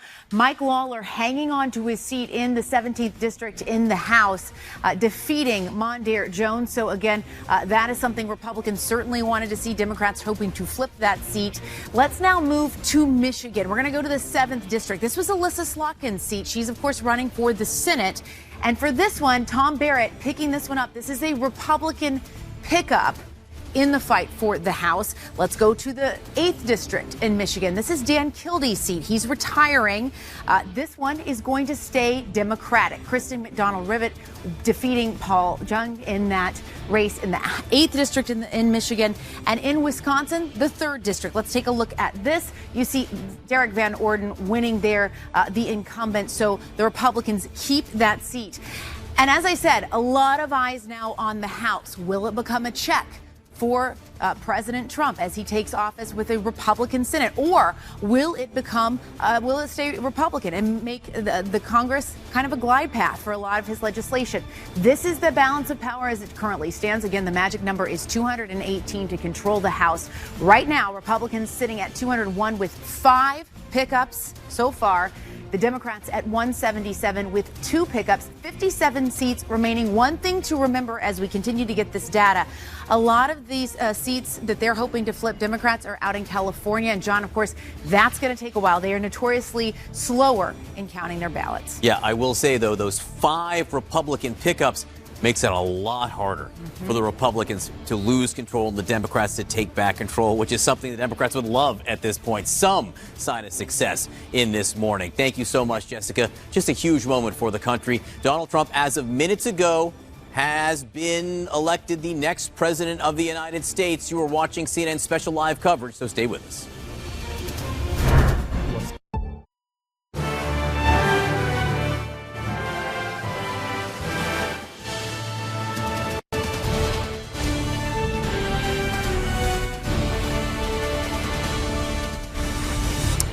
Donald Trump will be the 47th president of the United States. Welcome to CNN's special live coverage. If you're just waking up with us, you've missed a lot. It's no longer CNN election night in America. It is CNN election day in America. And as we hit dawn across the country, Donald Trump has now crossed the 270 vote threshold in the Electoral College.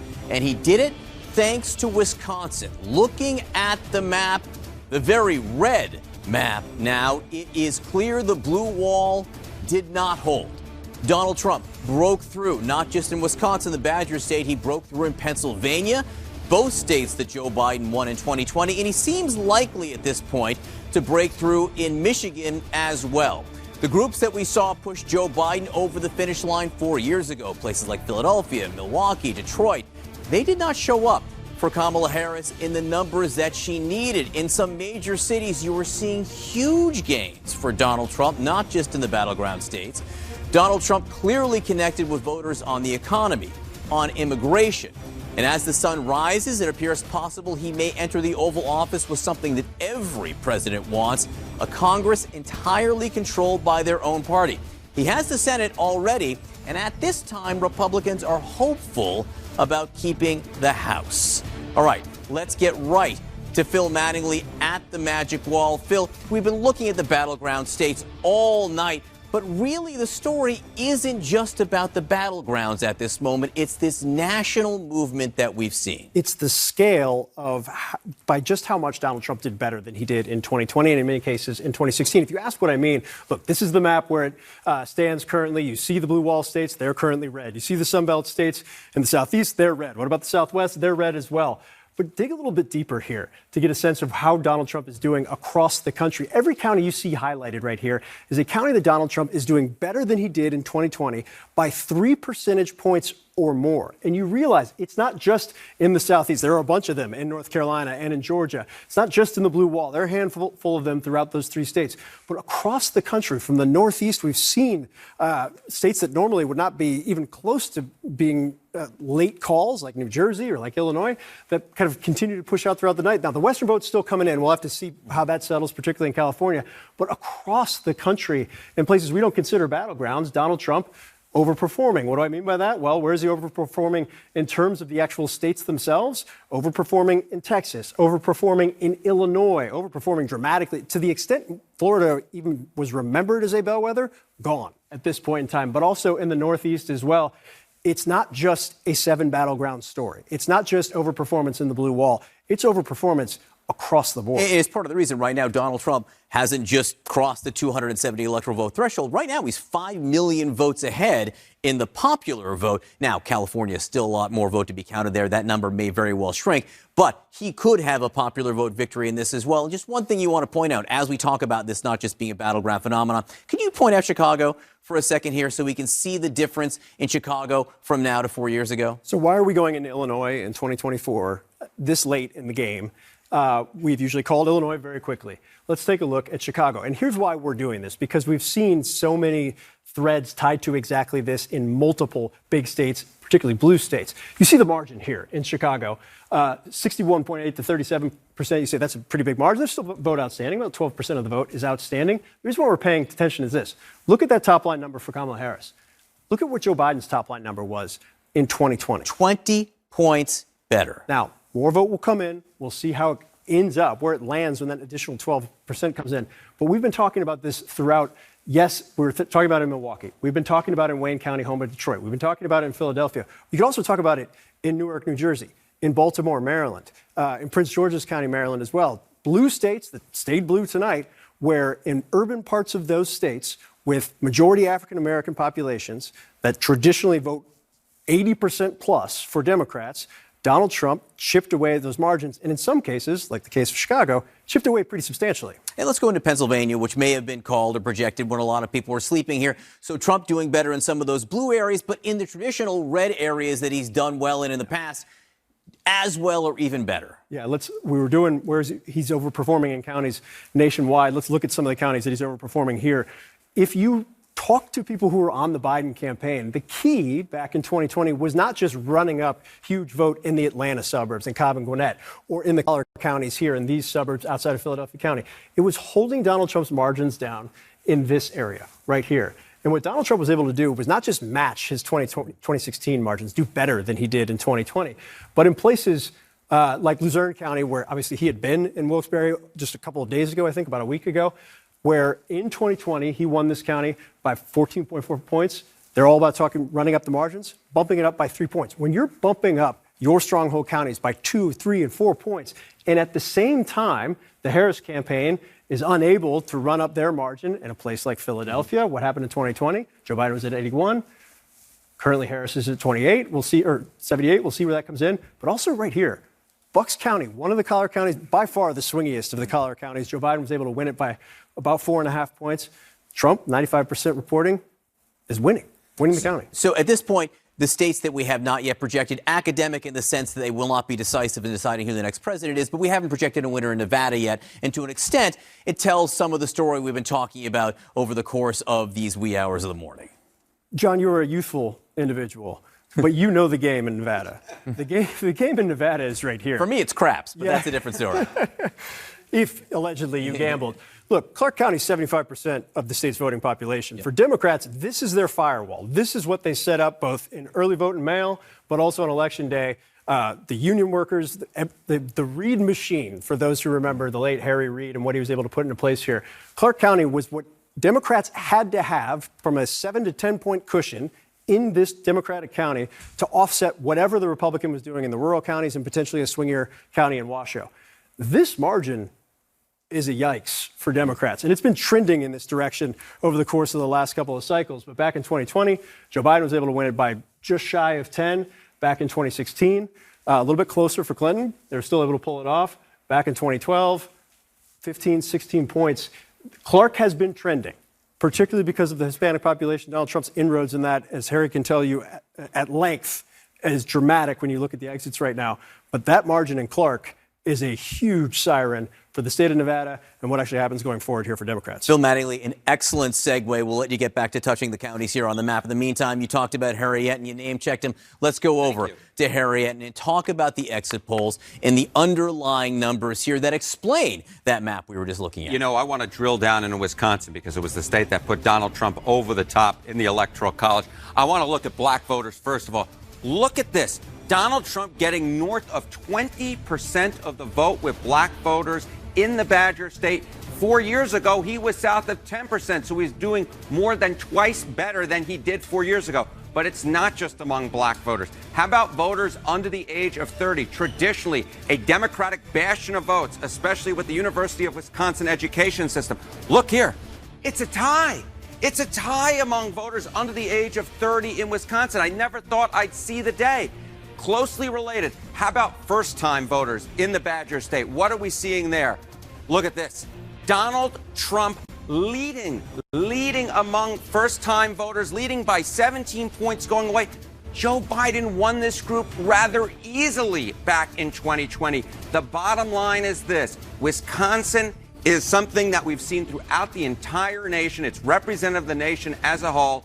If 2016 was the story of Donald Trump and white working class voters, this 2024 is about going into Democratic strongholds and taking those votes away and putting up historic numbers among those groups, John Berman. Ariane, thank you very much for that. Let's bring in our panel of experts. With me, Mark Preston and Professor Leroy Rigueur. Professor, I just want to start with you and take a giant step back. I mean, Grover Cleveland this morning has company. I mean, Donald Trump is now just the second president ever to be voted out of office.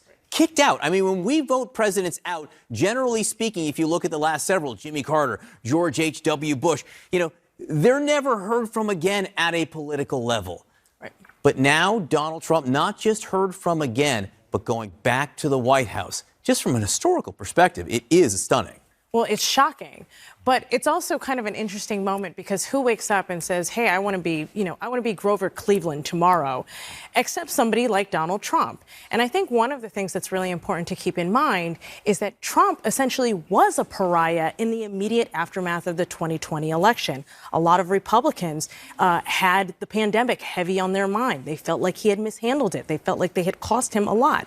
They also had January 6th on their mind, and they're looking at this man and they're saying, we want nothing to do with him. Elon Musk, who is now up on stage with him celebrating, says in 2022, Donald Trump should just fade off into obscurity. He should just go live a nice life.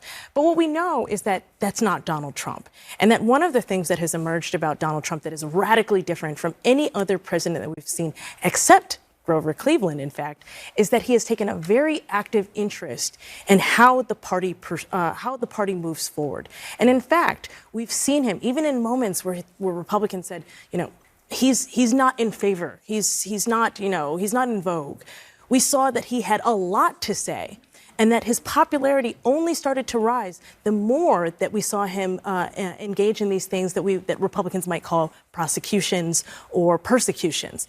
So as that started to change, it meant that the nature of Donald Trump's candidacy and his potential changed. And that's how we ultimately end up with Donald Trump back as the nominee, back in charge, and back as president of the United States. Mark? There's going to be a lot of talk over the coming hours. There's going to be a lot of certainly Democrats, or there's going to be a lot of grief and disbelief. And you're going to hear a lot of talk about realignment, and we're going to talk about the parties realigning. But I think it's even much bigger than that. I think that what we saw happen just in the past few hours is going to have great consequences, not only in the near term, but in the far term, right? And if you look in the near term right now, no more prosecutions against him. The J6 defendants are going to be pardoned. But let's even go beyond that.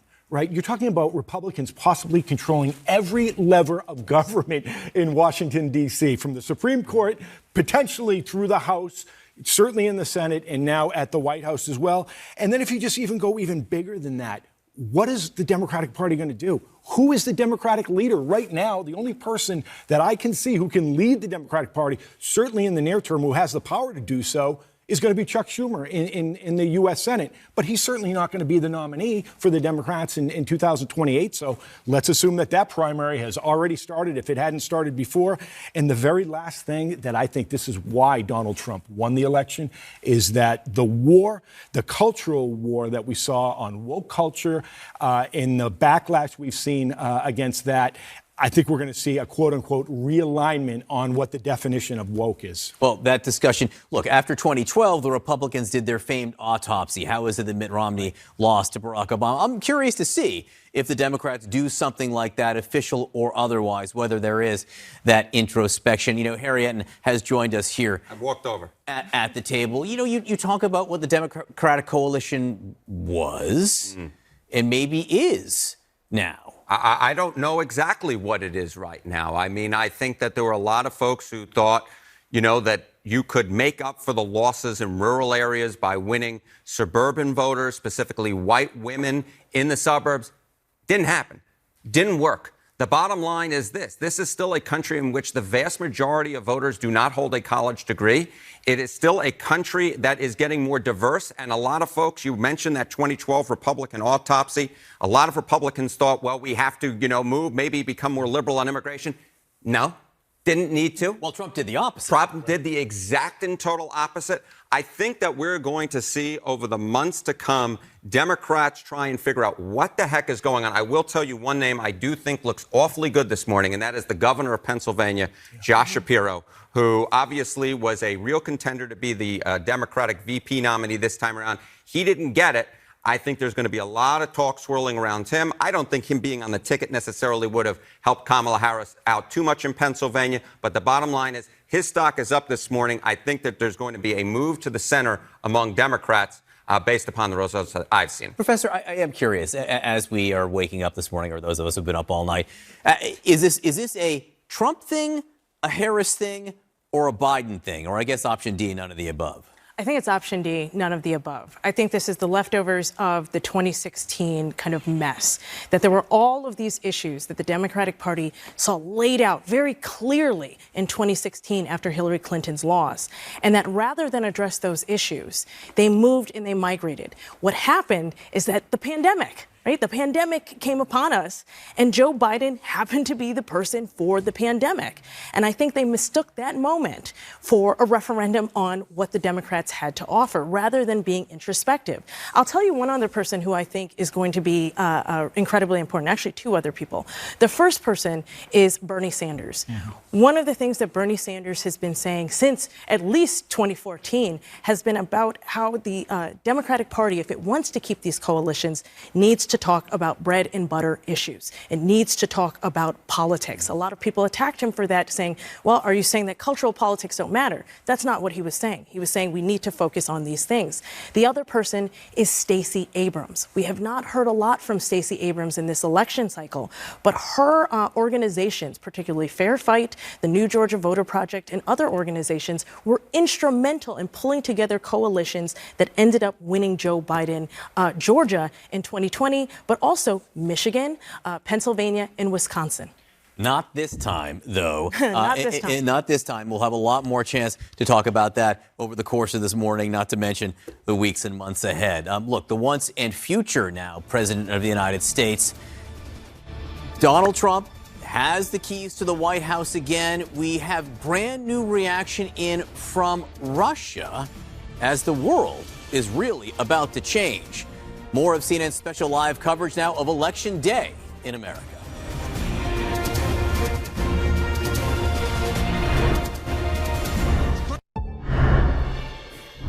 All right, welcome back to CNN's special live coverage of Election Day in America. Donald Trump, once again elected to the White House. Leaders around the world congratulating him on his historic comeback. But there is one leader who apparently has no plans to congratulate him. Russia's Vladimir Putin, according to the Kremlin. CNN's Nick Robertson joins us now with more on this. Nick, good morning. What are we learning? Yeah, this is coming from Dmitry Peskov, the President Vladimir Putin's spokesperson at the Kremlin. And he says this, when asked the question about why hasn't Vladimir Putin congratulated President-elect Donald Trump. And he said this, let's not forget that we're talking about an unfriendly country that is both directly and indirectly involved in a war against our state. So that is the Russian position on that. Now, Peskov was pressed by the journalists on his daily press briefing phone call. Well, isn't this going to put you in a bad and worse position with the United States? Because it's very clear, the implication in the question, that President Trump likes to get these congratulations early. We've heard from the British just earlier today. We've heard from many European leaders earlier today congratulating President-elect Donald Trump. And Peskov's answer was this, and he said, look, the relationship is really bad. How can it get any worse than it is already? already, and this is clearly a reference to something else that Peskov talked about in that phone call with journalists, saying that the United States is in a position to end the war in Ukraine, where Russia considers itself to be essentially in a war confronted by the United States involving the United States. So the Kremlin's position on this, I think, gives us a hint about what Donald Trump has spoken about previously, about ending the war in Ukraine in the matter of a day. Russia's position on this is clearly going to be tough. And as Peskov went on to say in this phone conversation, that this issue over Ukraine is not going to be ended quickly. That is clearly going to be a tough road ahead for President-elect Donald Trump. Indeed, it is. And of course, we're seeing much different reaction from the Ukrainian President Volodymyr Zelensky at this hour. Nick Robertson for us in London. Nick, thank you very much for that report. So as Nick was just talking about, leaders around the world, America's allies and its enemies, bracing for a second Trump presidency and a dramatic shift in both the style and substance of American foreign policy. Our panel is back. Alex Thompson, in terms of the way that foreign policy is conducted, I mean, we saw, Joe Biden on the world stage, often in a way that seemed to underscore the ways in which the Western alliance, the NATO alliance, was perhaps fracturing or fading a little bit, right? That last appearance that he had with Western leaders, there was some footage where he appeared to wander off, but there were also a lot of other questions about the future for a lot of the other leaders that were meeting there. Huge questions about the way the West is going to continue to interact there. The contrast between how Biden campaigned around NATO, led with a NATO forward foreign policy, could not contrast more with how Donald Trump conducted the foreign policy in his latest term and with what we may expect in a second term. Yeah, foreign policy maybe didn't sway that many votes in this election, but it could actually be the clearest contrast between the two choices in terms of how they're actually going to govern. Kamala Harris had signaled that she was going to try to be tougher on immigration. She was going to be tougher on tariffs. But with regards to foreign policy, they're going to be completely different. Joe Biden and Kamala Harris were going to basically try to defend the post-World War II order, which really focused on NATO. It used to be communism versus democracy. Now it's authoritarianism versus democracy. Donald Trump has made clear he doesn't care about those ideologies, and I think it's buckle up. Kristen, what you said earlier was so interesting, that it might not have been the first priority for many voters, but when they were voting on foreign policy, they were voting for Trump. And I think if you are trying to find a single reason why Donald Trump has overperformed with younger voters relative to past elections, for Republicans, I think the divide I see in polls around foreign policy and the role of America in the world is no longer a left-right divide. It is a younger, older divide. If you are under the age of 40, you don't remember a time when America projecting its power in the world led to anything good.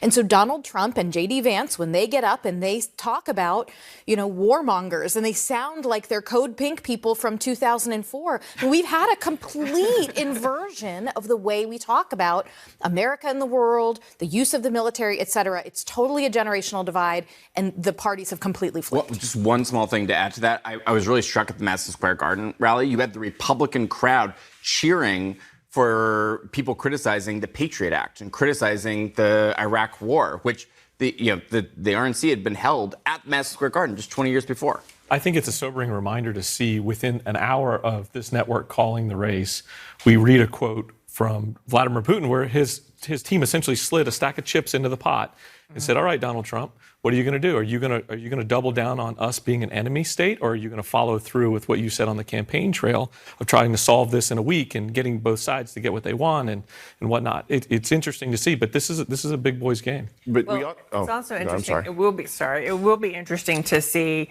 how Netanyahu reacts. You're reading my mind. That's exactly where I was going. Sent a congratulatory statement to Donald Well, Trump. I mean, in addition to that, I think the hostages coming home is probably very much farther down on his list, because now he knows he's got carte blanche to do whatever he wants. He was hoping for a Trump win because I think he knew that Trump was going to let him do, he's also going to stay out of jail now, right? He was going to let him do as he pleases in the Middle East. And that, despite Trump saying he will get us out of wars, that is an area where we could find ourselves very much more entangled, if given that is becoming a broader conflict in the region.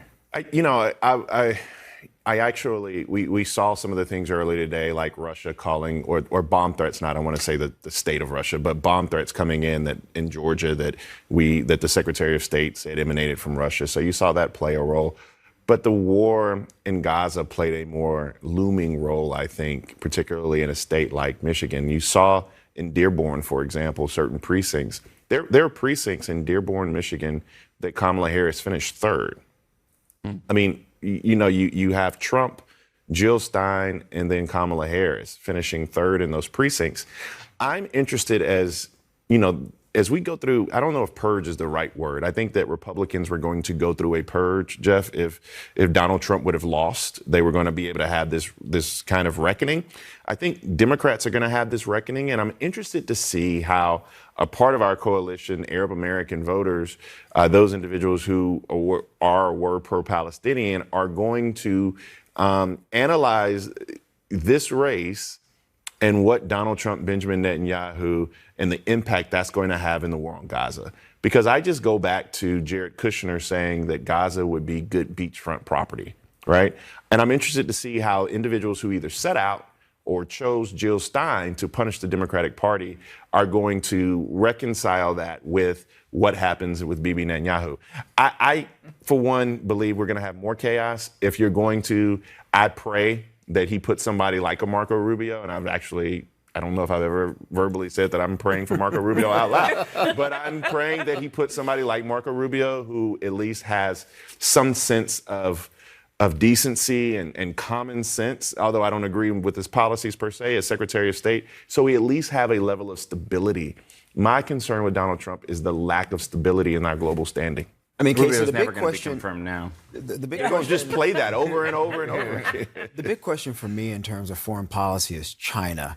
For a couple of different reasons. I'm looking at their technological advancements with hypersonic missiles. We're actually a bit behind with that technology in the United States. It's a very superior form of rocket use. We need to catch up there. I'm worried about that. I'm worried about the expansion in the South Chinese Sea. The Chinese government, they've been really strategic in going to developing nations, giving out these zero interest rate loans, essentially trying to buy in favor. The United States was once the country that would help these nations develop. I'm worried about that competition there as well. So for me, what is the strategy from the Trump administration outside of tariffs to equal the playing field with China? And I believe they are making some important advancements that we really need to pay attention to.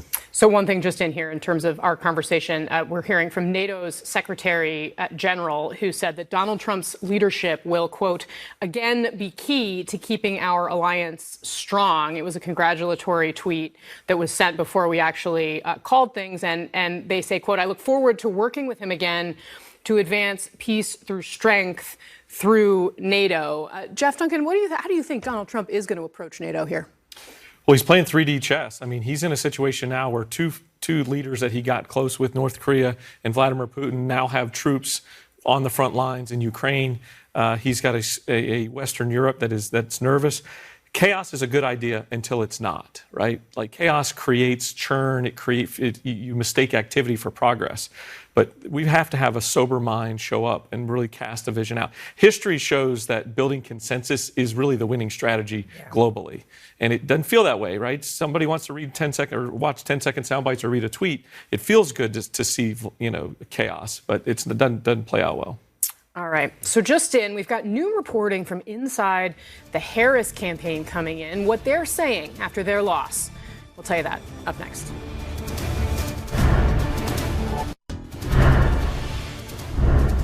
Welcome back to our special live coverage. CNN Now Election Day in America. Jessica Dean has a new projection in the U.S. Senate races. Jessica. Yes, we do. CNN can now project that Tim Sheehy will be the next senator from Montana. Take a look at this. Tim Sheehy defeating Jon Tester, the Democratic incumbent there in Montana. This is a pickup for Republicans as they now seek to expand their new majority in the U.S. Senate, flipping control of the U.S. Senate in this election. Tester, long considered the most vulnerable incumbent that was running for re-election. You see there 52.8% to 45.4%. He was recruited by Montana's junior senator, Steve Daines, who's the head of the NRSC. He's a businessman who's never held elected office before. What does this mean for the balance of power? Well, we know that Republicans are already going to be controlling the U.S. Senate. Right now, they are holding 52 seats with 3 pickups, this being one of them. Democrats with 42 seats, including 1 independent. There are 6 seats that are outstanding, a lot of those still in the blue wall states that we have been watching overnight as well. John? All right, Jessica Dean, thank you very much. 52, and I think the operative word there is at least. I guess that's 2 words. At least 52 Senate seats for the Republicans, because here I am at the Magic Wall with Phil Mattingly, and there are 5 really at this point Senate races that hang in the balance. Right. And the overlap with the battleground states for the presidential race, which has already been called, is fascinating and always has been. You have the blue wall states, you have Arizona, you have Nevada. Some are a little bit closer and tighter than others. The one I think everybody's paying attention to right now, well, probably all 5 of them, particularly if you're the potential next leader of the Senate majority of the Senate conference for the Republican Party. But look at this right here. This is 95% reporting. Mike Rogers, former congressman, Alyssa Slotkin, current congresswoman. That is as close as you're going. Well, I shouldn't say that in Michigan. We've had closer, depending on 10,000. which cycle it is. But 10,000 votes, 0.2 of a percentage point. First, I would start with this. Look at what Donald Trump's doing here, outrunning the Senate counterparts. How many cycles, John, did we watch the candidates on the Senate or House level do whatever they could to stay away from Donald Trump and then ran out in front of him? That's not happening anymore. And you've seen that in the Senate strategy in the campaign in the closing weeks. But let's take a look at those critical counties we've been going through for Kamala Harris and Donald Trump. And where does Alyssa Slotkin? So there's still 14% outstanding in Wayne, right? If you're down by 10,000 votes and you're a Democrat and there's still that much vote outstanding, you're saying, all right, there's a pathway here through one of our critical counties. 63-32, what's the presidential at right now?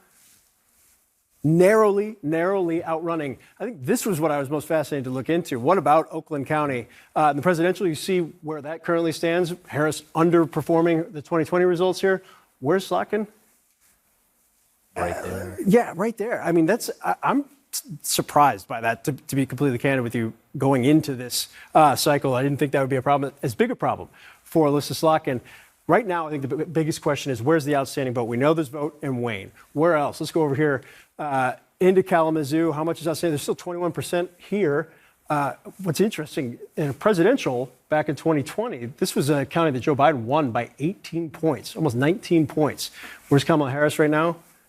At 11. So again, the underperformance, and then you flip that over to the Senate. So Slotkin's doing better than Harris was doing.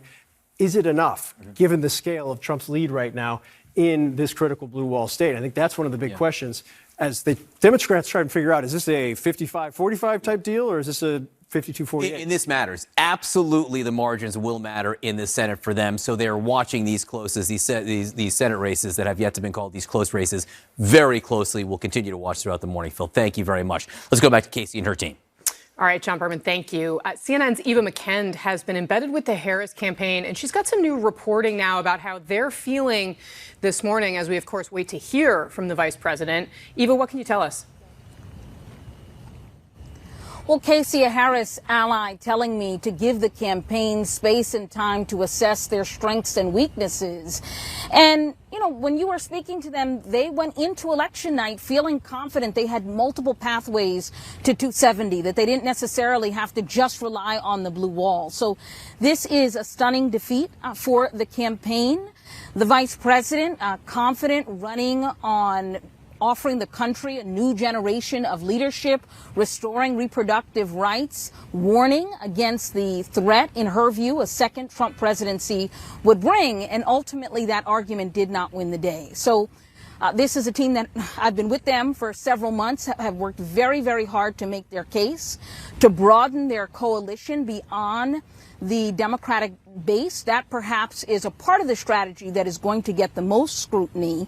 The degree to which they embrace Republicans, that, of course, is being criticized in some Democratic corners this morning. But all of this is what they have to process in the hours ahead as we await the vice president to address the nation and concede defeat to former President Donald Trump. Casey? Indeed, we wait this morning. All right, Eva McKend for us. Eva, thank you very much. So concerns about the economy powered Donald Trump to the White House again. So how are the markets reacting to his historic victory? CNN's special live coverage continues in just minutes. All right, welcome back to CNN special live coverage, Election Day in America. We still have a few hours before the opening bell on Wall Street, but the markets are already reacting to Donald Trump's historic election, his election back to office. CNN's Matt Egan is here along with our panel. And Matt, when I say the markets are reacting, they seem happy. Yeah, John, markets are going straight up. Dow futures at last look up something like 1,200 points. You see that more than 2%, sharply higher. Look, first of all, I think that investors are happy that someone won. There was a real risk that this fight was going to drag out for weeks or longer. That would not have been good for business. Investors hate uncertainty. Something playing out in the Supreme Court would have been a nightmare.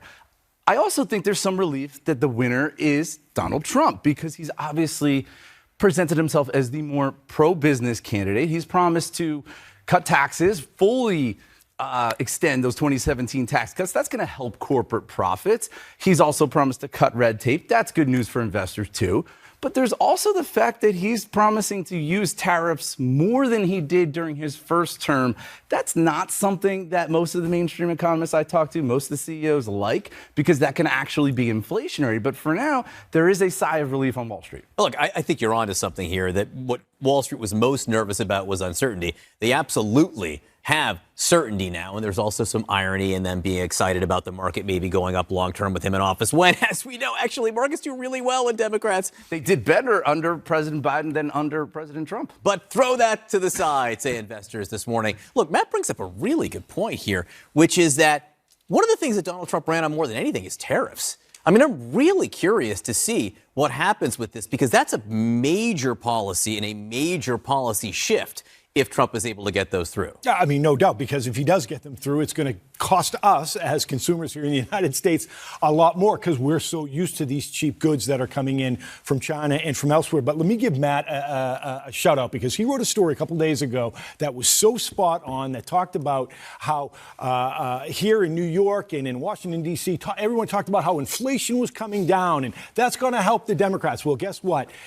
Prices are going to stay where they are. They're not following inflation. And by the way, a person's dollar is still not going as far as it was during Donald Trump's years. Again, another reason why Donald Trump won. Yeah, absolutely. I mean, listen, James Carville might have been right. Not about who won, but that it's the economy, right? And in particular, it's the inflation. Now, obviously, the rate of inflation has come down so much, but Americans are fed up because they're paying so much more than they were back in 2019, right? Car insurance, groceries, everything has gotten so much more expensive. But that does bring us to one of the ironies here, right? Inflation may have gotten Trump elected again. And yet a lot of the mainstream economists, a lot of the experts who know how this stuff really works, they're worried that he could make inflation worse if he actually does what he's promised to do, which is go all out with tariffs. Now, maybe some of that was just campaign rhetoric, right? Maybe he won't actually do that. Maybe those are just threats. But if you actually put tariffs on all $3 trillion of U.S. imports, that's going to make prices go higher. All right. Stand by, everyone. Much more to come. This is CNN Election Day in America. We are going to speak with a very prominent Donald Trump supporter, someone who worked hard to get him elected once again to the White House. Stay with us. Our special coverage continues right after this.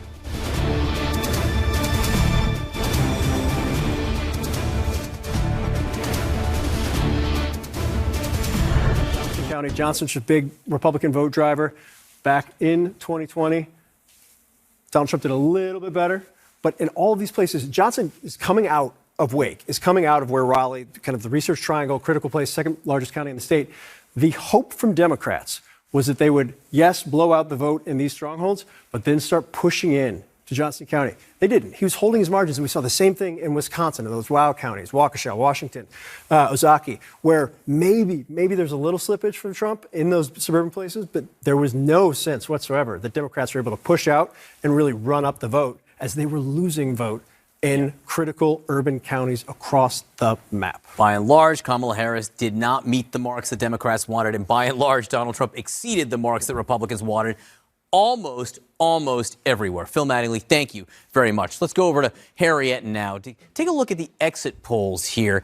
And one of the issues that I think was very prevalent in the closing weeks of the campaign were some of the things that Donald Trump was saying. The extreme, the sometimes racist things at his rallies. You know, John Kelly saying that he was a fascist. So what did voters think about all this? Yeah, you know, the fundamental argument of the Kamala Harris campaign was that Donald Trump was too extreme. Don't take a chance on me. And Donald Trump's argument was, what the heck do you have to lose by taking a chance on me? So who is too extreme? Look, more voters said only Trump was too extreme than Harris, 46% to 37%. But note that 46% was south of a majority. So the key groups in here were the both Harris and Trump are extreme, and the neither of those two candidates are too extreme at 5%. I'd like to know who those 5% are, but they did exist, 1 out of every 20 voters. How did that 8% of voters who said that both of the two candidates were too extreme? Look at this margin Donald Trump is putting up. It was a blowout, a 40-point win for Donald Trump among those who said both Kamala Harris and Donald Trump were too extreme. And it's a similar picture among that 5% of the electorate who said that neither candidate was too extreme.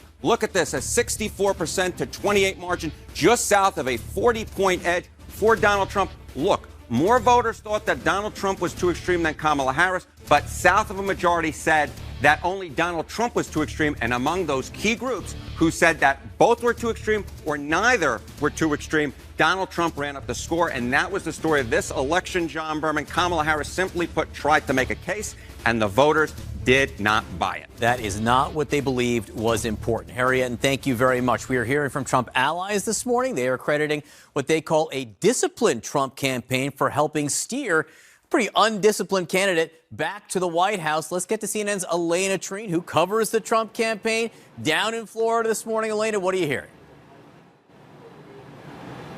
Well, you're exactly right, John. When I've been talking to some of Donald Trump's allies, advisors, some of whom are, waking up from the brief nap they took after leaving that election party very early this morning, they're saying, as they're going through all this and re-examining his win, that they really are crediting Susie Wiles and Chris LaCivita, in particular, both Donald Trump's campaign managers, for running a disciplined campaign. And I think, look, there is no question that the people that Donald Trump surrounded himself with this time around was far more disciplined than in his previous campaigns, both in 2016 and 2020, and also people that Donald Trump actually listened to. Now, we know that Donald Trump, of course, had a proclivity of getting in his own way, but for the most part, we know that Susie Wiles and Chris LaCivita had done a lot to really control other parts of it, of making sure that the entire Republican Party had a coordinated message, also combining forces with the RNC and merging their political operations. They are saying that they believe that is a huge reason why Donald Trump was successful. Now, of course, I will say, if it didn't go Donald Trump's way, you probably hear the same thing from these same people saying, well, it's their fault that this didn't happen. But they do argue that for someone like Donald Trump, who is off message a lot, who went off message a lot throughout the course of the campaigns, particularly in the final weeks, they think that behind the scenes to have some of that stability really did help them here. Now, one thing I do want to point out is Wiles in particular. She was hired in 2021, and she has remained at the top of Donald Trump's political operations since then. And that is a huge deal because, as we know, it is very hard in Trump world. It is very rare in Trump world to maintain a position of power for that long. And she continues to have a very good rapport with Donald Trump. I think a lot of people are looking now to see potentially what type of role she could take in Donald Trump's second administration. People say if she wants to be chief of staff, that role will probably be hers because of what she has done over the course of the last several years now leading up to this moment. And one other thing, while we're talking about, what a potential second Trump administration, or not potential at this point, what a second Trump administration will look like, we are already hearing that the jockeying has commenced. I will say we hadn't seen much of that before, even though people were, throwing their names into the hat, trying to get an audience with Donald Trump's closest advisors about it. Donald Trump is very superstitious. He did not want to have any formal discussions about what his cabinet would look like or what any administration administrative roles would look like or make any promises to anyone. But now that is changing, of course. He's going to be in an official transition mode with just a couple months now until Inauguration Day. And so we're hearing a lot of people, at least I'm being told, as is our colleague Kristen Holmes, that many people are starting to reach out in earnest to those around Donald Trump, trying to see what positions they may be able to put themselves up for. John? Oh, no doubt about that. I'm sure we're several hours into the jockeying already. Elena trained for us in Florida. Elena, thank you so much. Great work on all of your coverage. Let's go over to Casey and her panel now. Casey. Yeah, John, thanks. An understatement indeed on people reaching out to see what the next, what's in store for them.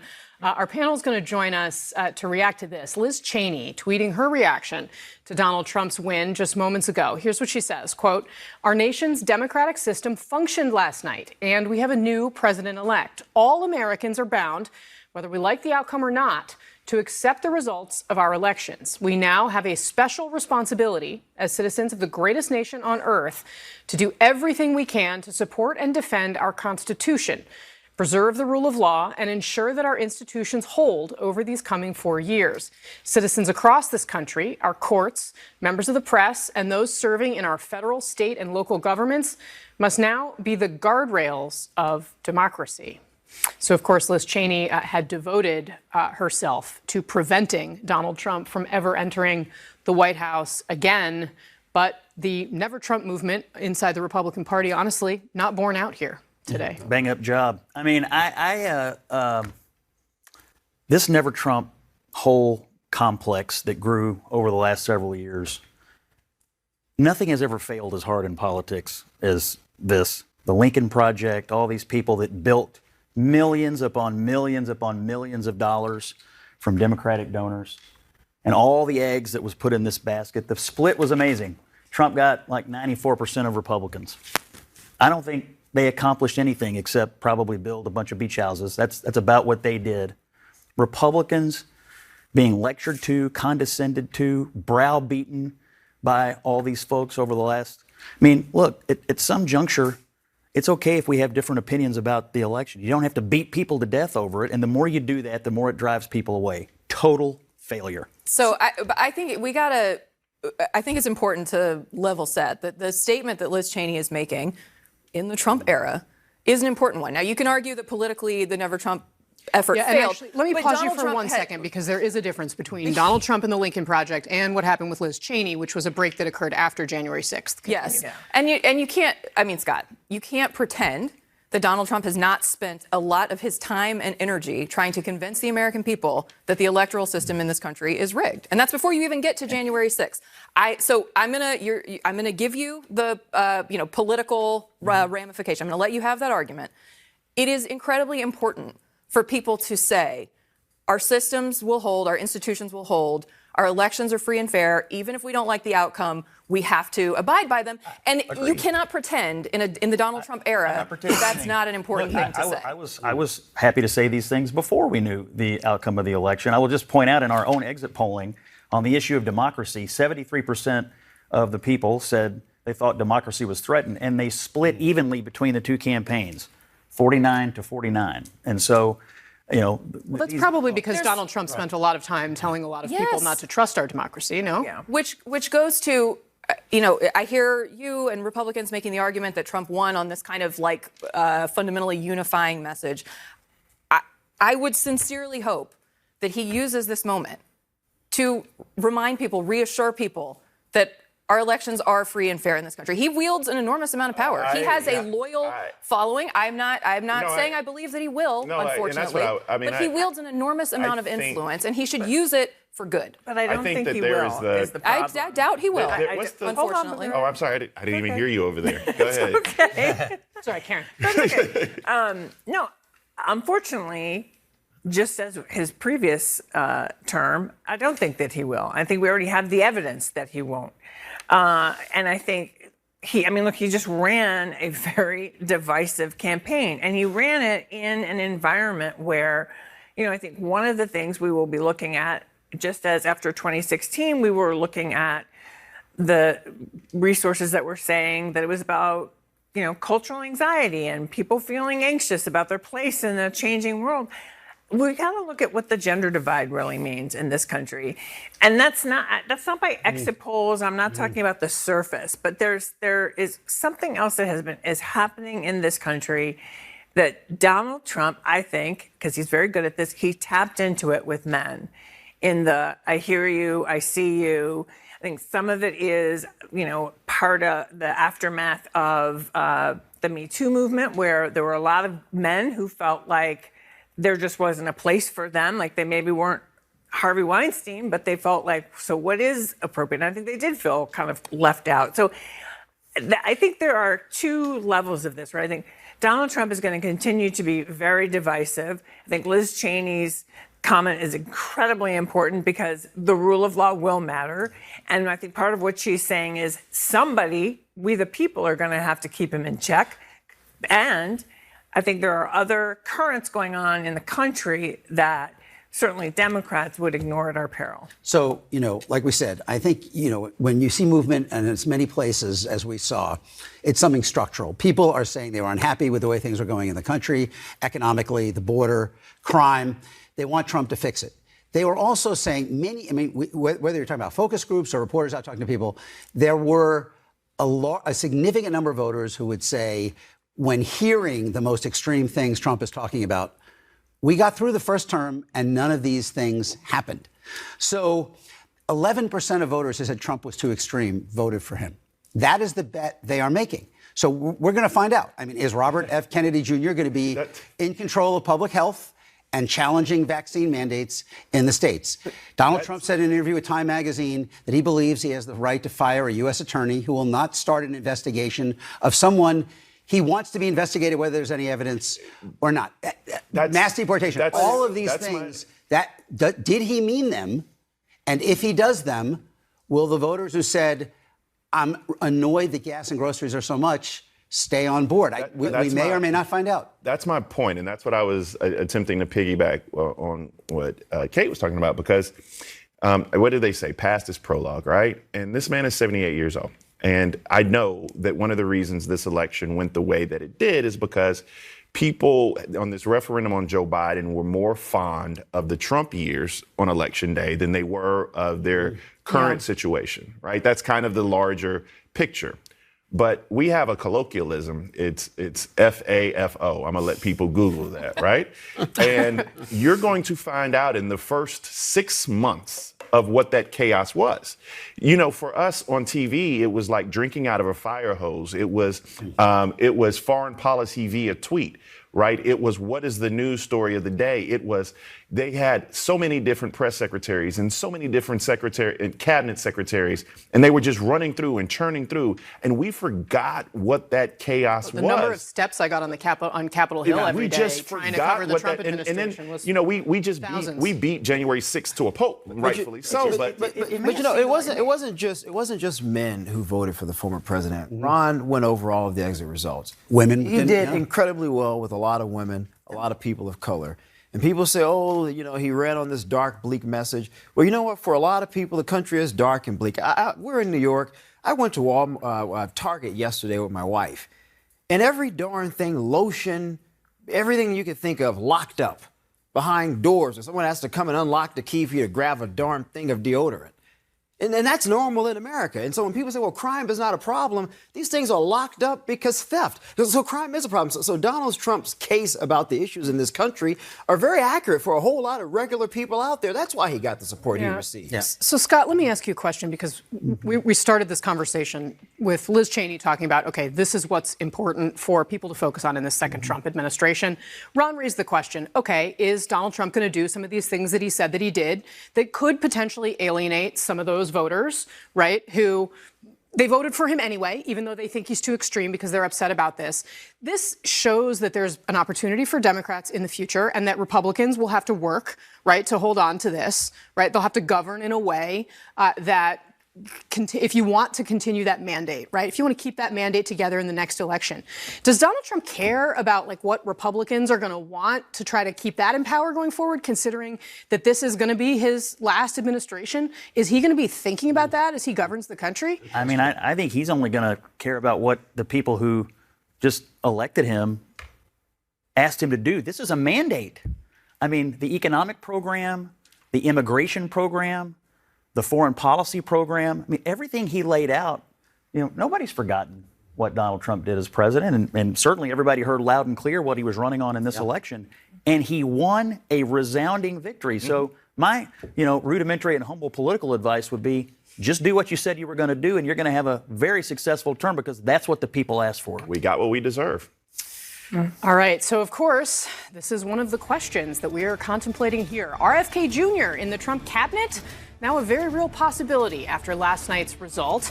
A Kennedy family member joins us next. Live CNN special coverage continues just ahead.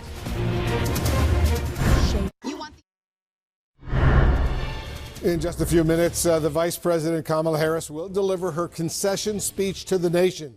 She has already spoken to Trump and officially conceded. President Biden has also spoken to Trump, and he also invited Trump to the White House. Joining us now is Frank Luntz, the pollster and political communication strategist. Frank, thanks very much for joining us. When you've seen the exit, I know you've taken a very close look at all the exit polling. What are your top takeaways right now? Most important is the Latino, the Hispanic vote. I was shocked to find out that Trump actually won a majority of male Latinos. There is a huge gender gap, as there is in every single break. But Trump is able to win a majority. I think that's the first time that I know of that any Republican has been able to do something like that in more than 30 years. So that was number one. Number two is that young women under age 30 only represented 7% of the sample. For Harris to be successful, they needed to draw a major turnout because the spread there was almost 2-1 in favor of Harris. So you have to make that something bigger. And third was the fact that in the end, abortion was a relatively low priority issue. She was dominating there, but that if it doesn't matter to voters, then it doesn't matter if one candidate has a tremendous lead. Those would be my three great takeaways. Very important takeaways indeed. Frank, what's your biggest lesson for Democrats today? It's tell people where you stand. Tell them what you're going to do. She did a wonderful town hall meeting with CNN. She should have stopped Anderson Cooper at the beginning and said to the audience, I want to tell you exactly what I'm going to do in the first hour, the first day, first week, month, 100 days, year, all of that. And then when she runs out of time and Anderson wants to move on, she says to the crowd, do you want to hear what I'm going to do, or do you want me to answer questions? And they would have cheered for her, and that would have put aside all this doubt about where she stands and what she wants to do. She could have done it at your town hall. She didn't, and she paid a big price for it. A senior Harris campaign official told CNN, Frank, and I'm quoting now, Biden will hold a lot of blame for it, and frankly, he should, end quote. Do you agree? Well, in the end, she decided not to differentiate herself. And you could be supportive of someone and still say, I'm something different. I don't look like him. I don't sound like him. We have complementary points of view, but they're not identical. And then she could have gone off and differentiated herself. Once again, it was her choice to align with Biden that tightly. Was she loyal? Absolutely. Did it hurt her in the campaign? Absolutely. And when she was specifically asked if there were major differences that she had over the years with Biden, she basically said she couldn't think of any. And you think that was a big cost to her? There was no reason for her to do that. The two most important issues in this campaign, one of them was affordability, not the economy, because in the end, people's jobs were okay, they were secure, and people were making more money. The actual issue of the economy was the prices, the cost of everything. And the other issue was immigration and overall personal security and safety. And on both of those, she had to get involved. She couldn't push it off. It's not enough to talk about healthcare, and it's not enough to talk about women's health. She had to address those issues. She didn't, at least not until the end.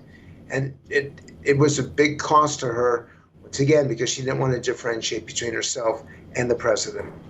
Frank, you're a pollster, a highly respected pollster. How reliable are these polls right now? Because so many people have been shocked by what has happened over the past couple of days once the votes were actually counted. Well, the poll that changed the entire narrative for the last 48 hours was the Iowa poll. Wolf, I know you reported on it, giving Harris a 3-point lead when in fact Trump won that state with double digits. That's not good. And it changed how the campaign was being talked about. In the end, and I know this is a shot in my profession, we should do a little less talking about the polls and a little more talking about policy. And in the end, that'll help the public, it'll help the candidates, and it'll make our democracy stronger. Frank Luntz, always good to get your analysis. Thank you very, very much. And to our viewers, stay with CNN. Our special live coverage of Election Day in America continued, and we will have much more right after this short break.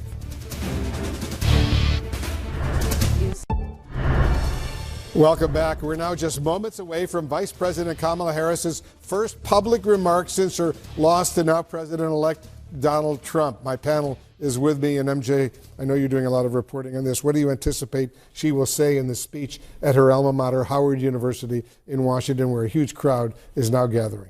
I think that if you have been following the Harris campaign, in some ways this is going to sound like a pretty familiar speech. She's going to talk about respecting democratic institutions like last night's election, finding common ground, the need for the country to come together, all themes that she talked about a lot on the campaign trail.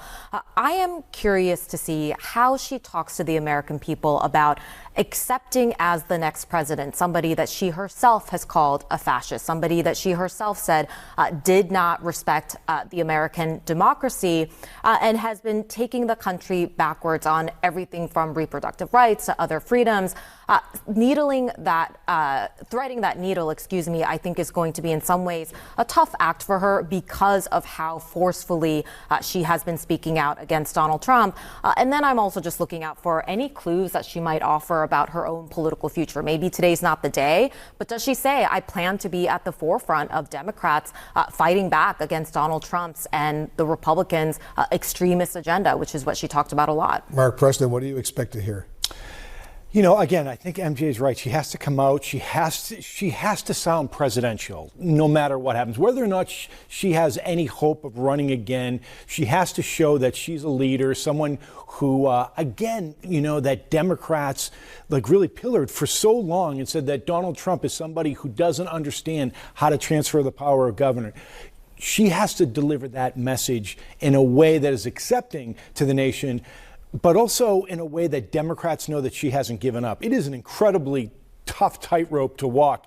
And honestly, in the days ahead, the reaction from Democrats to everything that Donald Trump says and vice versa is really going to give us an idea of how difficult this is going to be to govern in Washington in the next year or two. You know, Mano, this is going to be a very difficult speech for her to craft, to write, and then to deliver, given the pain that she's clearly been going through over the past 24, 48 hours or whatever that's going on. What do you anticipate? Yeah, and also President Biden also talking tomorrow as well to I expect this to be, as you guys are saying, a pretty gracious speech. The question, though, is to Mark's point, what is the strategy after today? Yes, today she'll reinforce the importance of a peaceful transition of power, a graceful exit for the scene, and talk about the issues she cares about. I don't think she's going to call him a fascist. I would certainly be surprised about that. But then what's the next step for the Democrats? They'll have, while they'll be in the minority in the Senate, they'll have power to scuttle an agenda. They have power, and the minority in the Senate is very powerful.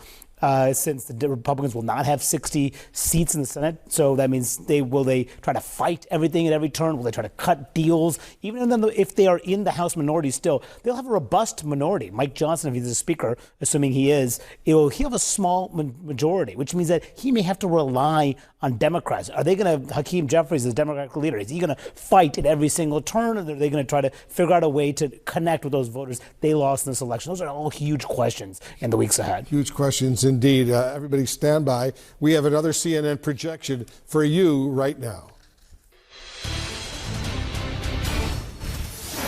In the important state of Michigan, CNN now projects that Democrat Elissa Slotkin will win her Senate race against Republican Mike Rogers. This is a critical win for Democrats who've lost control of the Senate.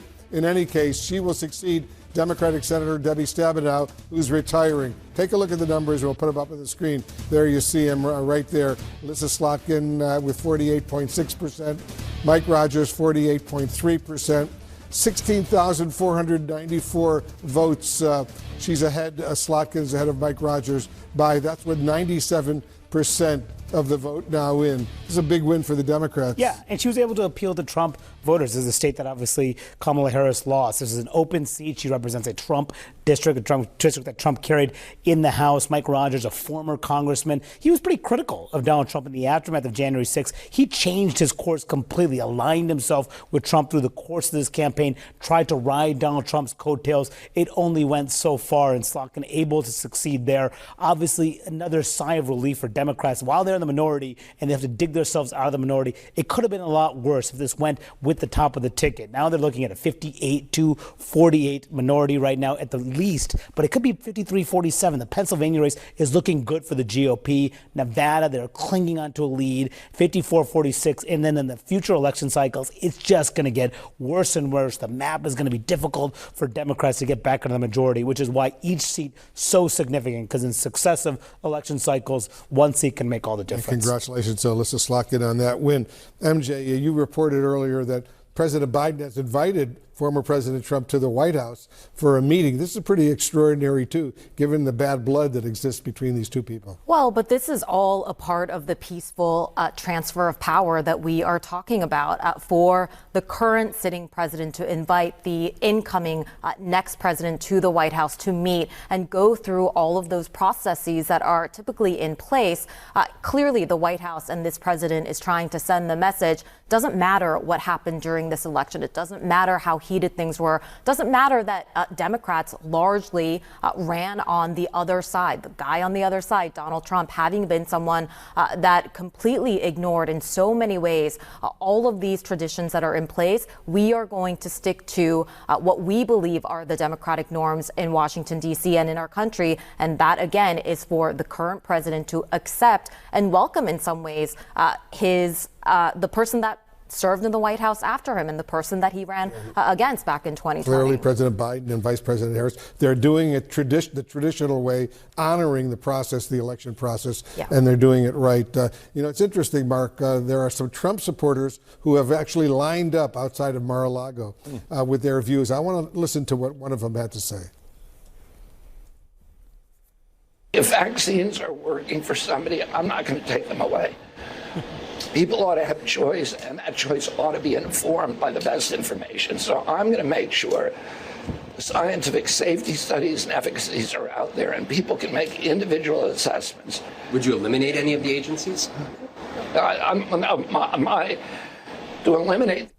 No, that's not the soundbite we wanted. That's RFK Jr. But that's going to be a very important part of the Trump administration. He's going to be a major player. You know what's interesting about this is there's going to be discussion about, RFK, he'll never get confirmed by the United States Senate. Well, he doesn't need to be confirmed by the United States Senate, okay? Just like Elon Musk is not going to serve in the administration in a way where he's going to pull a paycheck. Doesn't need to. All he has to do is have Donald Trump's ear. You could put anybody into one of these cabinet positions and just have them parrot what the president wants them to do. So you're going to see the likes of Bobby Kennedy there, obviously Elon Musk, even the likes of, get this, like Dana White from the UFC will have some influence. They're going to have all these unconfirmed, what they call czars, to oversee policy, and Republicans used to criticize that. But I can expect there's going to be a lot of that in the Trump administration. I suspect you're absolutely right, guys. Thank you very, very much. And stay with CNN. Our special live coverage continues with Anderson Cooper and Dana Bash right now.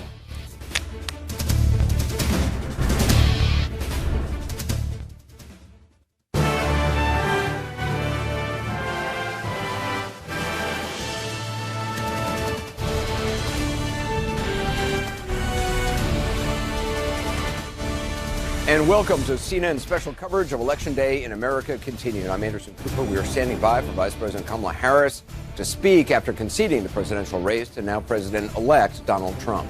And I'm Dana Bash. Harris will be speaking at Howard University here in Washington, D.C. We are also learning Harris just spoke with Trump and congratulated him on his win, and according to a senior aide, discussed the importance of a peaceful transfer of power. This is obviously a decisive win for President Trump with 291 electoral votes, Harris 223, and we still have 4 states to call, including the swing states of Arizona and Nevada. Of course, we'll bring you Harris's remarks when they happen in just about 15 minutes. But first, I want to go to Abby Phillip and Jeff Zeleny, who are at Howard University, where Harris is going to be speaking. Abby? Yeah, Anderson, let me just set the scene here, because Jeff and I were sitting in these very seats last night as the night wore on. It was packed. There were thousands of people here, students, supporters, and the vibe was energetic, and it was happy until the results started to come in. And today, this is exactly the opposite. And both Jeff and I have lived through another version of this when Hillary Clinton conceded the next day to Donald Trump, kind of like this. You see supporters here really coping in real time with what they went through last night. But there is a sense, I think, today of resignation that wasn't there 8 years ago with Donald Trump and Hillary Clinton, because almost everyone here understands what Donald Trump is and what he means. And they are sad, they are upset, but they are moving forward. Abby, it's so interesting talking to voters here and supporters. It kind of breaks down on their age. I was just talking to a woman who has lived through a lot of elections, and she made that point 8 years ago. She said it was unclear what type of a president Donald Trump would be, but now America knows. And she said America chose this. And there were a lot of recriminations for what Hillary Clinton could have done. She believes, she just told me a few moments ago, that Kamala Harris did everything she could have done and was really starting this race in the fourth quarter. So look, we will unpack this for many months and perhaps years to come. President Biden, his decision, his timing sits at the center of all of this. That phone call that President Biden and Vice President Harris had just a little bit earlier today, private, so interesting. But when you talk to these supporters, they are dejected, and they arrived yesterday in a jubilant mode. Yeah, and I should note, Anderson, I mean, that phone call that Jeff is talking about, these Harris and Trump, they only met that one time on the debate stage, so they really have almost never spoken to each other in a setting like that. And for someone who ran a very strong campaign against Trump's character, that phone call would have been quite difficult. But, I was talking to some Harris supporters. They're all milling around here. They're going to be kind of front and center for her speech. Her aides, her campaign volunteers, her staffers, they've all come in. They're giving each other long hugs. But there's a sense here that this is not the end. This is perhaps the beginning. I mean, Vice President Harris is young, relatively young, and she is the vice president now. This race did not work out, but there are a lot of people here who do not think that this is the end for her. Anderson. Abby, do you have any sense of what message she intends to convey in her concession speech? I mean, I'm sure we will hear about, the support for a peaceful transfer of power. Yeah, I mean, I was told she needed to take the time, frankly, to gather her thoughts. This is not just about her and about Trump. This is also about all of these people gathered here, all of the millions of supporters who are actually looking for someone to lead them in the way forward in a new Trump era. So I do expect that it's not just going to be about the passing from one candidate to another, or one vice president to the incoming president. It's also going to be about what the future of the Democratic movement looks like going forward.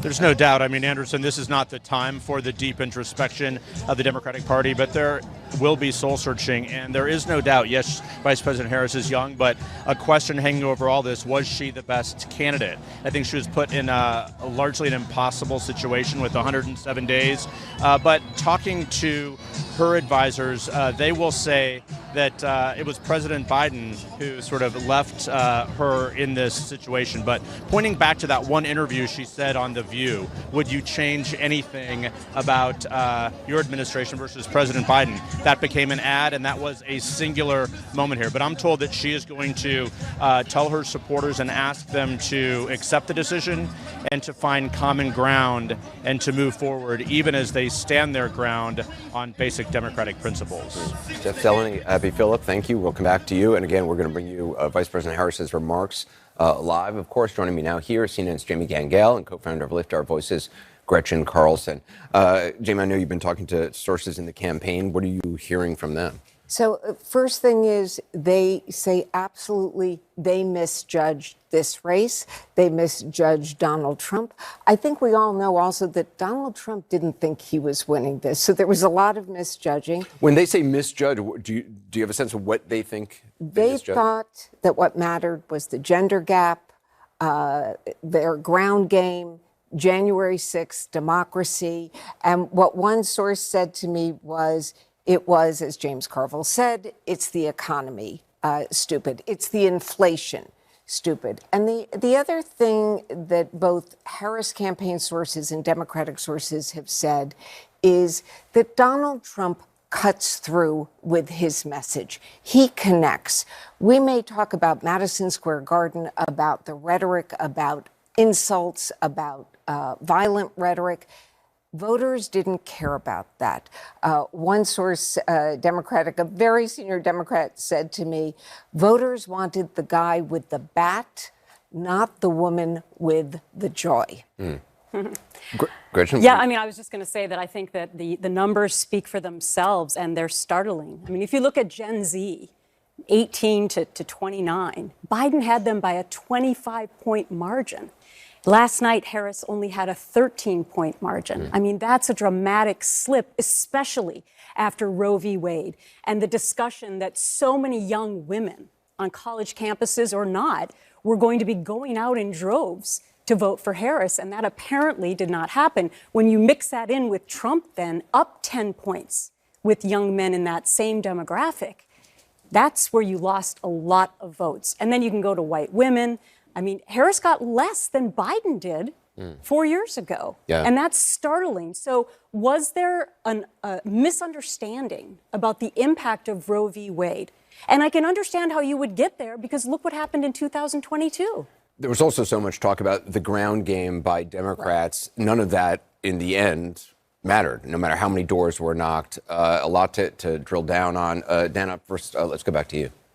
Anderson, I want to now go to Caitlin Collins, who is in West Palm Beach, Florida. Caitlin, I know you've been talking to your sources about that phone call between Vice President Harris and now President-elect Trump. What are you hearing?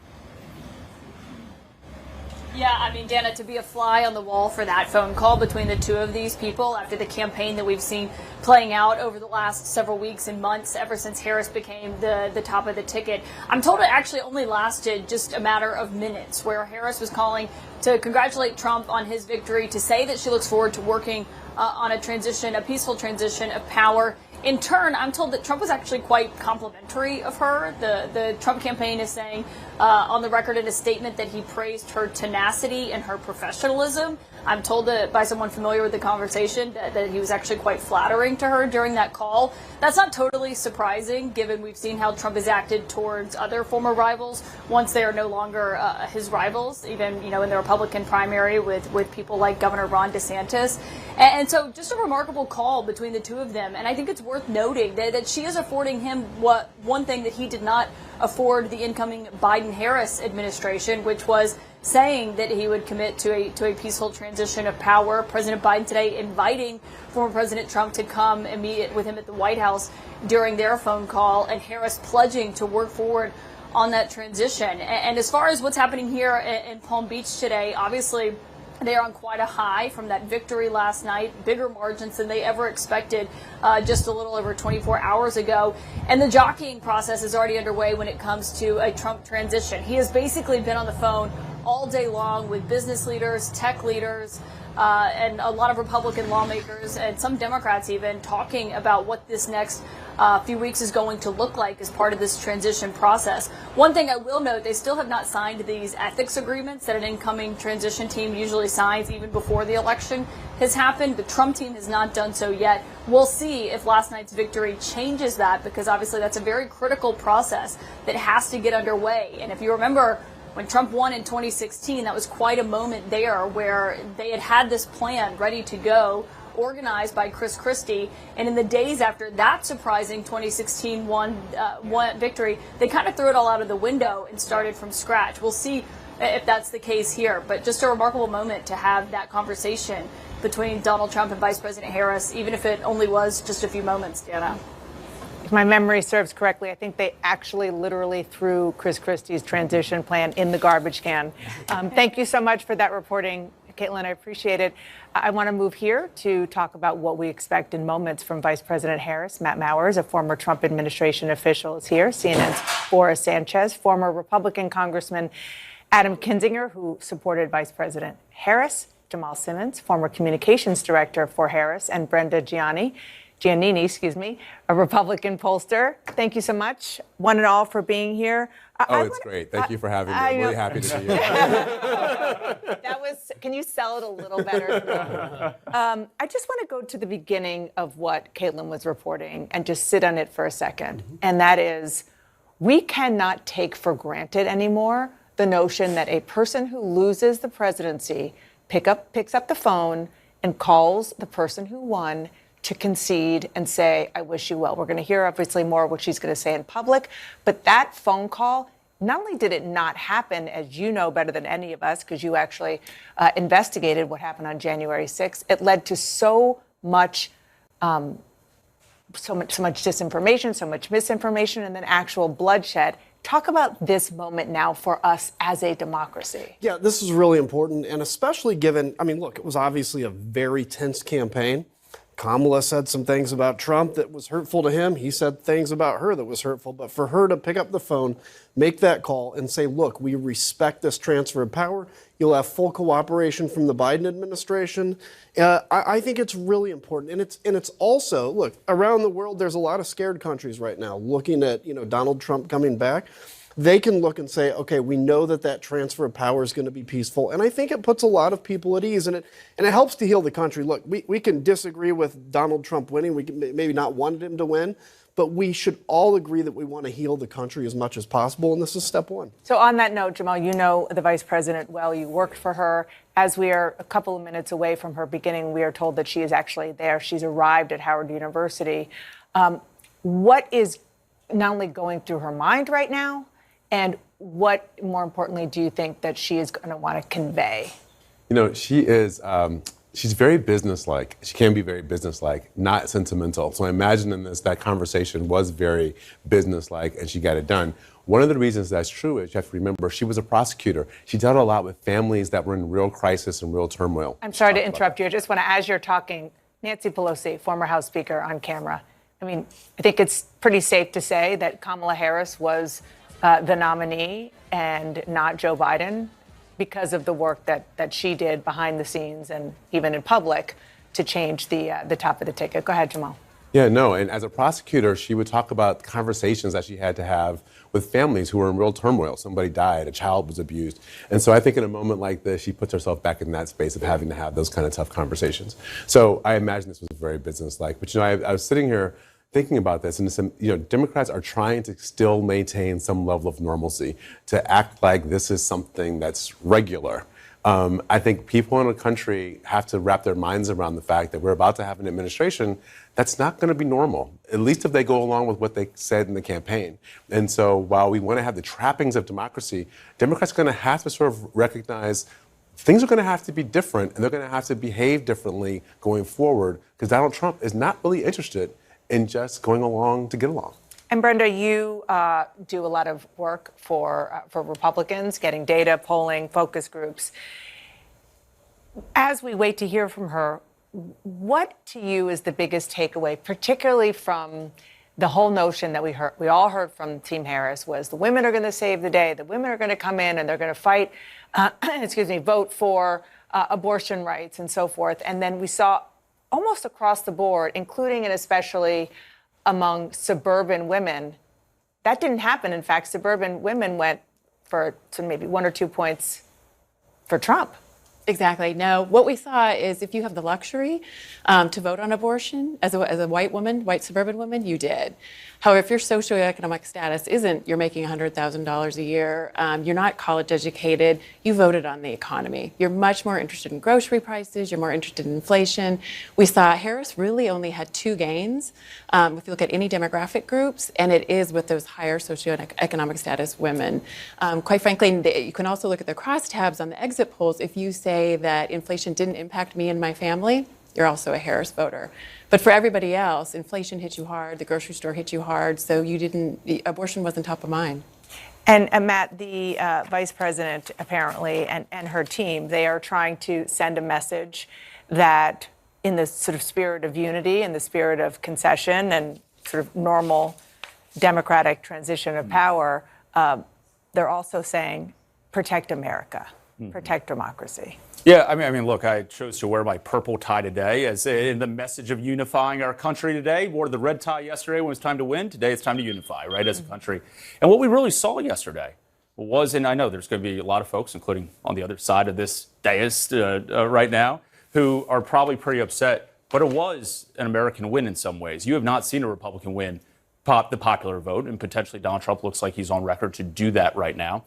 You haven't seen the type of conversation around the fact that this was a validation for Donald Trump, his policies, his message, in a way that a lot of folks weren't willing to give him in 2016. A lot of folks wrote it off. I remember being in Trump Tower on election night in 2016, talking to, not just even in the room, but really even, of course, watching folks on TV who were very shocked. Right? They said, well, there's no way this was a fluke. Maybe it was just turnout. It was a tactical win. Same thing was said in 2000. This was really an American win in so many different ways because you saw such a multicultural backing for Donald Trump, a multicultural coalition of blacks, Hispanics across the board. And let's turn back to her and to this 107-day campaign that she didn't expect to have at the top of the ticket, and then she did. And one of the sort of central problems that she had was the fact that she is the vice president to Joe Biden, and their administration is sort of supervising a very tough time economically for people. And that is what helped to change the coalition for Republicans and Democrats. And several minority groups, including blacks and Latinos, did, as Donald Trump predicted, move over to his column. It is significant, but not really surprising. 2 years ago, Dana, during the midterms, we were sitting here stunned at Ron DeSantis winning so many Latinos in Florida and Republicans flipping seats in the Rio Grande Valley in Texas. But this is a trend that's been percolating for some time, in part because Donald Trump, I believe, and in speaking to a number of Republicans and Democrats, has a unique appeal to Latino voters. Most Latino voters are working class folks. And despite his crude sense of humor, despite the jokes that he makes, despite the exaggerations about his wealth and his exploits, for folks that from where I'm from and folks that I've grown up around, that resonates more so than the strong man. Not just the strong man, but a figure that has succeeded in capitalism, that has wealth that he flaunts, versus the conversation that they hear often from Democrats about Latinx or Latinx. I don't know how to say it. No one where I'm from knows how to say that word. They don't use it. And so in conversations that I've been having with Republican operatives today, they've pointed out that a lot of it just has to do with conversation, the way that conversations are held. And actually, I spoke with one Democrat moments ago, a Latino operative who said, we need to rethink the way that we talk to folks, specifically Latinos. And he asked point blank, are we actually talking to these voters? And I'll just quickly give you the example of the economic plan that Kamala Harris laid out a few weeks ago. We talked about it a lot on the air. Yeah. A lot of it was copy and paste from what she had for African-American men, first the of all. opportunity agenda. The opportunity agenda. Second of all, most of the folks that I spoke to across the country that are Latino men didn't know that it existed. Oh, wow. Because they were so much more focused on day-to-day life, other things. So I don't think that problem. I don't think that message of economy permeated the way that it hoped. I want to, this is a question as we wait for her that I've been wanting to ask. And the easy thing would be to ask you, Brenda, but I'm going to ask you guys as supporters of Kamala Harris. Donald Trump has run 3 presidential races. He won 2 and he lost 1. The one that he won the first time was against a woman. The one that he won this time was against a woman. The one that he lost was to a man, a white guy. How much of that, the gender on the top of the ticket and who his opponent is? And I'll just say in point blank, how much did latent or otherwise maybe obvious trepidation about voting for a woman play played into this? I mean, look, it's possible. I don't know. And I think that's something that we can only know in the numbers. I mean, the fact is, you could say, is America not ready to put a woman as president? Maybe so. But also, women didn't vote for her. And I think that's a big point, is like, I don't necessarily think that, and obviously, as not female, I can't answer this well, but I don't think that women are necessarily saying we can't have a woman president. Yeah. I think part of it is, look, the Democrats for a long time, there's a question of why young men went so much for Donald Trump.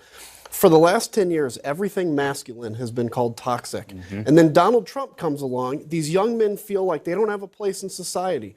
Donald Trump comes along, presents a pretty bad version of masculinity, but it's something that in a vacuum attracts the under 25-year-old men who are like, feel like they don't have anywhere else to go. Yeah, I'm looking for a place in this world. And that's where I think both Democrats, and frankly, all men need to present healthy versions of masculinity, which is like fighting for the defenseless, standing up for the right thing, Ukraine, stuff like that. And that transcends whether you are a black man, whether you are a Latino man, whether you are of any other particular ethnicity. Absolutely. Yeah, and it's also helpful to remember, because I think about this over the last day. Barack Obama, when he ran, he had a year and a half, maybe almost 2 years, to run and get the country comfortable with having an African-American man who's going to be president. Kamala Harris had 100 days. Right? She didn't have enough time to go through it. Maybe she should have given a speech, like he gave a race speech, that talked about the fact we were going to make this case and have a woman who's going to be president. But people didn't really have time to get comfortable with it. We can't underestimate racism and sexism in this discussion. But we also, our politics, I think we get it wrong a little bit. It's not so much left and right. It's like 3D politics. It's outsiders versus insiders. And Donald Trump has been very good at establishing himself as the advocate for the outsiders who's fighting all the elites who are standing against them. The Democrats have let him have that lane, and they haven't really competed for it. And that's something that we're going to have to figure out, while we also figure out how we associate with the cultural totems of masculinity without giving up the policy issues that really do speak to the issues of women and people of color and everyone else in the country. Can I disagree with that just a little bit? Just because Sure. it's data-driven. So I've been furious with Twitter all day, saying, this is sexism, this is what we're We seeing. can all relate. Yeah. But clearly it's not, because if you look at the data, she did so much better than Joe Biden. So she was outperforming a white male. You can see it clearly when she gets in the data. So it wasn't Well, here's sexist. the difference. Here's where I'll push back at you. Donald Trump committed several crimes, was convicted of them. We don't think of him as a criminal. Donald Trump said racist things all the time. No one calls him really a racist in mainstream. So there's a certain amount of privilege that his, I think, status as a white male gives him to be kind of a person who can stand up here and kind of do anything and be forgiven for the things that he may have made a mistake for. I can't imagine a woman or a man of color being treated with that kind of leeway to be able to have done those things. I think that's right, that he had privilege as a white male, but she was not hurt for being a woman. You just don't see it in the data. Well, I don't know. The flip side, it seems like those two things are related. It's hard to have one without Well, she the other. had to run a perfect campaign, which you could argue she did a pretty good job. Yeah, she did a pretty good job. I think it was against Democrats more than a sexist play. Can I just say real quick, Jamal, you talked about the short runway she had. I'm not sure she actually really utilized it as well as she could have, though. Like, I remember watching the convention in Chicago, and I was saying, all right, what is she going to offer? America doesn't really know her. She's got a chance to fill in the picture. She has all these past comments taking these crazy liberal positions from 2020. What's she going to offer? All you heard was joy and abortion.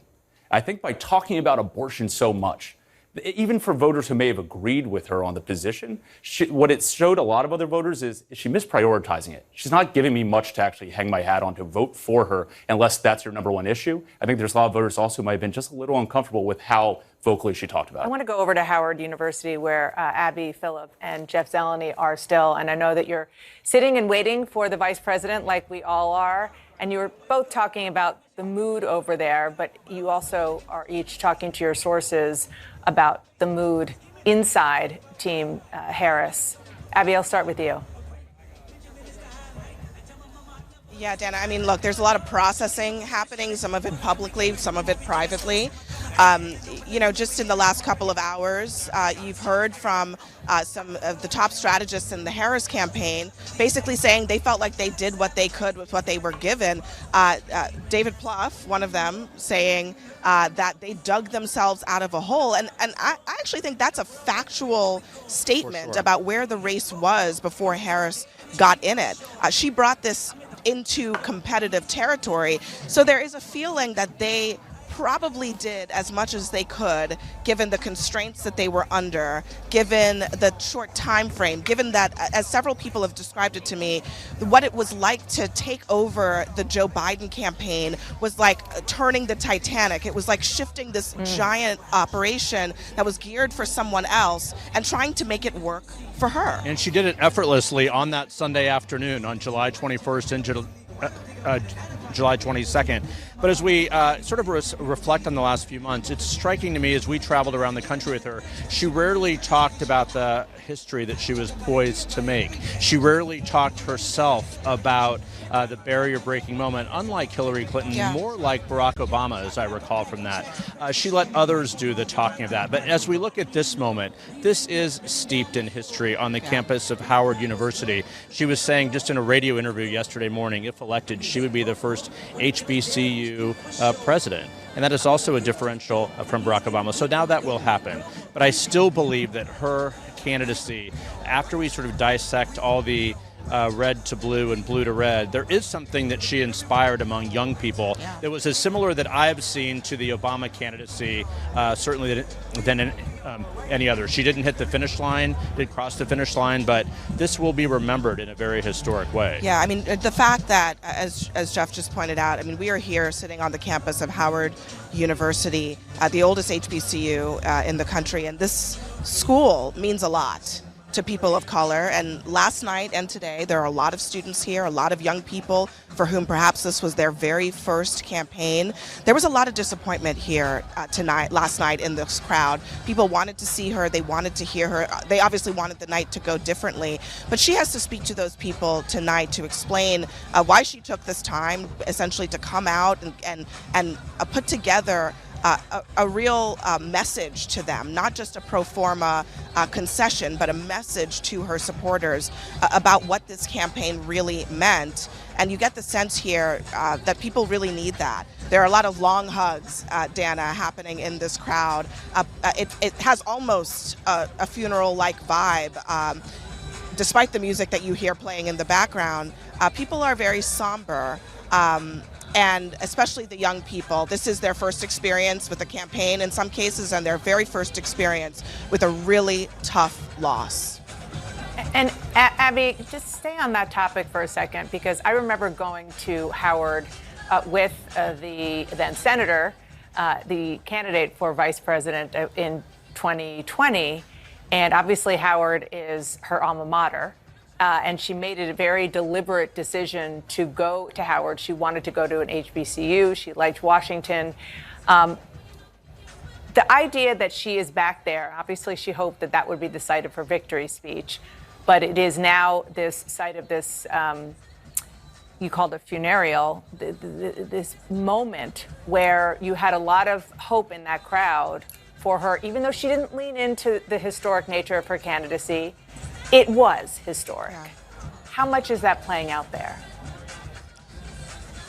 Yeah, I mean, Dana, the fact that she is a product of HBCUs is a testament to what HBCUs mean to the United States of America. HBCUs are the incubator of the black middle class and have been for 100 years in this country.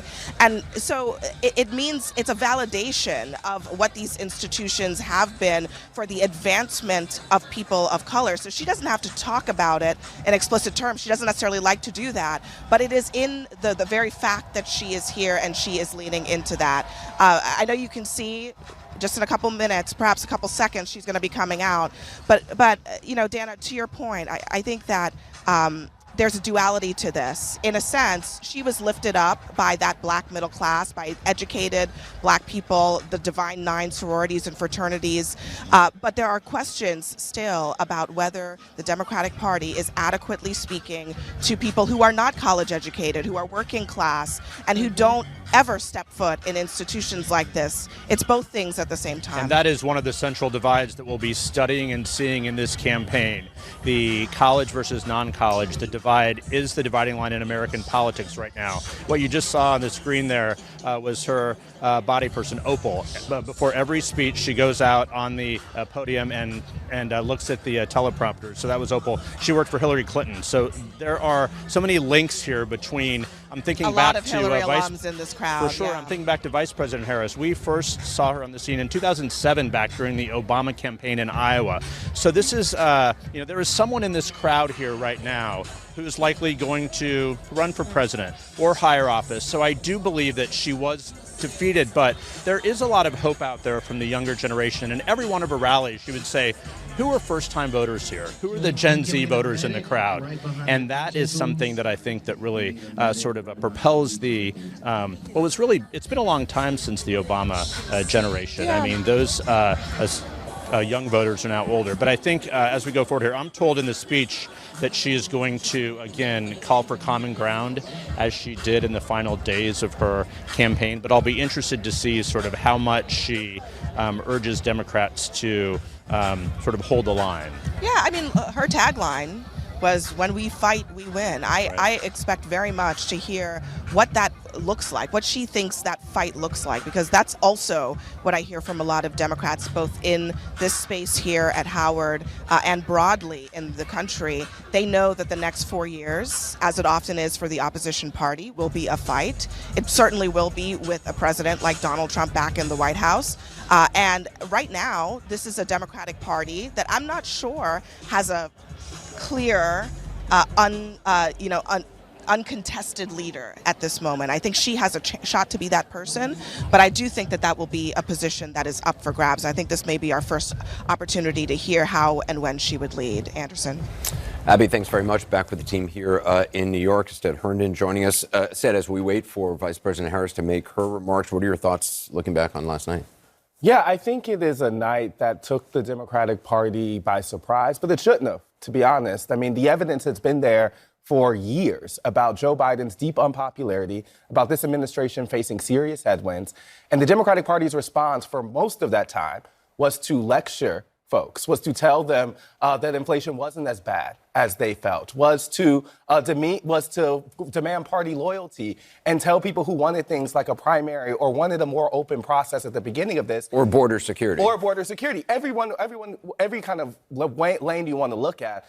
They did not realize the seriousness of this until too late. And so by the time the candidate switch happens, I do think it's fair for them to say that, yeah, they were working out of a hole. But I think we should also acknowledge that it's the same people who supported Joe Biden's reelection campaign that put them in that hole. And for a lot of the voters, I think Democratic base, we were hearing earlier this year a sense of shock that these were their options, that they did not get a chance to really weigh in on the direction of the party and recalibrate from the last time they had a primary in 2019.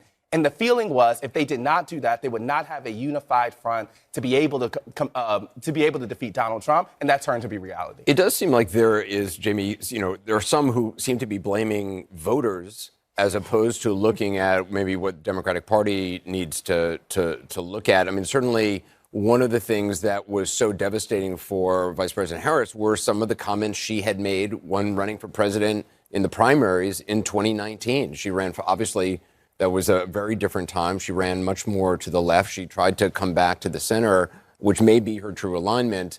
But a lot of those comments from 2019 were the fodder for the Trump campaign ads. No question. And senior Democrats that I spoke to today are aware of that. We heard Jeff Zeleny said this earlier. I heard it all day long. And this is about the Democratic Party needs to do some soul searching. And it speaks to exactly that. Whether you like it or not, the voters do get to vote, and they do get to pick. I think the other thing to remember is there were signs of this. So this is anecdotal, but in mid-October, a source of mine was knocking on doors in Western Pennsylvania for Harris, registered Democrats and independents, 30 doors. Only one person was enthusiastically going to go out and vote for Harris. The other 29 were concerned about grocery store prices, the economy, being left behind. What is the party going to do for me? And they said repeatedly, because they do a little survey, they were angry. They were angry with the party, and they felt, right or wrong, that Donald Trump understood their anger. The party needs to take a look at voters like that and think about what comes next. You know, Harris ran, the campaign was using that term, turn the page. Right. And it was an open question. I mean, what they meant by turn the page, there's probably a lot of voters who voted for Trump saying, yeah, we are turning the page, and that is how they saw it. Oh, I think it was reflected in those exit polls on the democracy number, and quite honestly, in the polls leading up to the election, in that threat to democracy number. I think that was interpreted as people being fearful of Donald Trump and what he might do to democracy. However, last night it showed that just as many Republicans were worried about what Harris would do to the democracy. And I think that's why that number was so high leading up to the election. So a miscalculation there. Anderson, you and I have talked about trusting the polls for the last couple of months. And I think I said on your show 2 or 3 months ago that I believe that Harris would have to be 5 to 8 points ahead just in the general election poll, because we just didn't know about the Trump voter. And I think that's proven to be true. Unless you look at the margin of error and you say, okay, well, the swing states were still within 3 to 4 points. Okay, but I think there's going to be a huge examination again on polling. There's also like an original sin here, which is I think that there was an underestimation of Donald Trump, or an assumption that he would be seen as inherently unelectable because of the legal problems, because of January 6th. And when you talk to Democrats, particularly in the post-midterms moment when Biden was consolidating kind of support around the party and in his reelection, the reason they would dismiss concerns about his age or the administration's unpopularity or inflation always seemed to turn back to the fact that they thought Republicans were lining up behind someone who America could not get behind.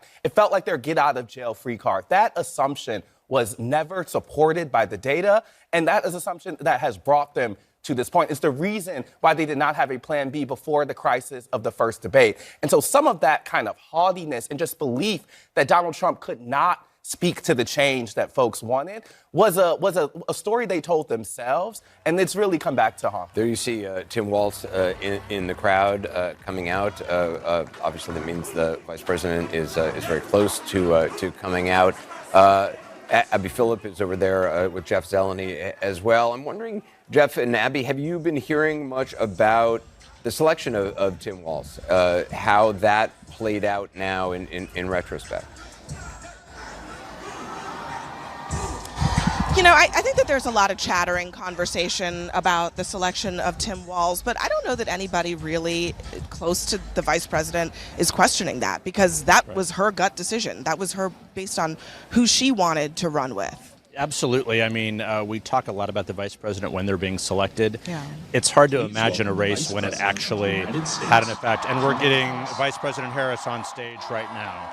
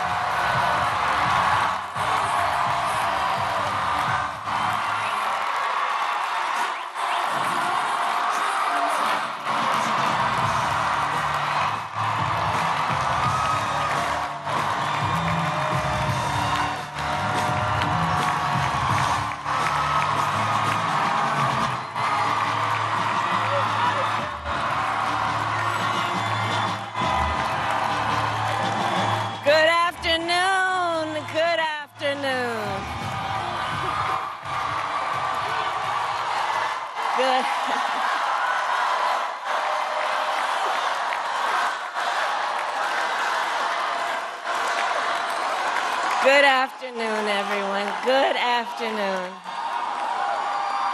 Good afternoon. Good afternoon. Thank you all. Thank you, thank you. Thank you, thank you. So let me say, and I love you back. And I love you back. So let me say, my heart is full today. My heart is full today full of gratitude for the trust you have placed in me, full of love for our country, and full of resolve. The outcome of this election is not what we wanted, not what we fought for, not what we voted for, but hear me when I say, the light of America's promise will always burn bright. As long as we never give up and as long as we keep fighting.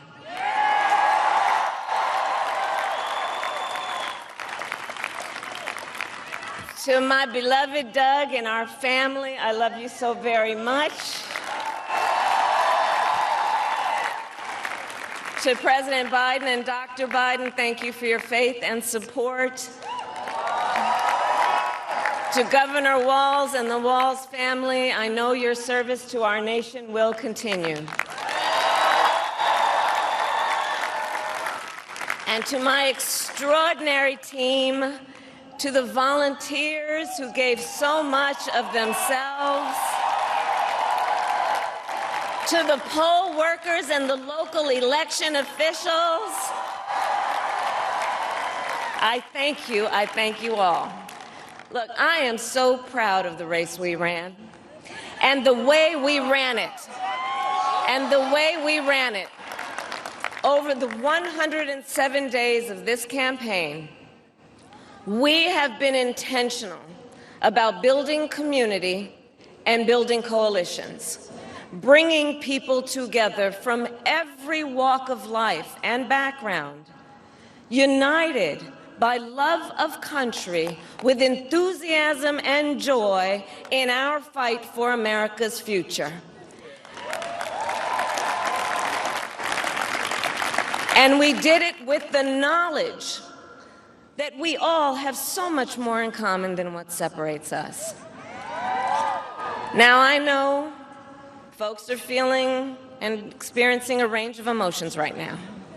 I get it. But we must accept the results of this election. Earlier today, I spoke with President-elect Trump and congratulated him on his victory. I also told him that we will help him and his team with their transition, and that we will engage in a peaceful transfer of power.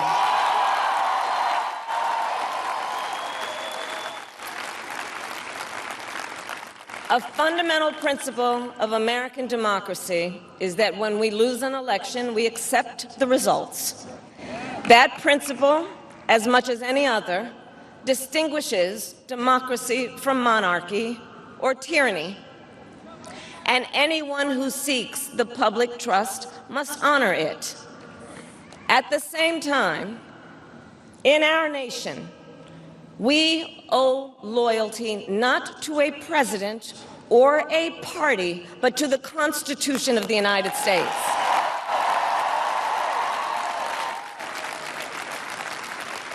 And loyalty to our conscience and to our God.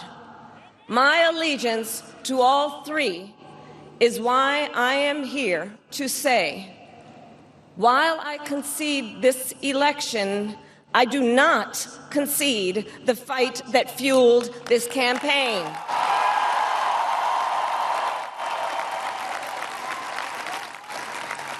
The fight for freedom, for opportunity, for fairness, and the dignity of all people. A fight for the ideals at the heart of our nation, the ideals that reflect America at our best. That is a fight I will never give up.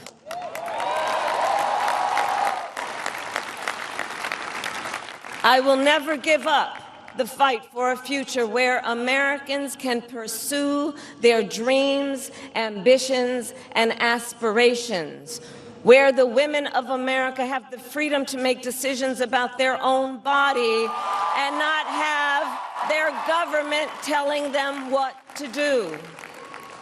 We will never give up the fight to protect our schools and our streets from gun violence.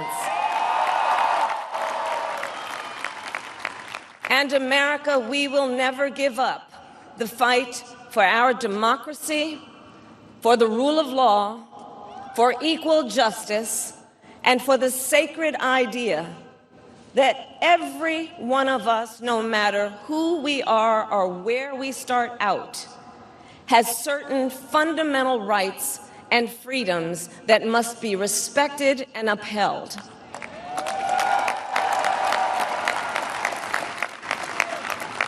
And we will continue to wage this fight in the voting booth, in the courts, and in the public square. And we will also wage it in quieter ways, in how we live our lives, by treating one another with kindness and respect, by looking in the face of a stranger and seeing a neighbor, by always using our strength to lift people up, to fight for the dignity that all people deserve. The fight for our freedom will take hard work, but like I always say, we like hard work. Hard work is good work. Hard work can be joyful work. And the fight for our country is always worth it. It is always worth it.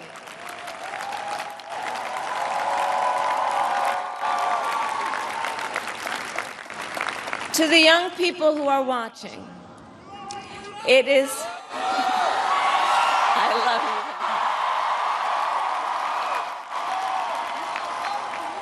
you. To the young people who are watching, it is okay to feel sad and disappointed, but please know it's going to be okay. On the campaign, I would often say, when we fight, we win. But here's the thing. Sometimes the fight takes a while. That doesn't mean we won't win. That doesn't mean we won't win. The important thing is don't ever give up. Don't ever give up. Don't ever stop trying to make the world a better place. You have power. You have power.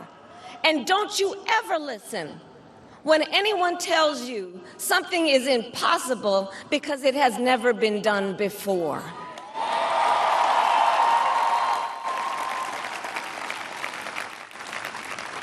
You have the capacity to do extraordinary good in the world. And so to everyone who is watching, do not despair. This is not a time to throw up our hands. This is a time to roll up our sleeves.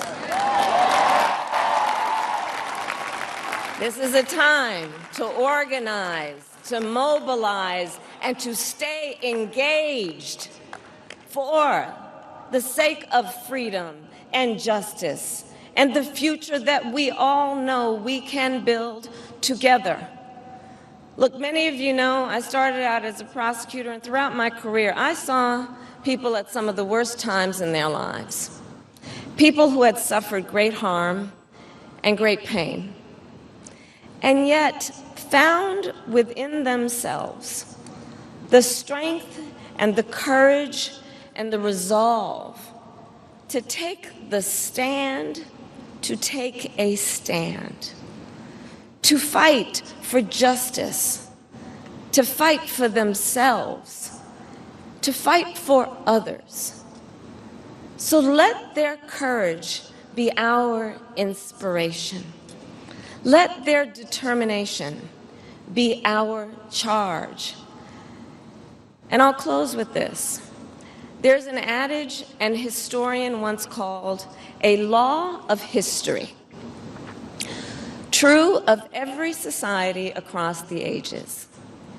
The adage is, only when it is dark enough can you see the stars.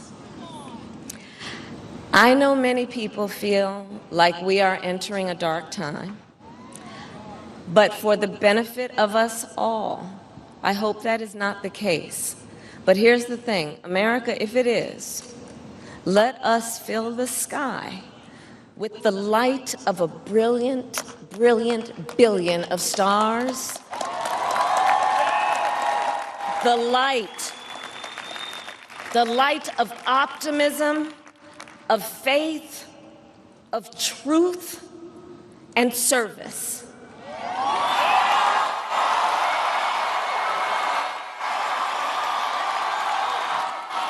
HU.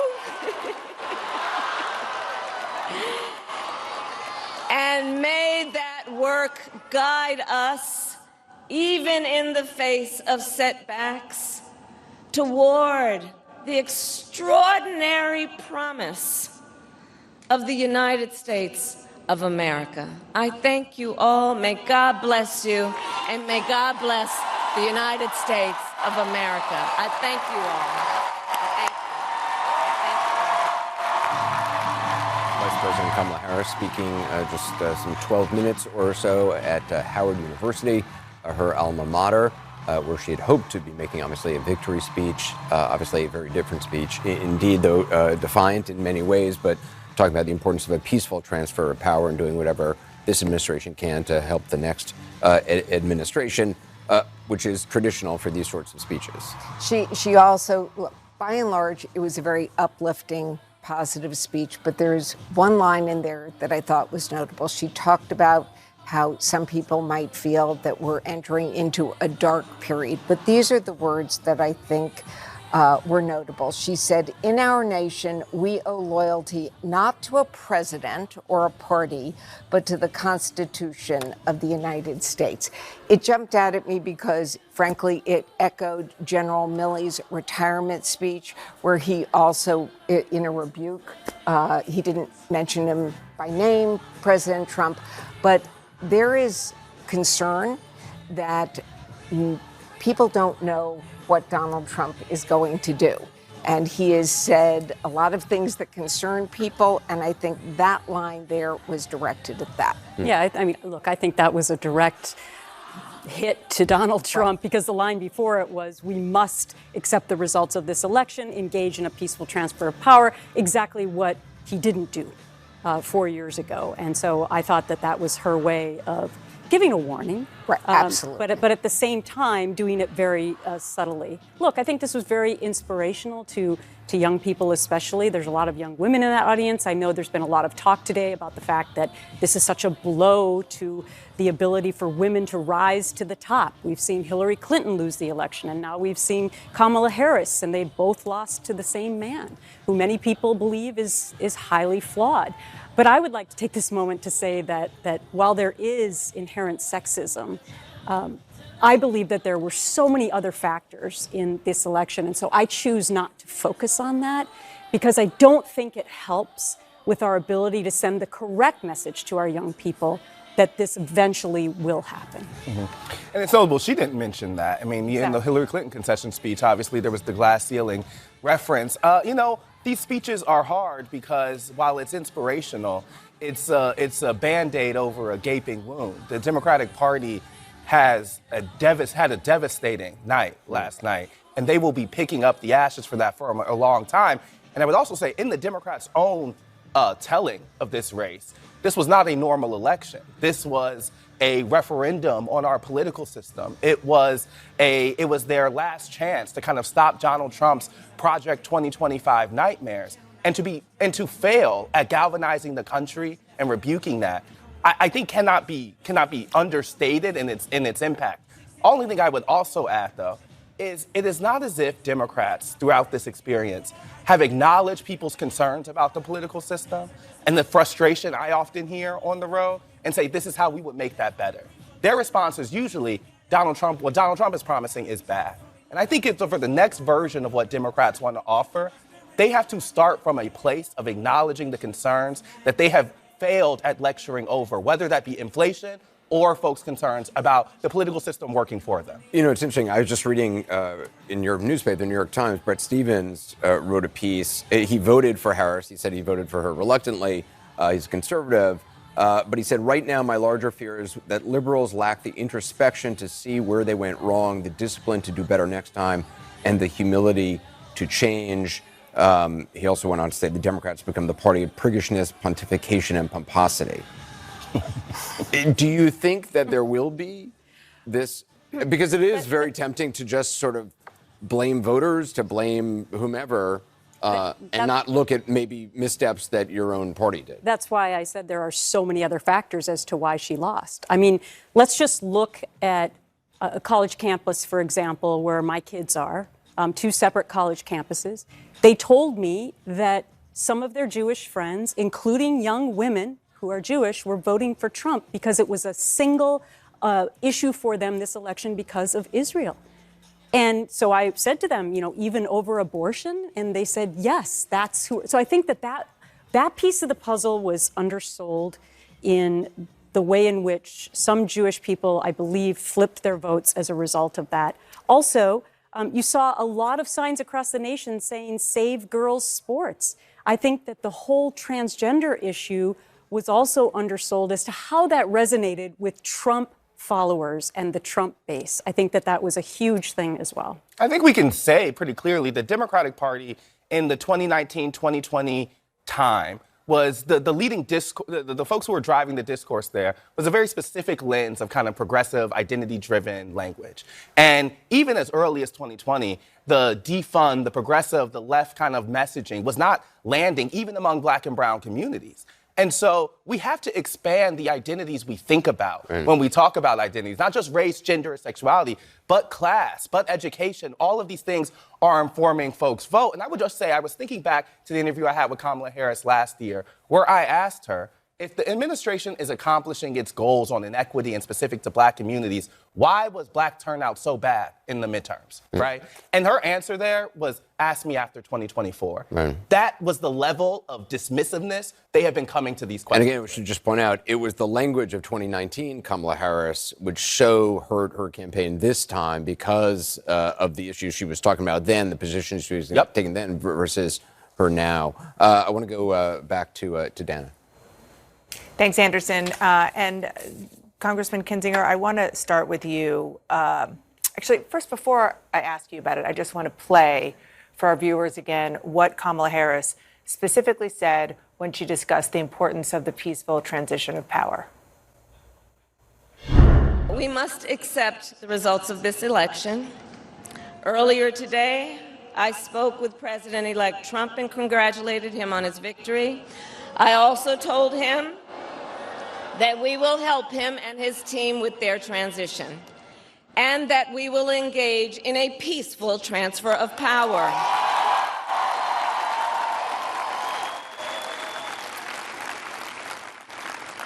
A fundamental principle of American democracy is that when we lose an election, we accept the results. That principle, as much as any other, distinguishes democracy from monarchy or tyranny. And anyone who seeks the public trust must honor it. At the same time, in our nation, we owe loyalty not to a president or a party, but to the Constitution of the United States. As we were watching that live, I turned to you because that was why you decided to speak out against Donald Trump when you were still in Congress, because of what happened on January 6th and beyond. And so for you, as somebody who is, you're still a Republican, supported Joe Biden and then supported Kamala Harris, how important was that? I think it's really important. I mean, look, Democrats are not going to, and we're not going to defend democracy by Democrats becoming what Republicans are. I mean, look, if Donald Trump would have lost, we would be struggling with a transition of power right now. Let's be honest. But this is kind of like adults in the room. This is Kamala saying, look, we're going to be adults about this. This is more important than any political party because in 100 years, if democracy still exists, and I think it will, it's going to be very important that we maintain that tradition. The other thing that was really important for her was beginning to outline the future mission. We can be gracious in defeat, but still have to defend the Constitution, and that is the call that we have now. And I thought she did very effective for a speech, a concession speech, which usually doesn't get a lot of play for a long time. But I thought that was effective in what she needed to do. One of the most powerful speeches that I ever witnessed in person, and I've covered politics for a few years, was when John McCain gave his concession speech in Phoenix, Arizona in 2008. And he had the same kind of theme. It was up against a backdrop of peaceful transition of power being quite normal, as opposed to the point that she was trying to make. But still, we can't take that for granted. We can't take it for granted. Certainly not with Donald Trump being in office, and we don't know how he will play out over the next 4 years. You know, when it was his turn to do this, he was sort of petulant about it. He didn't have a concession speech. He didn't even show up at the inauguration. So I think a lot of people worry that we would be able to have this kind of a progression from one administration to another. It'll be interesting to see if Donald Trump shows up at the White House with Joe Biden and they have one of those traditional meetings. But maybe he doesn't have to go because he's already been there before. Well, but it's symbolic. Brenda, I want to actually do something maybe a little bit different, which is I want to bring you in, but also John King is at the Magic Wall. Brenda was talking about the exit polls and the focus groups that you've been seeing. And John, what she was talking about was this realignment that we saw last night and where the votes are. Maybe I'll just bring you in, Brenda, to ask about the coasts and the kind of voters who voted for Democrats versus Republicans. Yeah, well, I think it's important for Democrats as they have their introspection and their soul searching like we had in 2008. It's their turn now to really think about their base keeps pushing them so far to the left on issue after issue. You know, it started with defund the police, and it's sort of cascaded from there. And think about who's going to control the party, because right now they are a party of white, college-educated elites and black women. That is sort of their core. And as Republicans chip away more and more of working-class voters, voters that are not happy what they're seeing with the economy, not happy what they're seeing at the border, not happy with wokeism, they're going to continue to bleed those voters. So the only place that Kamala had gains, was a narrow slice. And everybody else went red. Yeah. So, John, I know you've been looking at that in and on the map. So, yes, and I want to dig into that. Also make one distinction. When John McCain gave his concession speech, he knew he was not going to run for president again.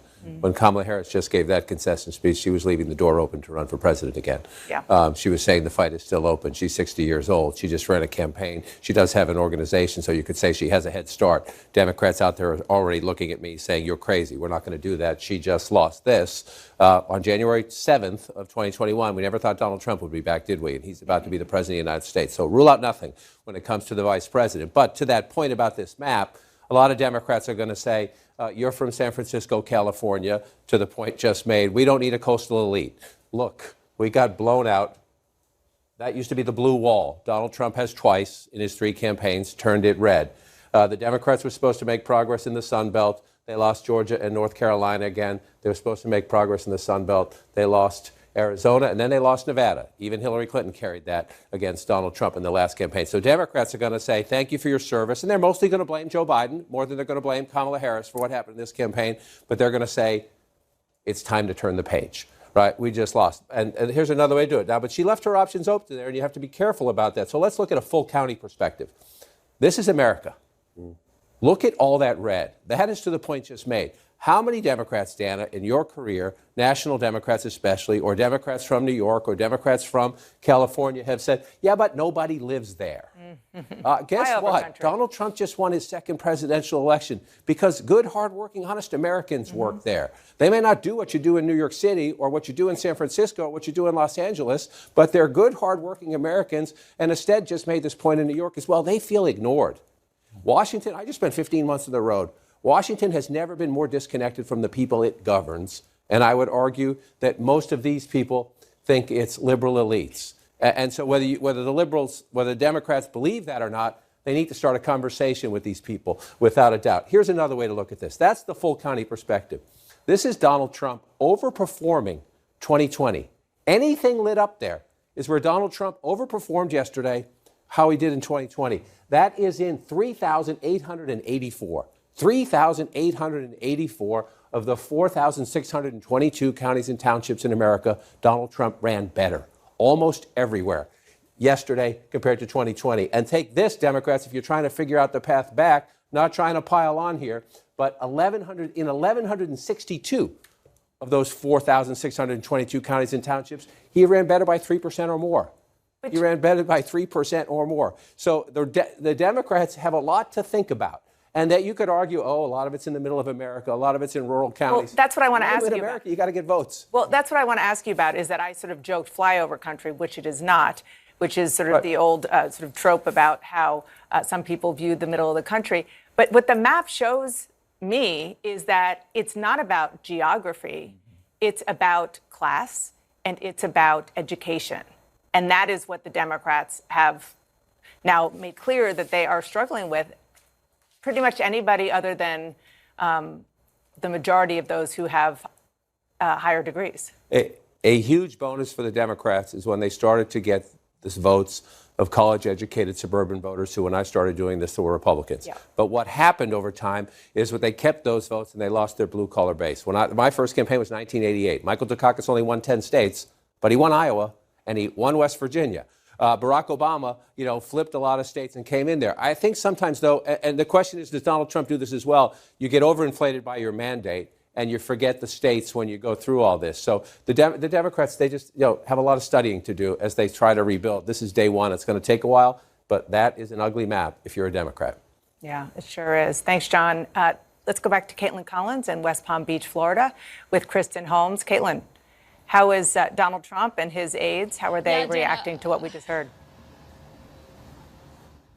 I mean, they were a little bit in disbelief as the numbers were coming in last night. I think, as Chris and I both know, that they have processed it now and they're moving on to what their administration is going to look like and planning for that. But just listening to Harris there and hearing her emphasize that line about a peaceful transition of power, it makes you just realize, like, she is affording to Trump what he never afforded to the incoming Biden-Harris administration, which is not only a commitment to a peaceful transfer of power, but even just acknowledging the victory as legitimate, which she did. She talked about, the voters have spoken, this is their will, and wasn't trying to sow any kind of doubt about this win. It is remarkable seeing the readout from the Trump team saying how gracious he was to her, that he praised her tenacity, I believe, is what Stephen Chung, his spokesperson, said, not the result after we saw what happened in 2020. Yeah, and I would assume that both Kamala Harris and Joe Biden will be there on Inauguration Day to cede power to Donald Trump the way that he was not there on Biden's Inauguration Day, the way he left early, almost in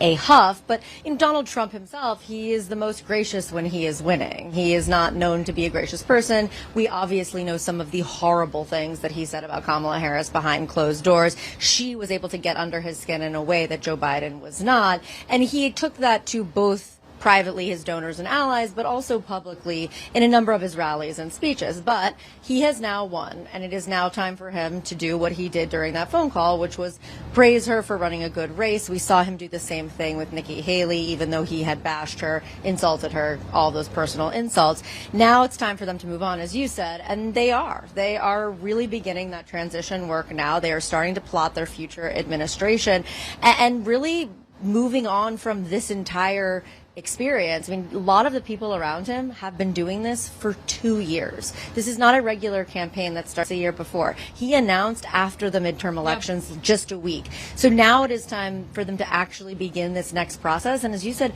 a lot of them were still very surprised that he won. They were in almost disbelief. That he won so quickly. Yes, really. so quickly. And they were cautiously optimistic, but it seemed that even though they thought the numbers were going to come in for them, the fact that they actually did seemed surprising to a lot of them. Yeah, and so where we're sitting now, Mar-a-Lago is just across the water from us, a little bit to the right, but he has been basically on the phone all day long. He's been meeting with a lot of people that were here at the victory parties last night, people who are certainly either donors or hoping to get a job in his administration, and know that moves quickly. Those conversations start happening despite all the transition planning that happens before then. They are moving very quickly to try to position themselves for what the next few weeks are going to look like for this transition. And everyone who is looking for an administration job is very much aware this is going to be a knife fight. I mean, they are ready to fight. That's why a lot of them are making calls today. They're reaching out to Trump. They're reaching out to Susie Wiles. They're reaching out to anyone that is close to him because they want to put in a good word for themselves before it's moving too fast and too far ahead of them. They believe that everybody is out for themselves at this point and that they're in a very fast-paced situation, as you said, moving towards that administration. Yeah, of course, Dana, in 2016, it was was when we saw everyone, going through the lobby of Trump Tower. You could know this interview process that was happening in real time. Obviously, it'll be a little bit different this time, happening based out of Mar-a-Lago, is what we're hearing from sources. But still just about 24 hours where even the Trump team is still very much processing this victory and this moment, and including that conversation with Vice President Harris and President Biden today. All right, thanks to you both.